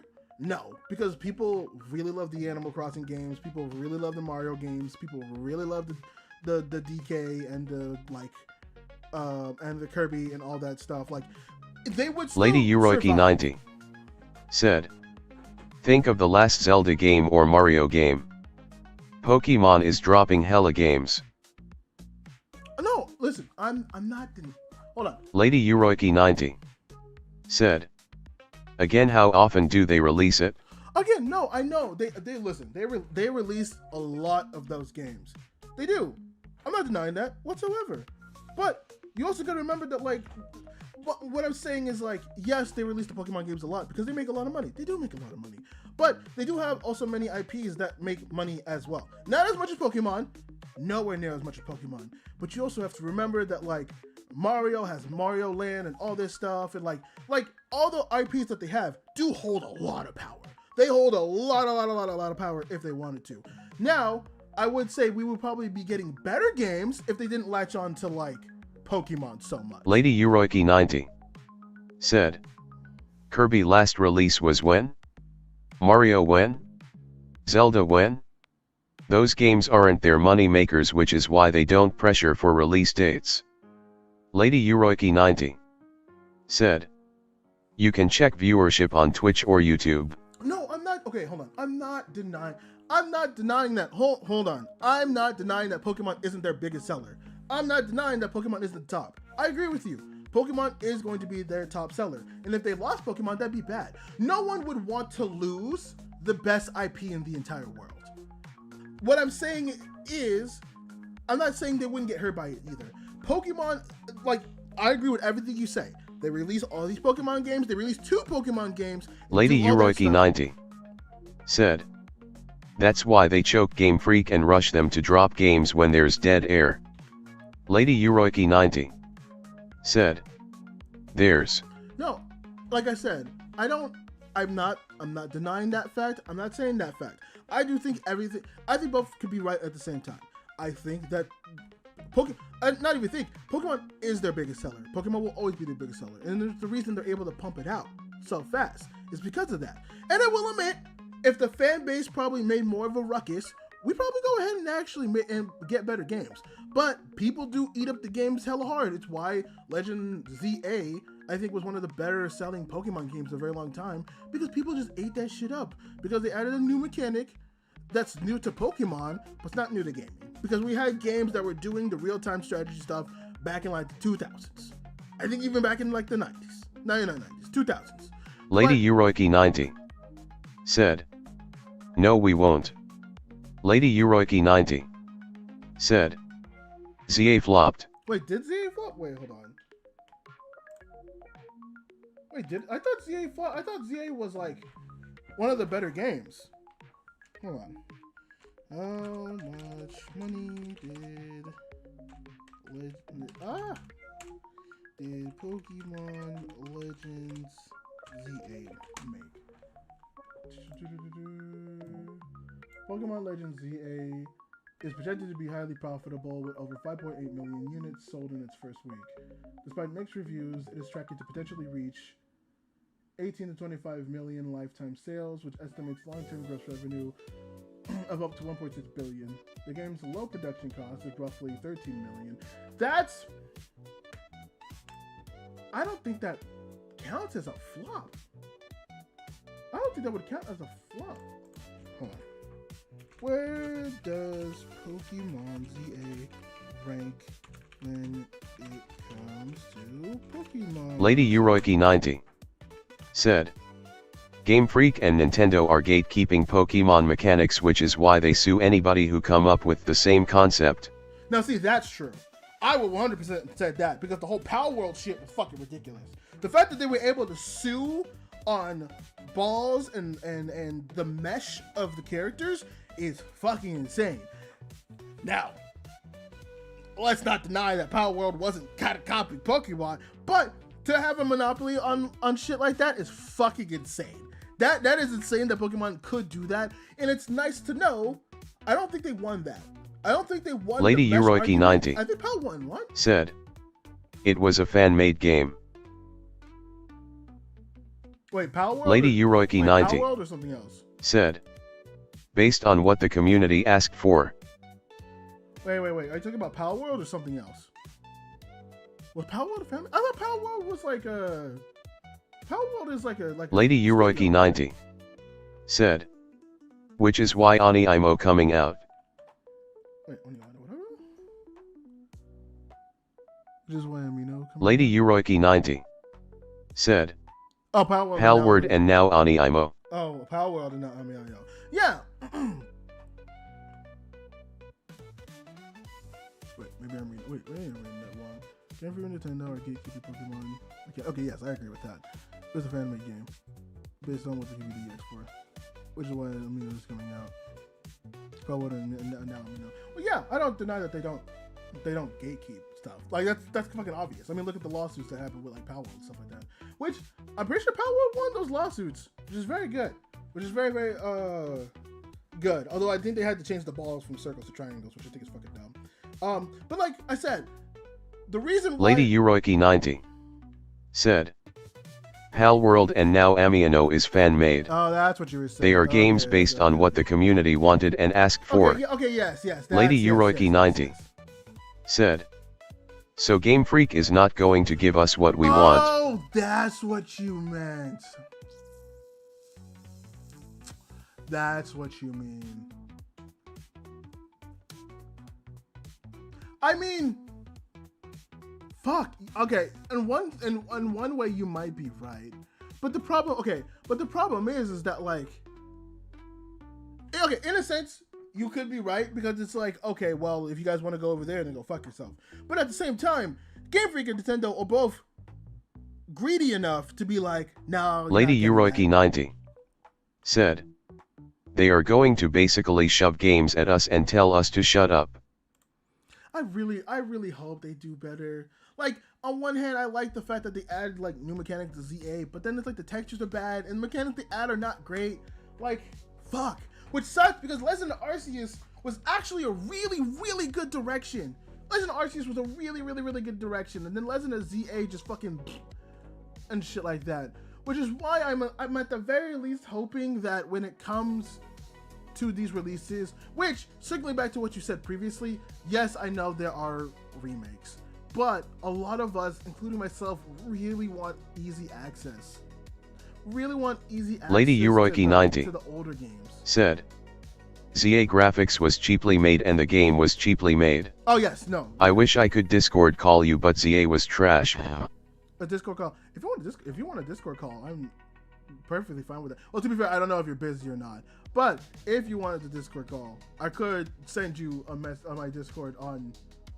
I'm not gonna put it on the Twitch chat, but I would be willing to put it on the to send you a message on. I think I follow you on TikTok. To like message you on TikTok if you wanted that. But again, I don't know if you're busy or not. I do understand this is very much a lot. But if you're not busy, I am down to Discord call if you want.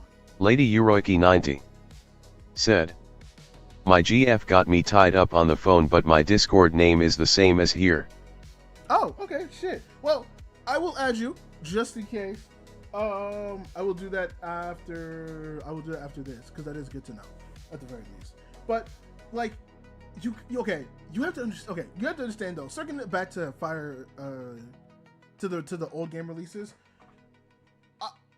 If this is on, first of all, let's talk at two different worlds, right? In the world where Lady Uroiki90 said, but we def gotta chat it up. Oh, we definitely do gotta chat it up. It seems like our arguments would get kind of heated, but in like a nice professional way. Not nice professional way, but like in a good like thinking mind type way, which I would definitely like that much. Plus, the new Bleach is coming out, so I would really like somebody to talk to it with because I'm very excited. But like, okay, let's operate in two different worlds, right?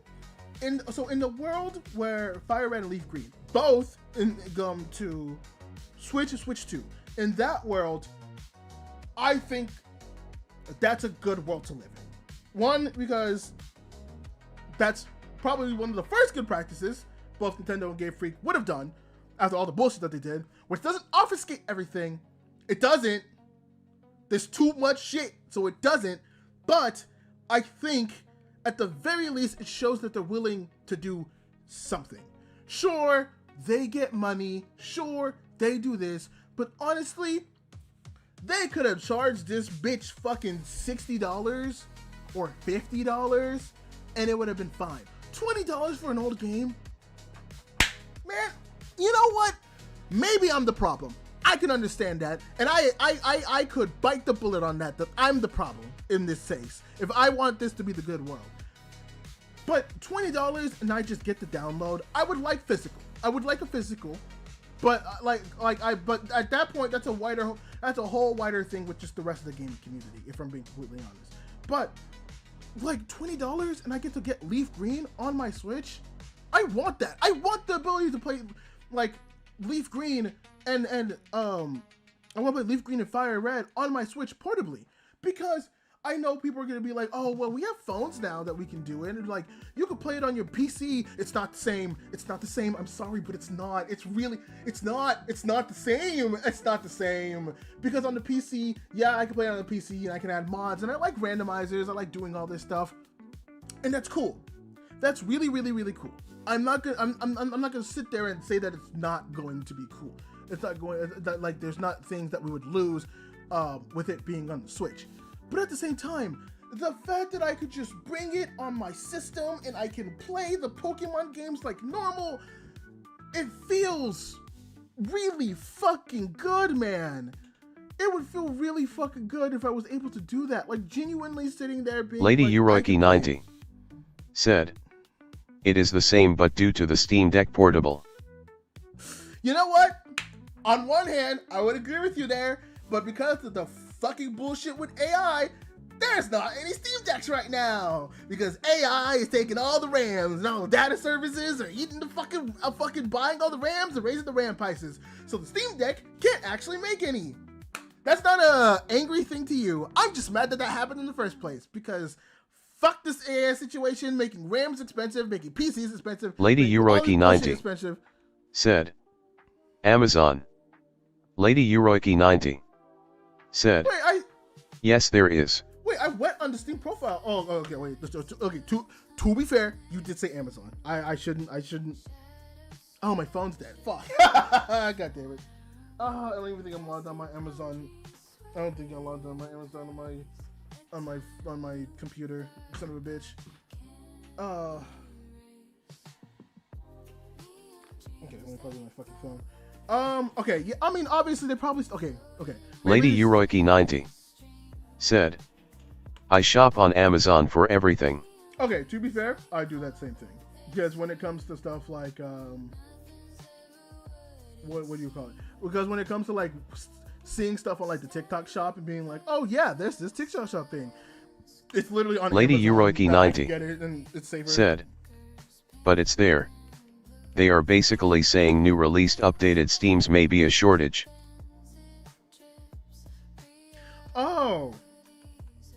Oh, that's what's happening. Lady Uroiki 90 said, and the Steam machine. Well, okay, to be fair, we gotta hold off on the Steam machine.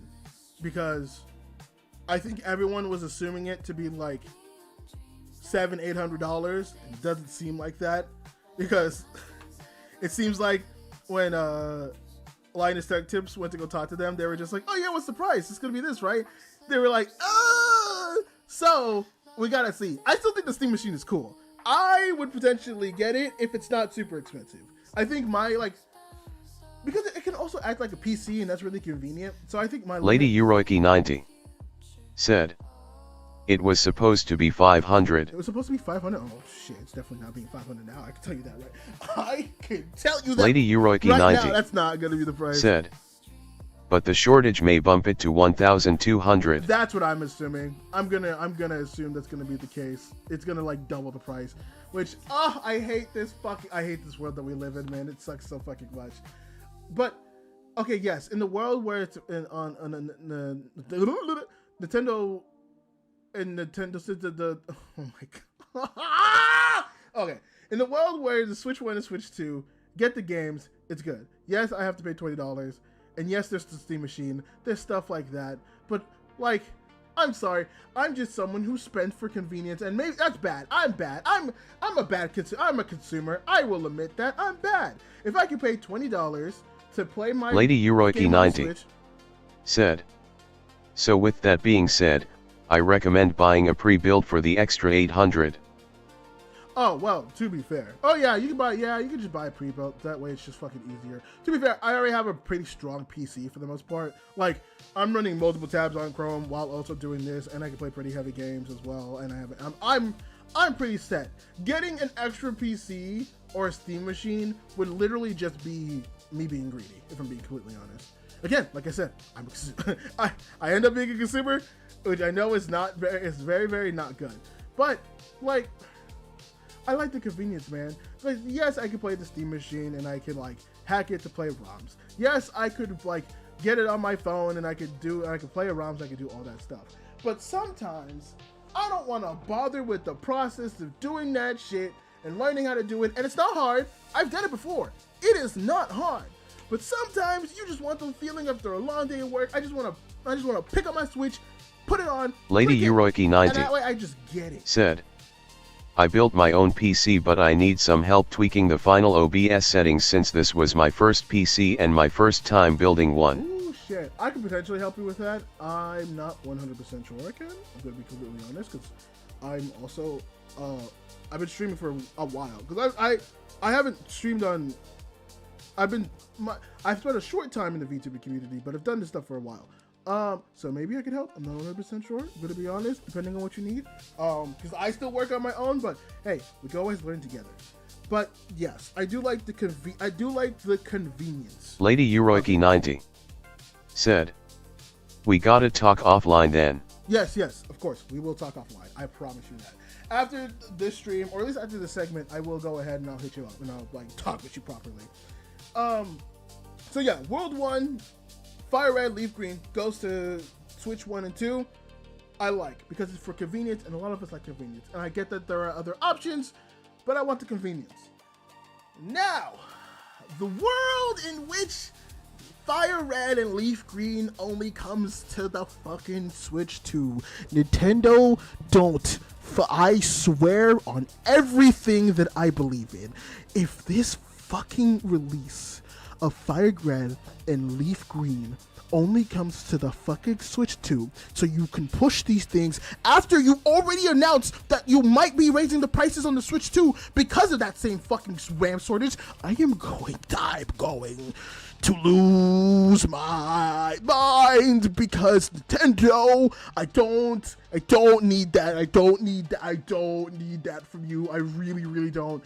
Please, Nintendo. Oh, I actually might have to call. I might have to pull overtime for the rest of the fucking week, unironically, just so I could call out for that motherfucking for that Pokemon Direct. For that Pokemon presentation. I might have to, because I can't. I could not sit there in work being mad, knowing that this is something I've been asking for so long, since like basically 2018, since the game fucking came out. I'm like, man, you know what would be cool? If now that we have like a portable system that actually fucking works, it would be really cool to get all the old games. The system's powerful enough. Most systems are already powerful enough, and the games came out back in like the 90s, the 1990s, the 2000s. It probably would run perfectly fine. You should go ahead and do it. Nintendo, so help me God, if this does not just come to the general eShop and you somehow limit it to just Switch 2, I'm going to fucking freak, man. I'm going to get so mad. I'm going to get so angry. Because that actually would make no sense. Because maybe I'm wrong. Maybe I'm wrong. But surely there are still so many people that are still on Switch 1, like me.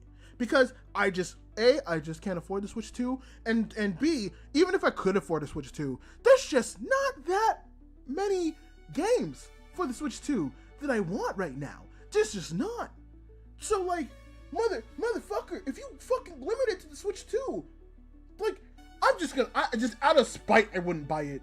Motherfucker, I could win the Powerball lottery, win the $1 billion, and I still wouldn't buy the shit out of fucking spite. Because I just sit there being like, yeah, I would buy 100 Switches and donate them and do that if you would just put them on the general eShop. If you put it on the fucking just the Switch 2, that's not good, because it just continues the bad all fucking practices that Nintendo keeps doing. And like, hey, maybe you could go ahead and not do that. Hey, maybe we could go ahead and actually make some good practices. Hey, maybe we could go ahead and actually do some fucking good things for the actual community that has been supporting you. After all, you did fucking do the bullshit fucking disability fucking bullshit when it comes to Pokemon Go. You keep fucking the Smash scene, which already tries to help you, and you keep fucking them over and over and over and over and over again. Not to mention the bullshit you did with Switch 2 and the $10 prices and whatnot, and raising the game's finality, even though that should have been base price and that should have already came with it, because it could have been a small patch. Instead, we had to pay $10 for updates. I'm tired, Nintendo. Just give me the nice things. I work 40 hours a week for fucking bullshit job that I don't like. I just want to go home and play some Pokemon with convenience. That's why I still pay for all these fuck-ass streaming services, because I don't want to go in the fucking process of pirating. Yes, I used to pirate. Yes, I know how to pirate. I don't want to fucking do it. I just want to come home, click on my controller, click on the show, and just throw it on. I don't want to have to go through a fucking site and sort through a fucking shit and sort through fucking ads in order to do that, which is why I'm a bad consumer, and I realize that I'm the problem. But Nintendo, stop making problems, please. This is why people keep making sequels to your games. That's why Power World is quite literally like coming out with a farm simulator, similar to when you're putting out one, because you keep being a fuck ass. That's why people are taking your fucking ideas and you can't fucking sue them properly, because you're being a fuck ass. That's why people keep fucking pirating your shit, because you keep being a fuck ass. That's why we have systems that do this shit and emulate games that you won't be able to do, and we keep stripping your ROMs because you're being a fuck ass.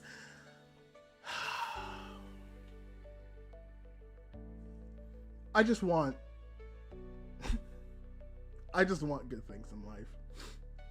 Is that too much to ask for? Is that I just want just some good things? And honestly, if I have to pay $20 for the convenience only once, just to have Pokemon Fire Red and Leaf Green on my Switch that I can play readily offline, and apparently should have at least some local trade stuff, not online trade. I'm not gonna ask too much from Nintendo. I'm not gonna ask too much from the overlords of gaming. I'm not gonna ask for an online system. But if you at least make it local so I can trade with people and still gonna have that connectivity, fine. Don't give me no fuck ass system. Don't make me say I have to connect USB to USB in order to make the proper connections. Don't do that. Don't do that fuck ass shit. Just give me the game I want and I will be fine. That's all I want, Nintendo. Genuinely, that's all I want. Oh my god. I am so hot and so annoyed. Oh my god. I need a positive topic. So, long story short, if the standard Switch, if these releases come to Switch 1 and 2, that's great. I get people want to complain, and I'm there with you. ZA was ass. Scarlet and Violet, I fucked with it for a long time, but I can admit that it's also not great. Nintendo keeps adding old concepts that have already been explored to death in gaming, and people treat it like new. The Pokemon people, Game Freak, have become very lazy. Nintendo, when it comes to Pokemon, have been very lazy. But if you give this, just this, I will be happy. Because at the very least, I will have a game that I can have a convenience that I can bring with me that I don't have to emulate. I don't have to download an emulator. I don't have to deal with emulators. I don't have to deal with ROMs. I don't have to deal with my phone. I don't have to deal with fucking hacking shit. I don't have to deal with jailbreaking. I don't have to deal with any of this bullshit. All I want is the ability of convenience. That's it. And for some reason, we've lost that ability to have it because people want to be fucking greedy. So I'm just saying, please give me my fuck-ass game that I can play and put 100 hours in so I don't have to think about the world. For like, once in your life, Nintendo, please, if I fucking see that it's on only the Switch 2, I'm going to have a fucking meltdown. I am going to have a actual legit fucking meltdown. And I shouldn't have a meltdown over a video game because it's a video game, but fuck, man. Okay. I'm done. Let's move to the next topic. Oh, that has made me so angry. This is gonna be. Oh. Okay, hold on. I wanna. Let's talk about this. This is a positive topic because I'm very happy about this. This looks cool. This looks awesome. And I kind of did want to share. I did want to share about it. I did want to talk about it. Where new Mega the Stallion anime finally coming to life in major Prime Video release update. Now, I heard about this because I saw that Mega the Stallion was voicing an anime character. So I thought she was working with people. She already has. First of all, obviously, if you somehow don't know, Mega the Stallion is a huge anime fan. Every year, that girl pulls out some fire-ass fucking cosplay, whether it be fucking Death the Kid or fucking Chozo for motherfucking, what do you call it? What's his name? What's that shit? What's it called? Jujutsu Kaisen. I literally was just talking about it. She pulls out some fire-ass cosplay and it's fucking lit. And so she's doing this, but it says her anime. I don't know what the logistics are exactly for that, but we will read this article to try to see. Mega the Stallion has some exciting news about her upcoming anime series. The rapper and actor posted an enthusiastic video on social media updating fans of the project, showing herself in the recording studio. In this reel, In a reel shared to her Instagram, Megan shared a video of herself getting ready while sharing the news about how her anime is coming along, including revealing the title. Yo, I'm about to record voice for my new character for my new anime, Hotties, with Carl Jones.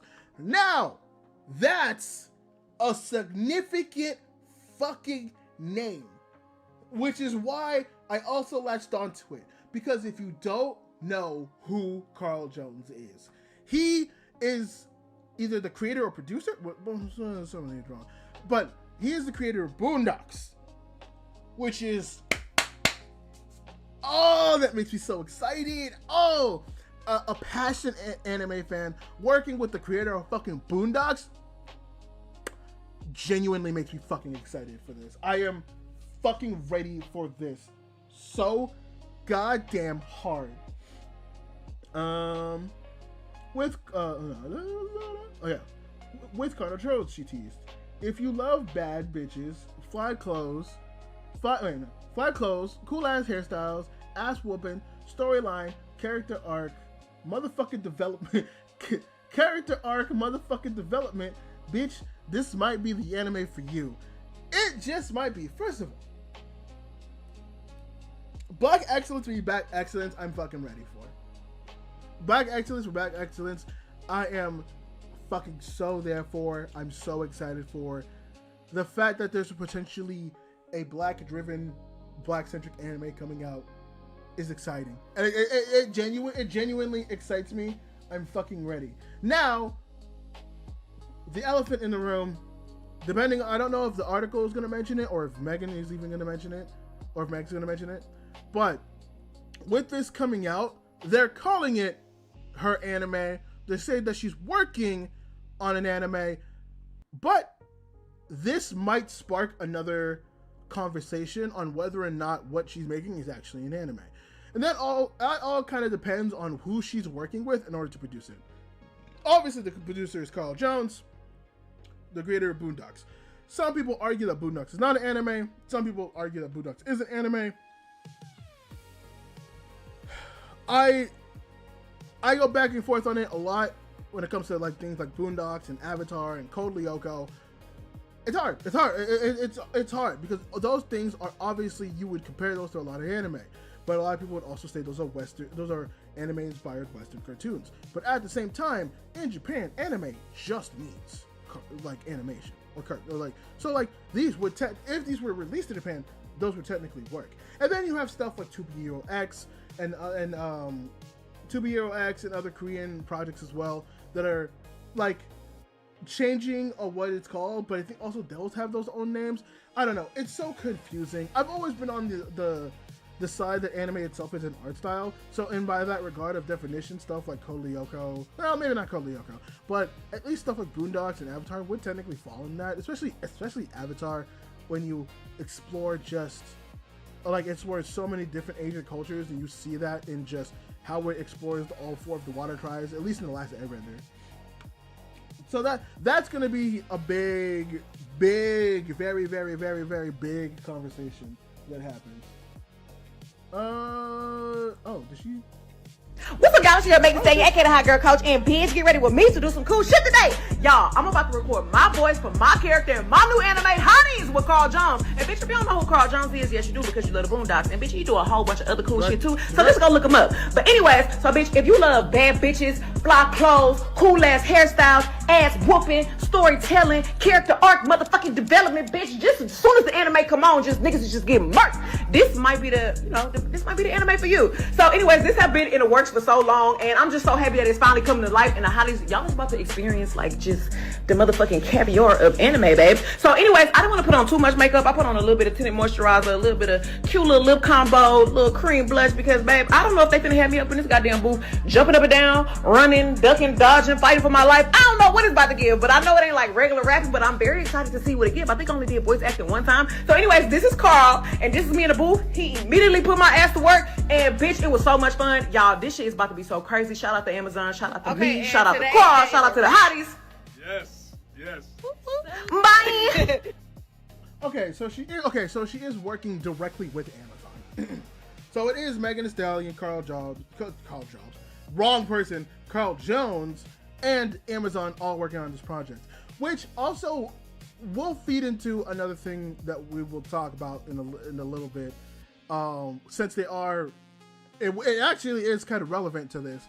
I would assume I really want to know who the studio is, because I want to know if they actually got like a Japanese studio or if it's like an Amazon inside studio doing it, which will be very interesting. Or if it's like, you know, if it's like inside Amazon house, but like the Japanese division, right? Or where it's like Amazon Japan or something like that. On May 30th, 2025, Manga announced she was developing an anime series in collaboration with the Boondock producer Carl Jones. In the beginning of the video, she encouraged her fans to check out Jones' work in anticipation for Hotties. Later on in the clip, fans can see her working on the recording studio for Jones for the series. If you don't know, Carl Jones is Yes You Do. Megan insisted, go look him up. I mean, yeah, I guess like she says, you technically do. As for their collaboration together, Megan took a moment to be grateful for the experience while also promising fans that the series would be top notch. This has been in the works for so long. Okay, yeah, she already said that. Her caption to the post was equally enthusiastic with multiple fire emotes. My anime is coming together so beautifully, she wrote. Carl Jones is a genius. Can't wait for these hotties to meet the hotties. Does it say what studio though? Outside of the successful rap career that has seen her win 6 BET Awards, 4 American Music Awards, and Best New Artist at the Grammys, Megan Thee Stallion has been a vocal fan of all things anime. She has frequently cosplayed popular anime characters like Shoto's Todoroki from My Hero Academia and Usagi Tsunoki from Sailor Moon, while also infusing references of work like Jujutsu Kaisen in her rap style. In May 2025, she appeared dressed as Bleach Yorichi. Oh, she dressed up as Yorichi? Wait, she dressed up as Yorichi? Oh, I need to see that. I need to see that. I need to see that. I know she's firing that. God. Okay. At DreamCon for a special panel where she revealed the hotties would be airing exclusively on Amazon Prime. You ever seen an anime like this ever in your life? She promised details about the series, including when it will be released or the plot, remains under wraps for now. However, with Megan in the studio recording lines, Hotties seems to have finally entered an exciting new phase in development, as fans might not be left waiting much longer to have concrete details about the show. As Megan included her Instagram update with fans, she made sure to end the clip by giving a shout out to all of those that are helping to make her dream anime come to life. This including her fan base, which she has a loving dubbed Hotties. This shit is about to be so crazy. Shout out to Amazon, shout out to Carl, shout out to the Hotties. She said, man, like she said in the video. Megan Thee Stallion, no thanks. No, damn. Alright. Okay, so I would very much like to know who the studio is. Like they're keeping a lot of things under wraps, which I completely understand for obvious reasons. But I would like to know who the studio head is.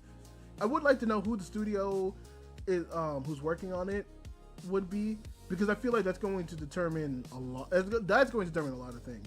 If it's like the studio working with Amazon, or if it's like Amazon Studios themselves, which is possible because they made Invincible.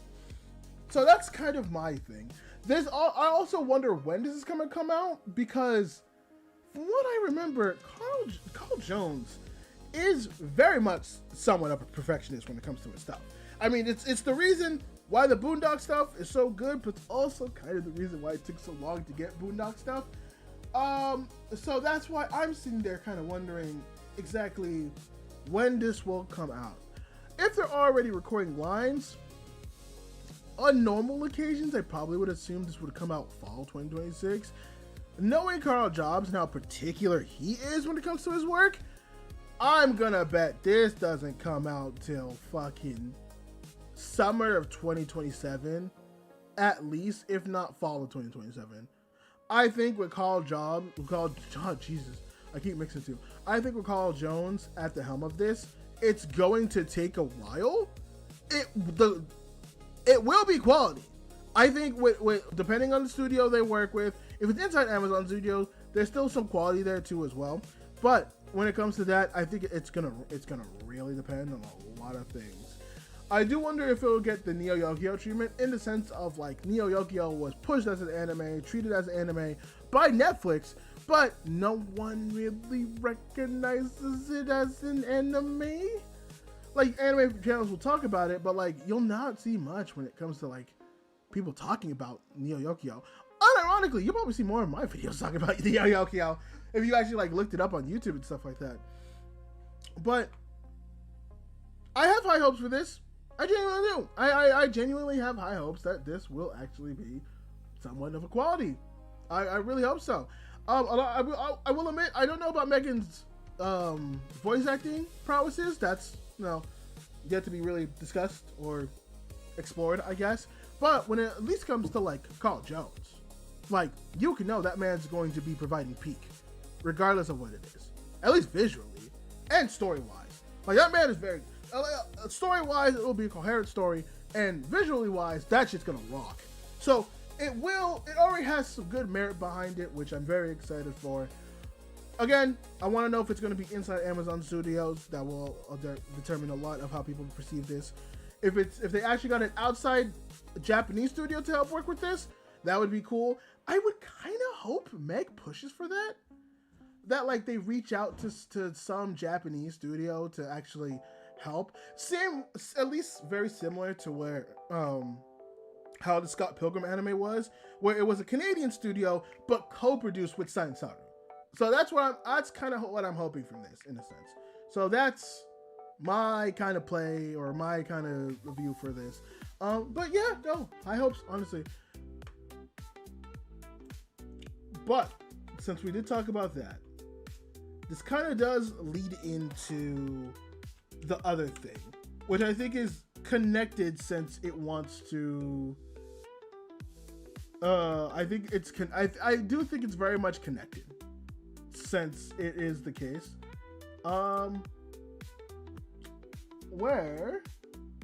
is this?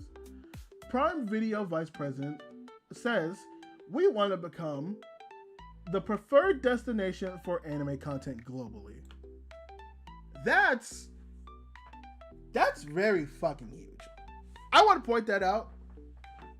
That's a fucking lot for what they're trying to do, in a sense. So, Amazon Prime's Video Vice President of APAC, Asian Pacifica, and ANZ, Australia and New Zealand,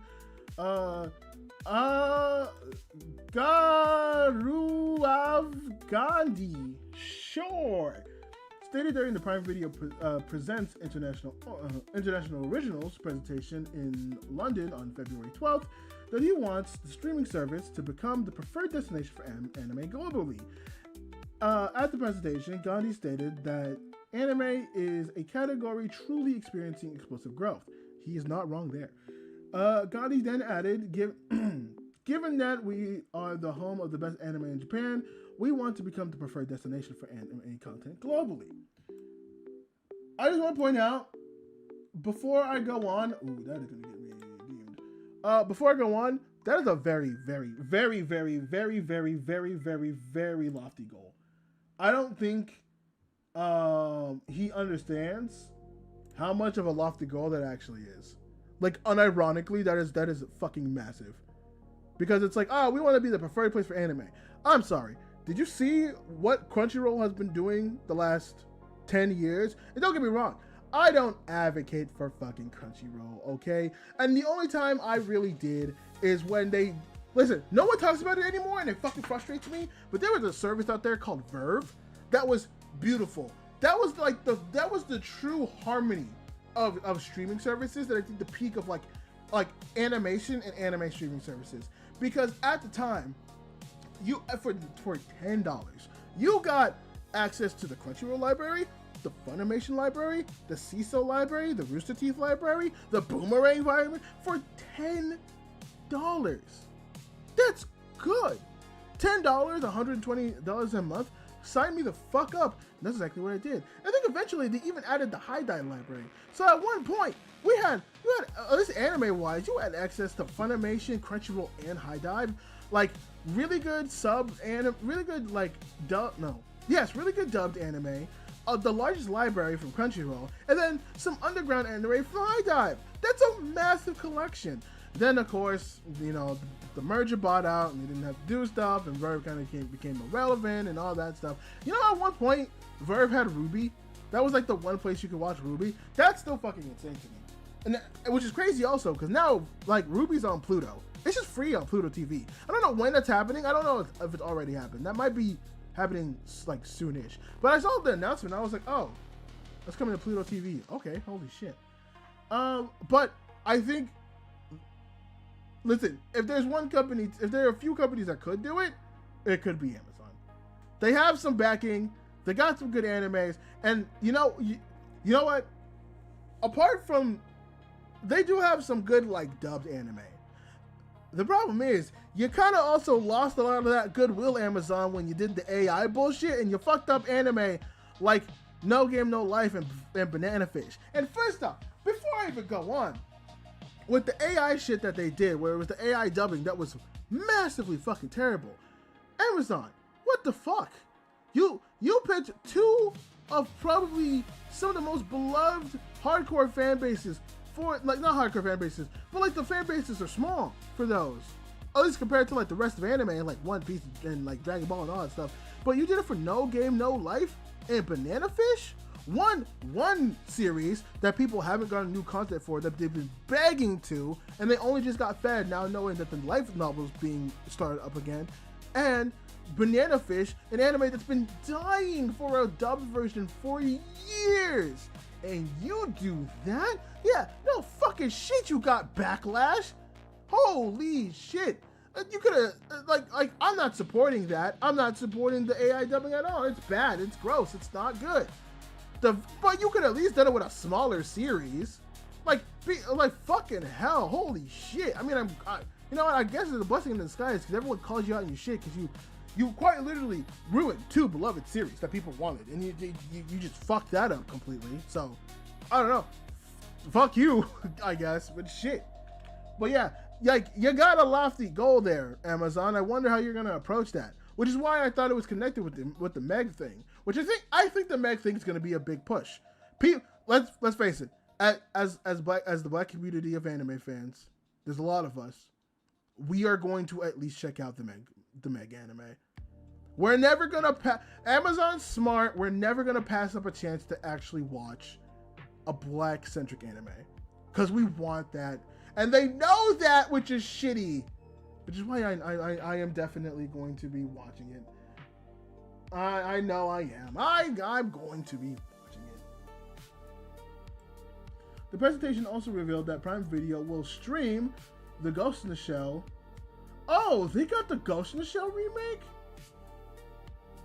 The Hotoku no Ken Fist of the North Star anime, damn. And the second season of From Old Country. Oh, okay, they actually got, okay. They actually got some big fucking hitters. Okay, those are some big anime. Fist of the North Star, fucking huge. That Ghost in the Shell remake, fucking huge. And the fact that they got the second season for what was it called again? Old Country Bumpkin to Master Swordsman. That got some traction as well. Okay, so they're not just getting no fodder. They got some heavy hitters. And I know for a fact that they do have a lot of the Pokemon category, which, you know, we had our whole Pokemon conversation before, but that Pokemon library that they have is pretty fucking massive, which I don't know if you guys ever saw. If you Pokemon, dude, the Pokemon show is so scattered across so many streaming services. The official Pokemon website actually has directions for you on how to watch it. I shit you not. I was thinking of doing that for a video because I wanted to talk about streaming services, and I just wanted to point that out. Pokemon tells you how to watch it, and it's so shitty because it's like, yeah, you can either get these 5 services so you can watch everything, or you can just go ahead and pay $2.99 and we'll get the whole library for you on Amazon. It's like, oh, fuck you. I gotta pay extra? Why? That's now see, that's some old bullshit. Amazon US launched the Anime Strike. What? Wait, Anime Strike streaming service? Launched the Anime Strike streaming service as its first branded on-demand subscription service on January 2017. I didn't even know this was a thing. Wait, what? Am I gonna be able? Is it gonna take me somewhere else? Oh no, this is gonna take me somewhere else. Okay, wait. It has an Amazon Strike streaming service? Wait. What the fuck?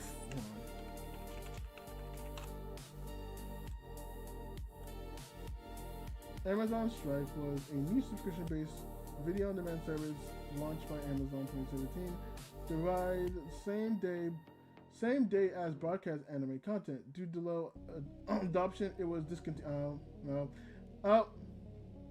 Yep. No, it was already discontinued. Okay, well, that didn't last very long, now did it? I see, okay. I see why I didn't hear about it. Oh, and you came out at a time when, like, Verve and shit existed. Oh, that's bad. Oh, yeah, that's bad. That was bad. Amazon US launched the Anime Strike streaming service as its first branded on-demand subscription service in January 2017. It offered more than 1,000 television anime episodes, not anime, but episodes, and films to Prime Video members in the United States for an additional subscription fee. The service, you said it right here. This service was shut down in January 2018. And anime titles that formerly streamed on the platform were moved to Prime Video. Amazon announced an AI dubbing pilot program for English and Latin American dubs on March 5th, 2025. Oh, okay. Prime Video streams of the Banana Fish anime, No Game No Life anime previously listed AI beta dubs for its English and Latin American Spanish subs. The company streams the Pet anime and the Journal of the Mysterious Creatures anime were also listed in the English and Latin American Spanish dubs as AI beta dubs. The Vinland Saga anime stream listed its Latin American Spanish dub as AI beta dubs. Users on social media started noticing the AI English dubs and posted about them in late November of last year. Oh my god, that was last year. Jesus Christ. Amazon Prime Video has since removed the English and Latin American dubs from Banana Fish and No Game No Life. As of December 3rd, the Journal of Mysterious Creatures and Pets anime AI dubs had remained on the service, but they were removed on December 4th. The Latin American Spanish dub for Vinland Saga was also removed on December 4th. Okay, yeah, this doesn't tell us much, but I think this kind of shows kind of what I mean, where Amazon has had these good times, but definitely a lot of patterns of not so very good times, because Amazon keeps constantly fucking up. Yes, I get it. You want to be the big, you want to be one of the big boys. You want to be up there with Crunchyroll and stuff like that. And to be fair, you're doing better than High Dive. You're doing better than High Dive, at the very least. All right. Now I will admit, I don't know if you're doing better than Ocean Vale, because Ocean Vale is it's pretty spicy. The Ocean Vale has a whole different type of audience. But regardless, you do have certain aspects. I'm not gonna deny that. I will admit that. But Amazon, you got a lot of fucking work, man. You got a lot of fucking work because you're going against Crunchyroll. First of all, Crunchyroll has one of the biggest libraries, so you're gonna need to get some big boys. There's a lot of anime that are coming out that would help a lot of people. Honest to God, you know what would be the best direction for Amazon? If I'm going to be completely honest, Amazon needs to look at a lot of those Dungans, like I said that completely wrong. Like the Chinese anime and the Korean anime that are coming out. You need to be the home for those animes. Because you could go down the High Dive route of like giving some of these smaller anime a chance. The problem is that there's not going to be many people who are going to watch it. I think if you lean into trying to get some of those Chinese and Korean animes on your platform, like To Be Hero X and like I think it was He and the Legend of Something, and like some other good stuff. Like there's I think there's one called like Link Crew or Link something. There's a lot of really good Chinese and Korean like anime stuff out there that just don't necessarily exist within Crunchyroll, where I think if you lean into that aspect, you can become a powerhouse. You can become a powerhouse, a really, really strong one as well. I also think like getting some abstract stuff will also be good as well. Also, man, if you just like, there's also things too, because everyone wants to lean on the shonen aspect. Dude, like lean into the Chinese and Korean markets, lean into the shoujo market, lean into the seinen market, lean into the josei market. Go and get the joseis and get the shoujos. Like, yes, they exist on Crunchyroll, but they're not as nearly as abundant and shit like that. You can get some, but it's not gonna be fucking all. That's why it's like there are aspects you can lean into this, and like there are directions that you can go into. The problem is Amazon's not going to realize it, and they're realistically probably gonna lean into more of the shonen stuff, which is fine. That makes the most money. But like they said, Amazon is an exploding place, dude. If Amazon became the home for shoujos and joseis or seinen, brother, you got yourself a market. You got yourself a market. People are gonna think of you and be like, oh, that new josei that's coming out, oh, that new shoujo that's coming out, that's gonna go over to Amazon. Be that. There are other markets that you can lean into, but people like, fuck, man, because at least like that's what Ocean Vale did. Now they are on the naughtier side of things, I'm not gonna be honest, but that's what Ocean Vale did, and they don't have any competition because who the fuck is gonna compete with that? Like that's a service that people do want, and it's easy accessible. They got a lot of BLs, they got a lot of Yuris, they got a lot of Yaois, they got a lot of all stuff. Ocean Vale is that site for that stuff, and like at the very least, Netflix is at least putting out their originals. That's the other thing you need to do. If you're going to compete with Crunchyroll, you got to put out your own stuff. You got to get the Netflix originals out there. You got to go out and you got to make your own shit. And like push it out there hard, super hard, really hard, man. Do what you need to do. Do that shit hard. That's what you need to do. Man, it'd be crazy if someone saw this at Amazon. Hire me, Amazon. I can help you. I'm a big weep. I can help you, Amazon. I can help you. But yeah, man, I mean, if like that, there's not many companies that could do it, but Amazon at least has the money to do it. It depends if they do it smartly. And it depends if they do it in a way where they know the anime market and the anime community, if they do it well. The problem is, I don't know if they'll be able to do it well because, well, it's Amazon. And big companies don't usually fucking listen, so unfortunately, that is the case, unfortunately. So I will see. We gotta give it a lot of time. They're already fucking up with the AI dubbing shit and all that. And like Crunchyroll's doing the AI like subtitle stuff, which already isn't that good. But if people had to pick between AI subtitles and AI dubbing, I think most people are gonna go with the AI subtitles, for being honest. If we had to live in a world where we had to choose, I say we live in a world where we don't have either of those things.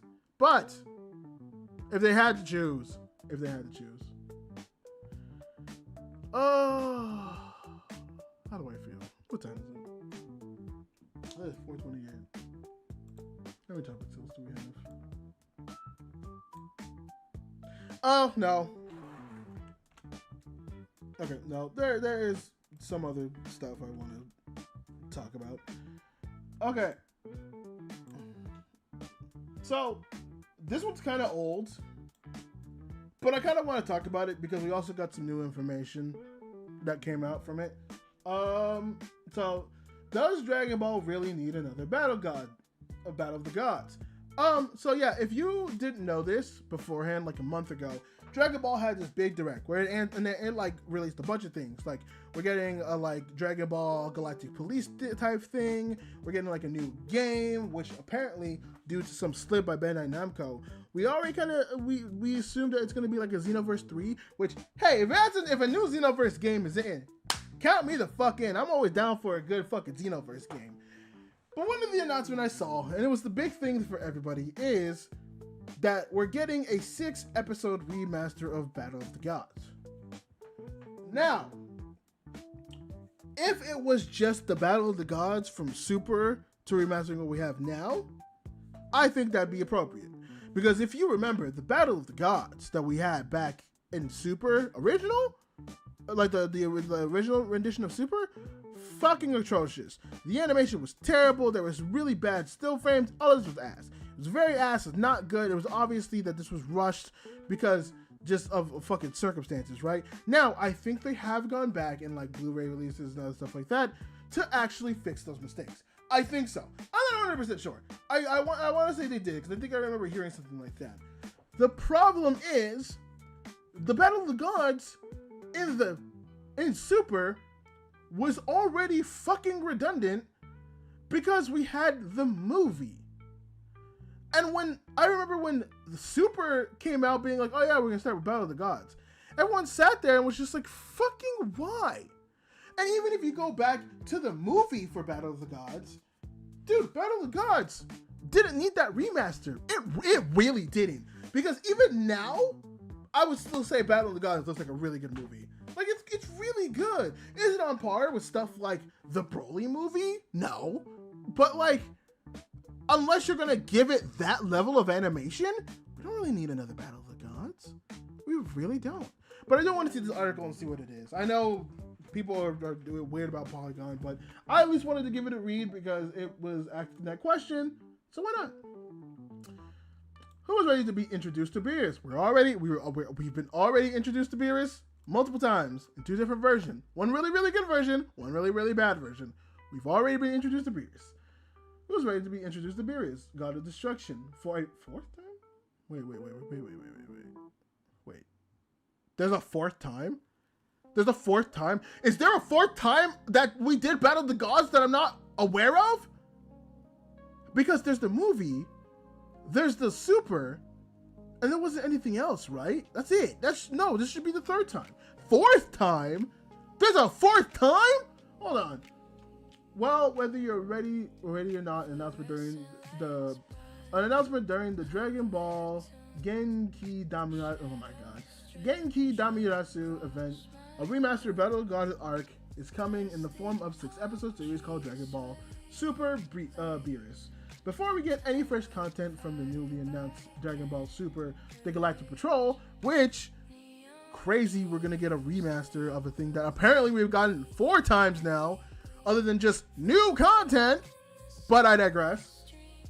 We'll relive the introduction of Beerus and Whis, and although it's the story that sparked Dragon Ball's resurgence in the 2010s, do we really need to watch it unfold again?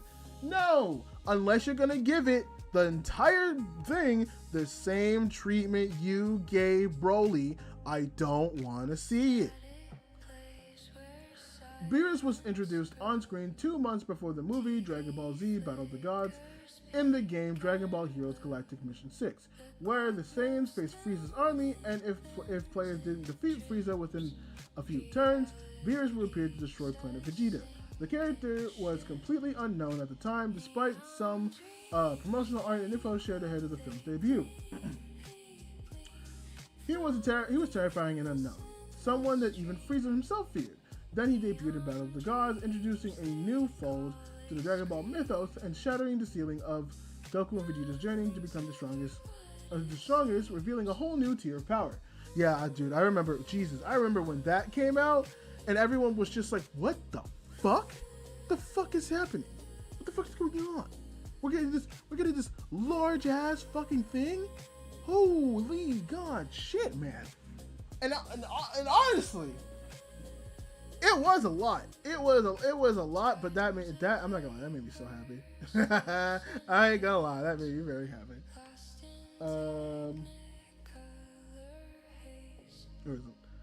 The event of the movies, the event of the movie were then adapted into the Dragon Ball Super anime that started airing in 2015, with infinitely bad animation to boot.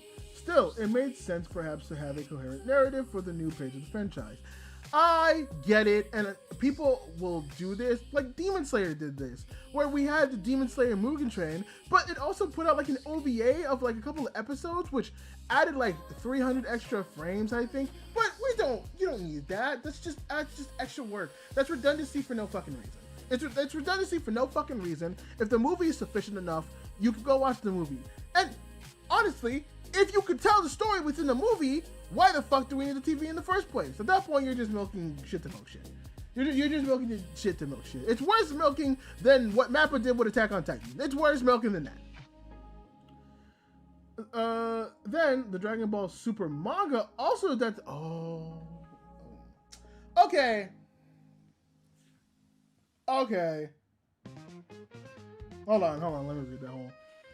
The Dragon Ball Super manga also does the same story, and now we're being introduced to God of Destruction once again. Okay. Manga form?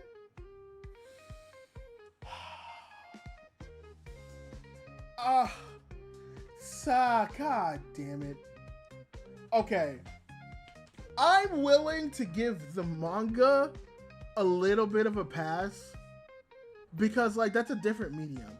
And yes, people know about it, but, like, it's still cool, right? To get, like, that raw form of it now that you know the story. Like, I wouldn't read it, but I definitely just have, if I was like a Dragon Ball fan, like a really big one, I'd like buy it to get it. To be like, oh yeah, let me get the Dragon Ball Super manga and like Battle of the Gods. That feels a bit different. That feels like a special edition type thing, which I'm okay. If it was just the movie and the manga, where we're at right now, I think I would be okay with that. I would be okay with that. But it's not, because we have Super and this, which is very much redundant. Very, very much redundant.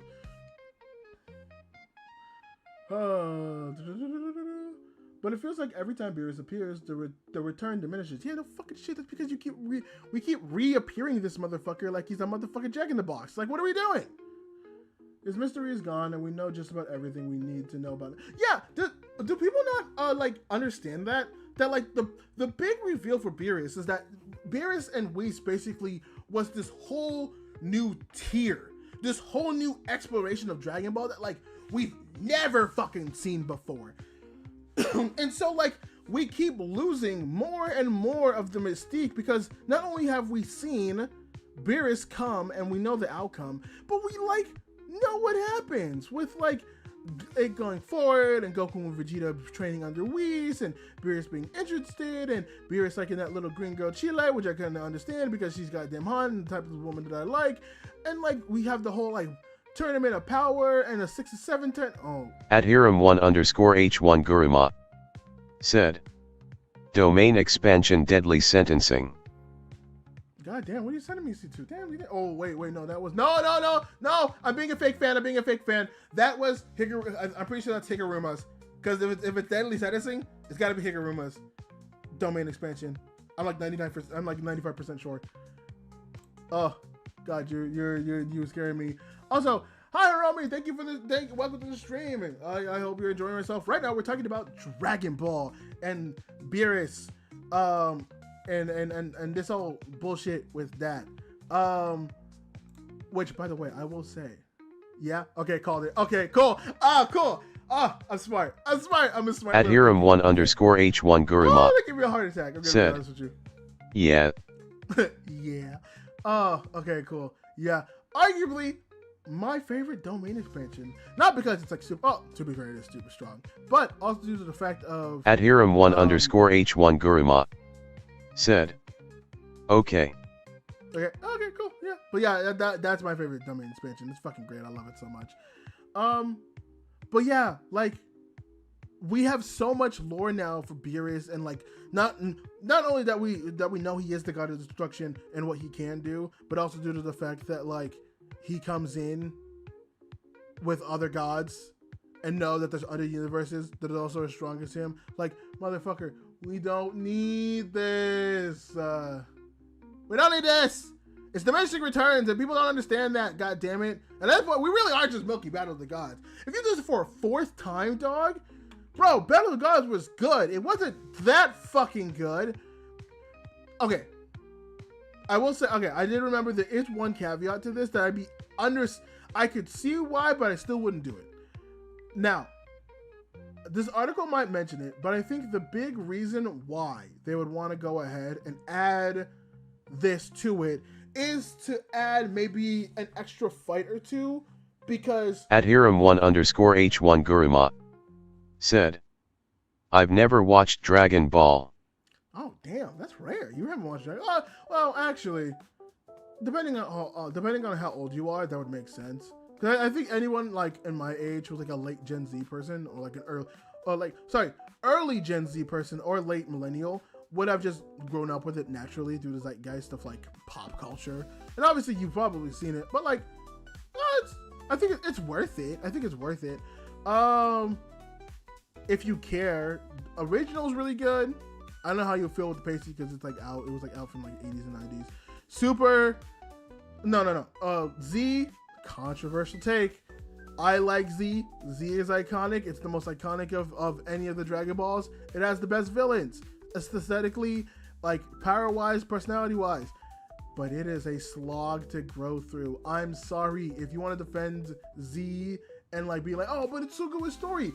Watch it again. I don't think you realize how much that thing drags and how much they push shit. I know it's the meme that they power up for 5 seconds, but unironically, the meme's a lot closer than people think. Then there's Super, which I think is not as iconic as Z, but it's definitely a better told story. Pacing-wise. I think the story of Z is better quality-wise, but pacing-wise, I like it. I think it also just leans in the actual meme of Z of just like, oh yeah, now we're just gonna get fucking ridiculous with it, which I like. I like Z. And then there's GT that we don't ever fucking talk about because GT's an abomination. Which the only two good things to come to GT was Baby and Super Saiyan 4. Which now Super Saiyan 4 is canon, so now the only thing they would need to bring over is Baby. Which I kind of hope they do. That way I can fucking forget about GT completely. That's what I want. Personally for me. But yeah, Deers has been around so many fucking times, man. This is shit, it's annoying. I would very much like to move away from Beerus' introduction a lot. Yes. It's starting to feel like watching Martha Wayne pearls shatter on What a genuinely good comparison of Martha Wayne's pearl scattering. Yeah, that is what that is. Beerus coming into the world of Dragon Ball and shattering the ceiling of power is watching Batman's parents constantly die. We know the motherfuckers. And you know what? I like Uncle Ben too. I like Uncle Ben. But I don't need to see him die all the time either. I'm gonna die on that hill too. We don't need to see him die all the time. There are some things that people just know. And you know what? If this was like, again, if all we had was the movie and then they did at Hiram1_H1 Guruma said, which two people has tamed Mahoraga? Okay, by technicality, that's actually a trick question. Right now, we only know of one person that has tamed Mahoraga, and that would be Sukuna. Right now, in JJK Modulo, they're actually like, yes, we have seen Dabura potentially hit a domain expansion on him, but we don't actually have a confirmation. Now, I don't know if they're leaks. I have not seen any leaks. Right now, I am caught up with the chapters that are in Shonen Jump. So I at least read the new chapter that happened today. So as far as taming them, I only know there's technically only one. And Yuka doesn't count because it was always described in the manga that Yuka, that the ritual was happening. That what Yuka was doing was the ritual. It wasn't her summoning Mahoraga to control. It's just Yuka was living in the shadows. So the only person that was involved in the ritual that Mahoraga could attack was Dabura. So somehow I have a trick question. But yeah, man, like the Beerus stuff. At Hiram1_H1 Guruma said, good boy. Yes. I know my knowledge. It's starting to feel like watching Martha Wayne's pearls scatter on the ground from a ground in Crime Alley, or seeing I didn't even see that part, or seeing Uncle Ben dying in adaptations of Batman and Spider-Man. I'm not wrong. It's the same shit. We don't need this. It's repetitive. I was right. I didn't even read the article that far. Holy shit. We've been there. We've seen that. So what new ground is being broken here? For one, a lot of the Battle of the Gods anime adaptation in Super is nourishing. Whoa! What? For one, a lot of the Battle of the God anime. My bad. I actually just meant in general in terms of the movies. Okay, my bad, gang. I agree with this take. Yes, Battle of the Gods anime adaptation in Super is notoriously bad. So getting at Hiram1_H1 Guruma said, who owned the Shikigamai Judge Man?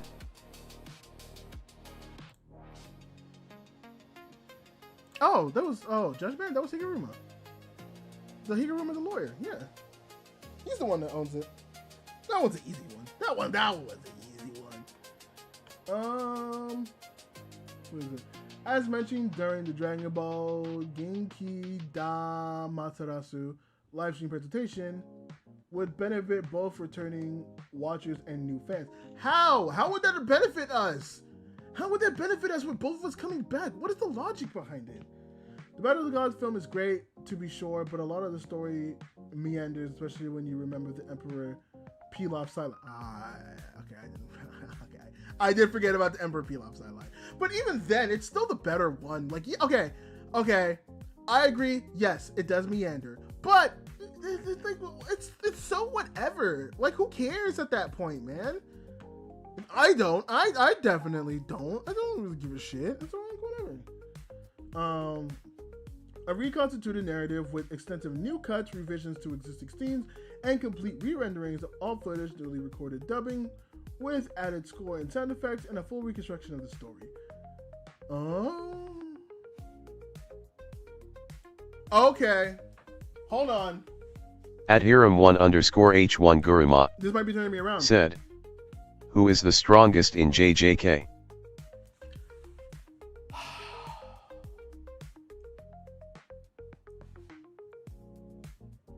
Damn, that's a hard. Okay, that's very hard because this is very opinionated, of course.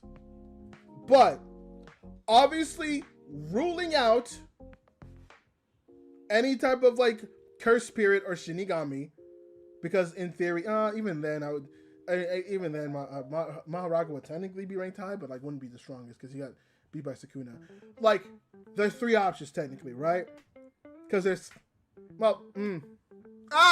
actually, is there? Okay, that's hard. Okay, so this is technically my thought process, right? In my mind, looking at the most recent stuff from Modulo, you would argue that it's either Yuji or Dabura. But you could also say the argument that Gojo got jumped into 3v1. And so, if we're like, I know people will go off and be like, oh, well, Sukuna beat Gojo. I'm sorry, but he did have, it was a 3v1. As much as people would like to say, like, yes, the Shinigami help and all that stuff, it is technically the technique, and I do feel bad. But if it was like a proper 1v1, I don't know. Like, as weird as it sounds, the Maharaga and Dabura fight, that's a 1v1. But like, Maharaga is so advanced in itself, it's kind of hard to just say that's a technique. So like, oh no! No. Oh. No, there's actually 5 options. Would it be Yuta? Because I don't know. Oh my god. Okay, you know what? I'm gonna say this. That sounds ass. I think there's realistically too many variables. Because you could say Sukuna because he had to get jumped multiple times and he ended up being Gojo. You could say Gojo. Oh. Arthur Power, thank you for the follow. I appreciate it. Welcome over to the crew. Thank you for boarding my starship, and I hope that you have fun. Right now, we are currently talking about just nerdy news in general. A lot of it's centered around anime stuff. So I hope you enjoy. I hope you enjoy your stay, and I hope that you're really good, Cadet. Damn, that's hard. That's a really hard discussion. That's a really, really fucking hard discussion. That's a really hard discussion. Oh, who would I pick? Who the fuck would I pick in this situation? Fuck. I mean, again, people would want to say Yuji, but like, Yuji doesn't have the world dismantle like Sukuna would. So like, theoretically, he could go against Gojo, but I don't know if he would beat him. Also, I don't know because of... At Hiram1_H1 Guruma said, it's Gig. Oh. You know what? I will take the L on that one. I will take the one. I will 100% take the L on that one. You're right. It is gay. It is gay. I'm wrong. I am wrong. It is gay. Because that motherfucker, yeah, no. You know what? I know my knowledge, but sometimes I collect on the memes. You're right. It is gay. That's my fault, gang. God damn. I will admit. Son of a bitch. Okay, let's reset it back to this Dragon Ball stuff. Okay, so it was saying, extensive new cuts, revisions to existing scenes, and a complete re-rendering of all footage, newly recorded dubbing with added score and sound effects, and a full reconstruction of the story. You know what? Okay. I will say, it is sort of buying me. If Battle of the Gods is truly going to be this, like, overall fucking actual complete rewritten of the story of, like, no, we are adding new canon, we are adding new story, we are going to add new fights, it might actually be worth it. It might actually genuinely be worth it to watch it. It might be. I'm going to be completely honest. It might actually be worth it to watch it. It might actually be worth it for it to exist. If they're going that far, to add that much new material, I might have to put my hands up. Because, like, the other two, it's just kind of whatever. The manga's special. But if we're getting, like, a complete reconstruction of the story with new cuts, this is what I was adding with the, like, Dragon Ball Daima stuff, right? Like, Super Saiyan 4 exists now in the series. Where is that going to play into stuff? So if we're adding that and going to rewrite the story in order to piece to that, then this 6-episode rendition of Dragon Ball Super might actually be worth it. If we're gonna go that far, then we might actually be worth it. It might actually be worth it. For those who will be meeting Beerus for the first time later this fall in Dragon Ball Super Beerus, let's set the stage. Several years ago, the defeated Majin Buu, Earth enjoys a well-earned peace. That is until Beerus, the god of destruction, awakens from a long slumber. Feared even by the Kai and supreme Kai of his power to erase entire planets, Beerus gets his sights on the Saiyans said to have defeated Frieza, who could be the Super Saiyan god of legend, and appears before Goku, placing Earth in immediate peril. What follows in a universe-shaking confrontation between Goku and his allies as the strongest being in existence, and as a cosmic battle that threatens everything. Revival F is slated to receive the same treatment as Battle of the Gods, another 6-episode anime remaster. It's a shame that the two films' original anime adaptations were so poorly handled. I don't think they were that bad. I don't know what this narrative is. No. Again, my bad. I read that wrong. Anime adaptations. Right. That is accurate. The movies were fine. The movies were good. The movies were very good. And I guess, that's the other thing. With Broly, Dragon Ball has gone through another, like, style change. So that would also make sense.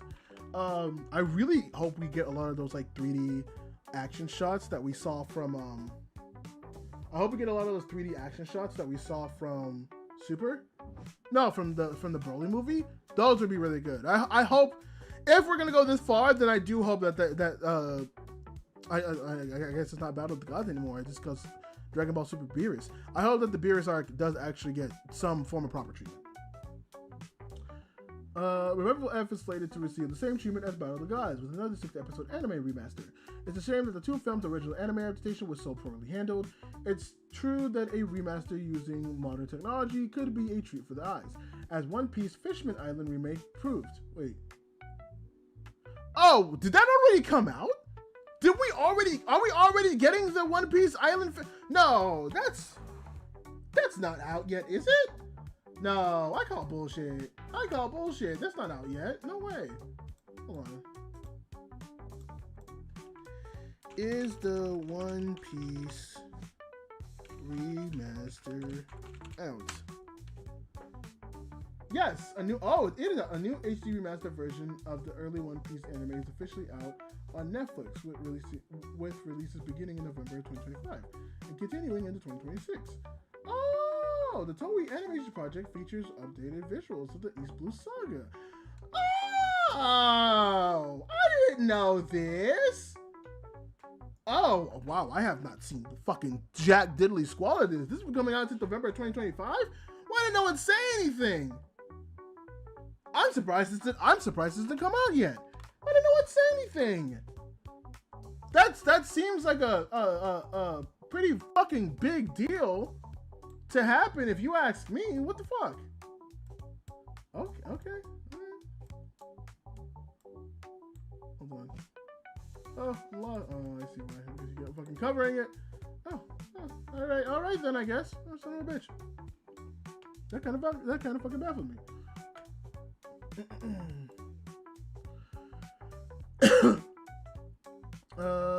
Using modern technology that could be a treat for the eyes, as One Piece's Fishman Arc Island remake proved. However, this means that fans will have to wait another year before getting entirely new Dragon Ball Super content. Yeah, see, that's the shitty part. That's the shitty part that sucks for me, is that, like, damn, we're really getting, like, not that much content again. Okay, I guess. I would have really liked that to not happen, but I don't know. Fuck me, I guess. Fuck us. Fuck us, I guess. Jesus Christ. Oh, no. Okay, yeah, that's it. Okay, I will admit, looking more into it, that kind of changed my perspective. If this is truly what it is, and it is the aspect of they're gonna actually go, like, give it the tender love and care that it deserves and actually bring it up to, like, modern standards, because it is a decade old. It is over a decade old, but I still think it holds up. But if they're gonna, like, bring it up to modern standards, actually give new cuts, actually, like, redub stuff, like, it's getting, like, we're doing from the ground up, not just, like, rehashing the story scene from scene and just doing, like, a modern rendition, which, like, yeah, if you're gonna do that, I don't really give a shit. But if you're gonna really put in the effort to add in, like, new content, new lines, new stuff, fix the story, reconstruct the story, then yeah, I would say that a remaster like this is actually worth it. I would be very excited to watch something like that. I will admit, I would 100%. Oh god, I've been going for a while. This is a longish stream for me.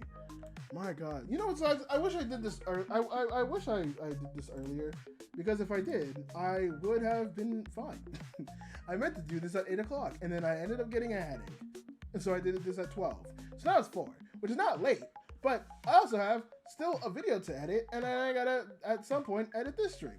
Where if I did this at 8, I would have been finished at what, like 8, 9, 10, 11, 12. I would have been done at 12 in the afternoon. That for me, that's good. That's good for me. That's choice for me. Being done at 12 and having the rest of the day to just coast, make myself some shit. I haven't even eaten dinner yet, but I got some fire ass leftovers. Anyways, yeah, we are going to call it here for this one. So with that being said, thank you guys for joining me. Love all the new follows on all the platforms, on YouTube, on Twitch, and on Facebook. I don't even know if I got the Facebook. I might have got it on Kick, actually. I'm not 100% sure.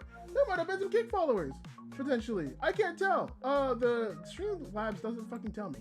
Also, I'm very glad that Streamlabs didn't crash this time. Thank you, Streamlabs. Oh my god, I don't know where I'm having. TikTok's still being kind of a cunt. Now that my shit got restricted and not recommended. So thank you for that, you piece of fucking shit. That's kind of ass. But either way, thank you guys for the stream. I appreciate it. I appreciate you guys. I appreciate you lovely people. And I will see you guys on the next stream. We should be doing it Monday. Just a chill little stream and a chill little stuff. And we'll have fun. We will have fun. But with that being said, thank you, cadets, for joining the stream. We are now off duty.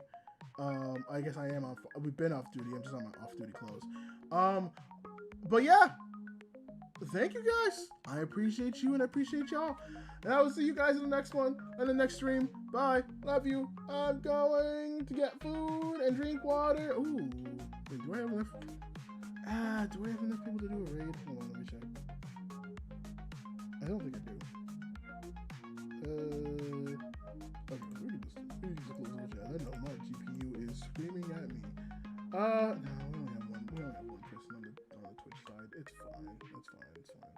Well, yeah, I will see you guys on the next one. Thank you for joining me in my beautiful little thing. Thank you guys on the Kick side. Thank you guys on the Facebook side. Thank you guys on the TikTok side and YouTube and Twitch. Yeah, all y'all fucking rock as shit. Now see you guys on the next one.